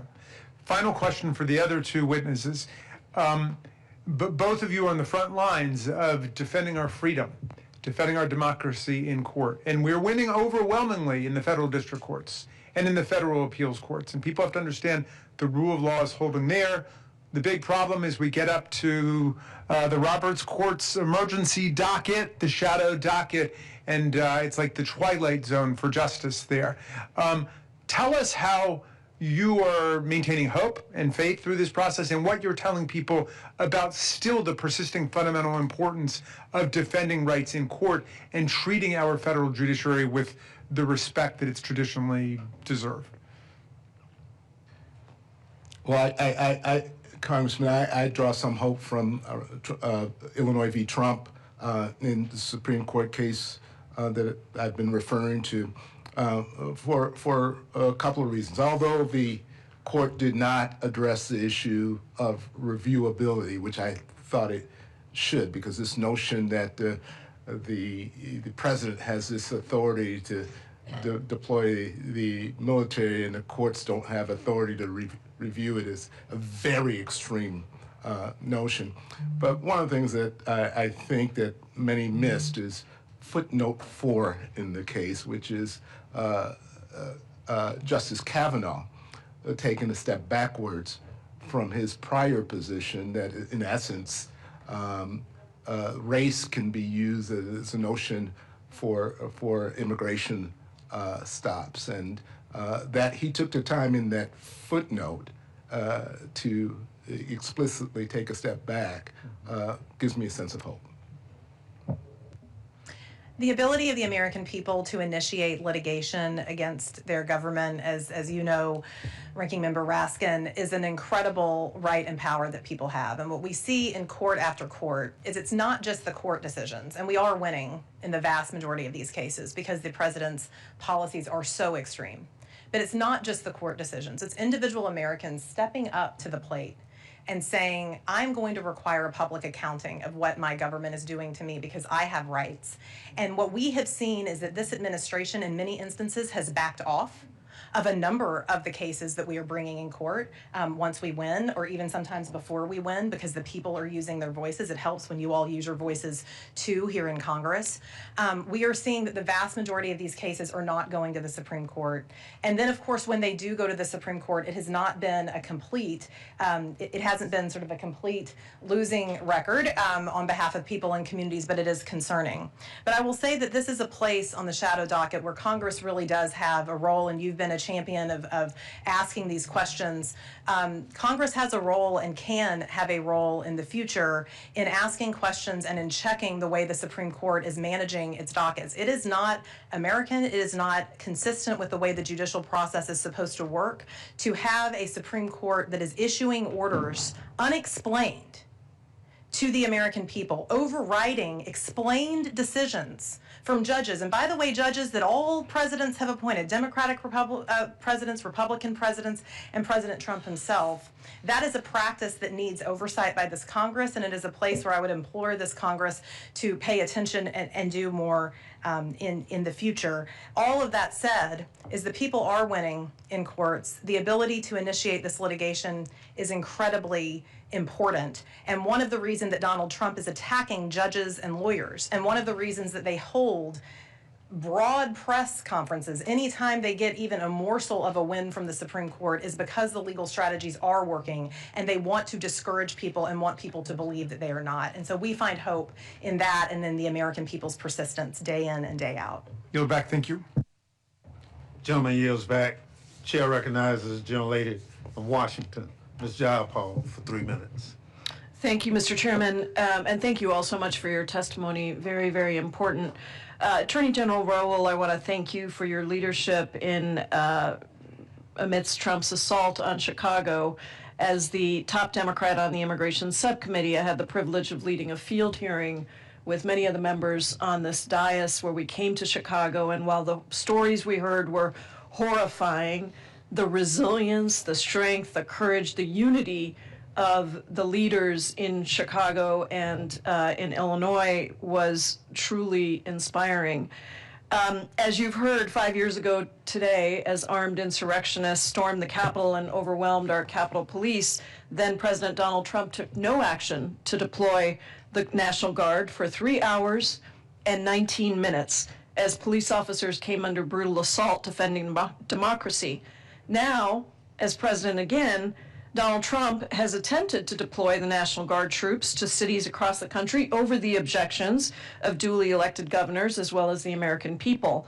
And your victory, major Supreme Court victory that you've mentioned today, blocking the Trump administration's attempt to deploy 300 National Guard troops into Chicago over the governor's objections, is an important victory. Why did the president have clear legal authority to deploy the D.C. National Guard during the January 6th insurrection, but not the legal authority to deploy the Illinois National Guard into Chicago in 2025?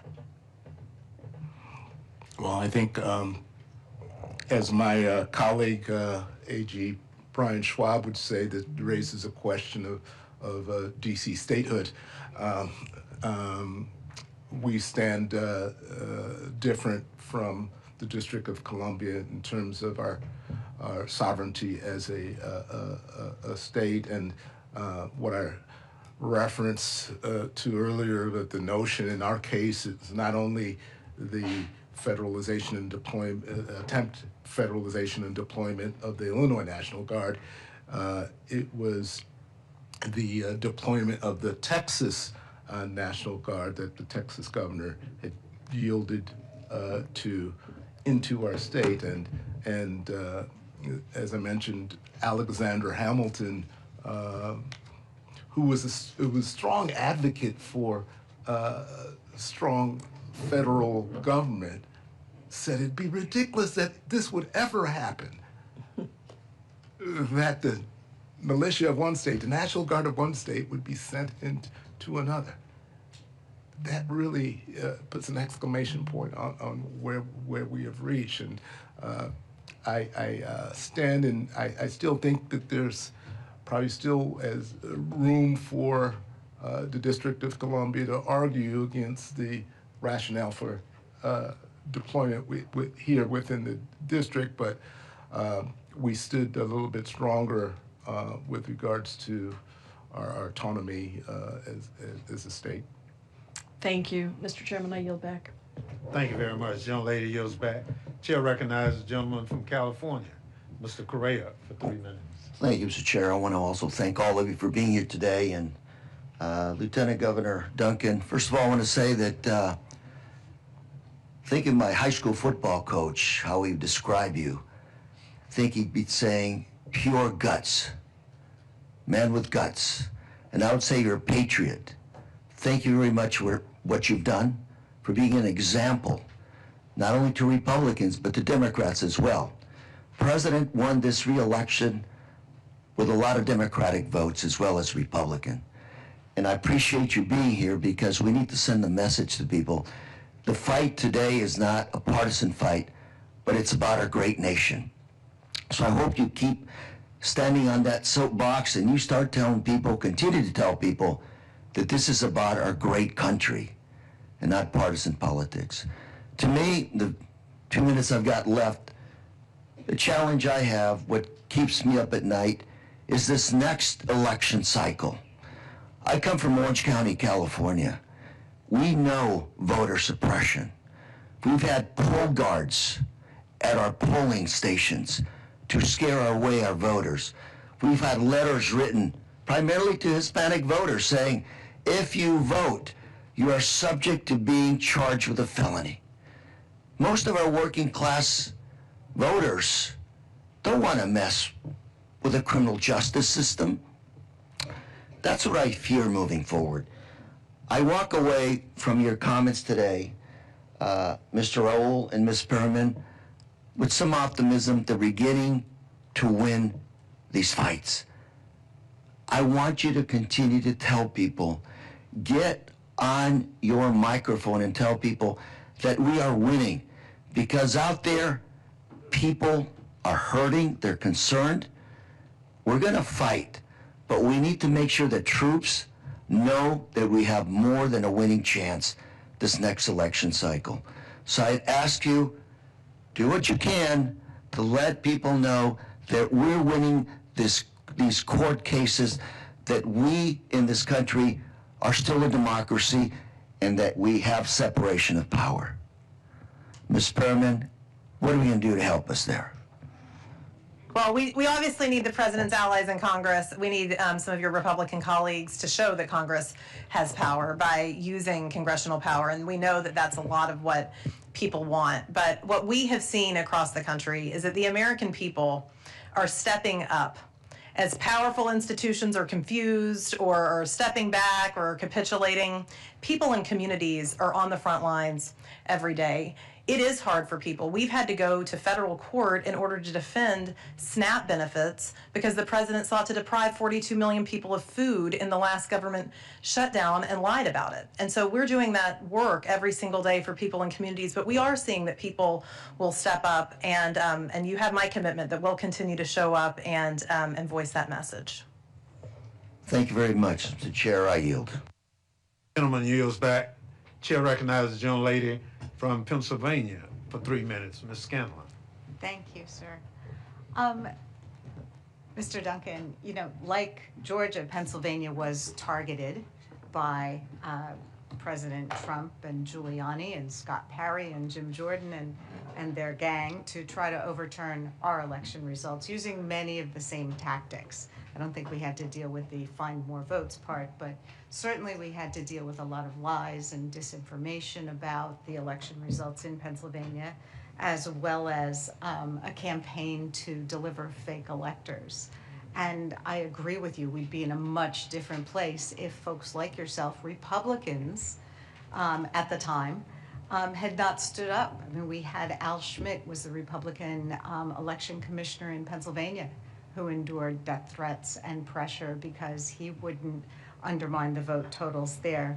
We had, as we had testimony from Jack Smith just a couple weeks ago, the pressure campaign on folks who'd signed up to be Trump electors was intense, and several of them refused to participate because they looked at what was happening and said, this isn't legal. And instead of that giving pause to the president and his allies, they just got rid of those electors and found some substitutes who were willing to do their bidding.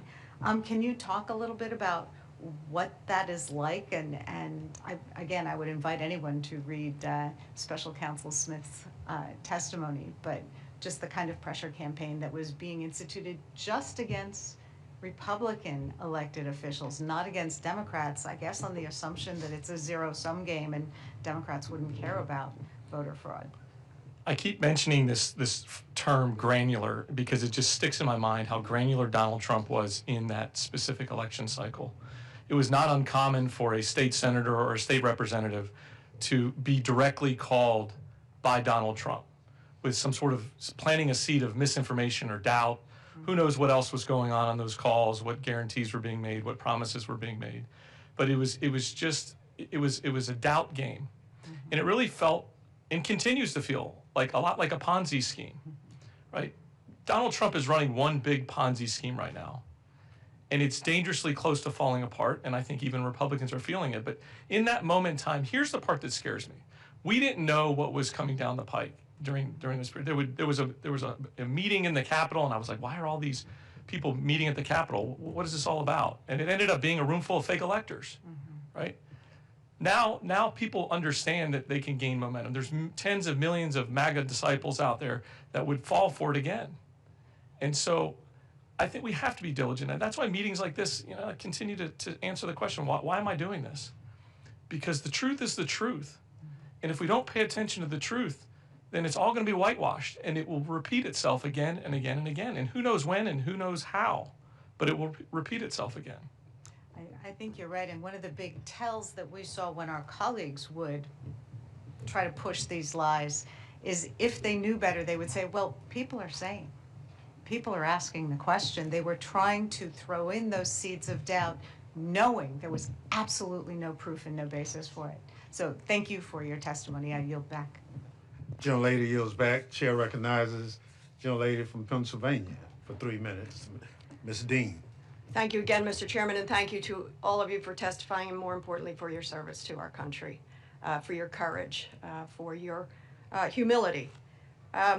What we've done here today, I hope we will continue to do, which is to document exactly what happened in the days leading up to January 6th, because it was not a one-day event, as we well know, and of course in the days that followed.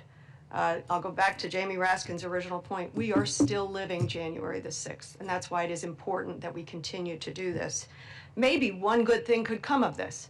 Maybe the Speaker of the House, Mike Johnson, might take courage and humility from the example of Ms. Pamela Hemphill and say, I got it wrong. I need to hang that plaque and recognize the police officers, those who supported us that day and every day. That's my hope. I hope we recognize the heroes. I think about my constituents back home in suburban Philadelphia. You know, we're very excited. We have the 250th anniversary of the Declaration of Independence, and Philadelphia is going to be the place to be, so please, everybody come. But my constituents are mighty worried. How the heck do we celebrate this birthday when we are under this threat to the rule of law, to the Constitution, to our order in terms of our government? So I hear in all of you optimism. Can I ask you each, can you each give me more reason for optimism that I can take home to my constituents to say, here's why you can be optimistic? Because we're here now, and our constituents, our kids, our grandkids are going to say, where were you in this crisis moment for our government? Tell us some of your inspiration and hope for the future. My constituents are hungry for ethical government based on the rule of law. You know, I wake up every day believing truly that our best days are in front of us. And I hope every American can wake up with that mindset that our best days are in front of us. But there's a lot of Americans that can't right now. Yeah. There's a lot of Americans that can't afford groceries, can't afford rent, can't afford child care. Those are the issues that we need to focus in on. We have a healthcare crisis of epic proportion, and we have a president who hasn't mentioned it one single time in weeks. We have millions of Americans millions of Georgians waking up today that have no idea how they're going to pay for their health care for their family. They're going to go uninsured. They're going to wait months, if not years, to get something treated, or walk into the hospital and bankrupt themselves forever. Our better days are in front of us, but we got a lot of work to do between here and there. This country's only as strong as our people. And I continue to pray for our people to be strong and to stand up for what is right. What is right is to push back on authoritarians. What's right is to do the right thing, regardless of what's next to your name, an R or a D or an I, doesn't matter. We're Americans. We're bonded at the hip. Mr. Howell? I draw hope from the fact that of our collective work. I sit before you as the Attorney General of the state of Illinois, but on every week I am in communication with attorneys general from 22 other states, and we also with certain governors, like my former colleague from That's Pennsylvania, right. Josh Shapiro, who served as Attorney General. And there's collective work amongst us as principals, as well as our staff. And I like to really lift up the lawyers who've lent themselves to public service. Yeah. Many of these lawyers could be making 2-3 times what they're compensated for. Don't tell them I said that, but We'll keep it they've quiet. committed themselves in this time to save our republic as we know it. And it's no small thing. Thank you. Sky? I have a lot of hope in the fights that we've been part of collectively in this nation in the past and what we can do in the future. You talked about Philadelphia. I'm going to be taking my 10-year-old son to Philadelphia this year, but we spent New Year's in Williamsburg because we're visiting all of the sites. And what impressed us as a family when we were there was how much people have done in the past with less than we have now. We have defeated a king. This country also defeated the institution of slavery, of not just in this country, but of millennia of ordering society where some are on a pedestal and others are dehumanized. This country overcame that too, and it was all because of the people.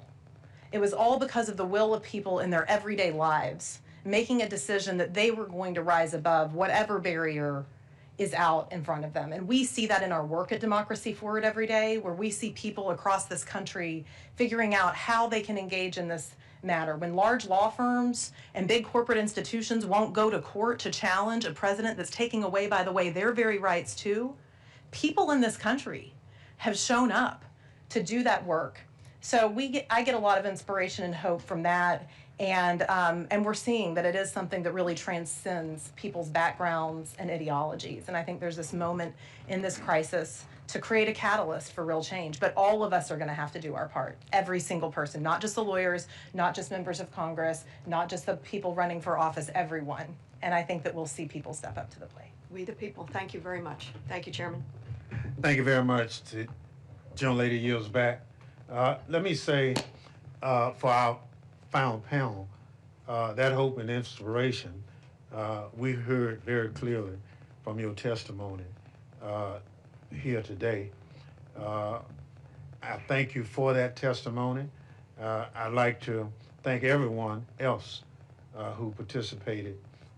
Ms. Hamilton, you're a rock star. I promise you, your participation here gives us that hope that these witnesses have said today. Your testimony is essential to setting the record straight for the Capitol insurrection of January 6, 2021. Because even the White House official website has turned into propaganda, we have to keep fighting against lies, and it's a tall order for all of us to push back. As we close today, let us be clear about a few things. First, the violent siege of the United States Capitol would not have happened if Donald Trump was not a lawless bully who summoned a mob to promote the big lie that he won the 2020 presidential election. January 6, 2021 would have just been as quiet as January 6, 2025, if Donald Trump had honored his oath to the Constitution or even had just an ounce of dignity. Second, Donald Trump's lying and lawlessness continues till this very day, and our democracy is in peril because of it. After his plot to overturn the 2020 election failed because of civil servants with integrity stood up to him, Trump learned that he needed to install blind loyalists to important government positions. And we are all at risk because he has elevated the worst people and created the most incompetent administration in living memory. Third, Donald Trump and those who have enabled him know what they have done is wrong and their guilty consciences will lead them to bully the folk who have held them to account for their crimes. But today's forum has offered many ways forward, many paths out of the abyss Donald Trump wants to drag us into. I hope you walk out of here with renewed energy for the fight ahead. We have to keep up the struggle because, as Benjamin Franklin said, we only have a republic if we can keep it. And with that, I'd like to thank again the members and witnesses who participated in today's forum. May God bless those who were taken from us because of this day 5 years ago, and may God continue to bless the United States of America. We stand adjourned.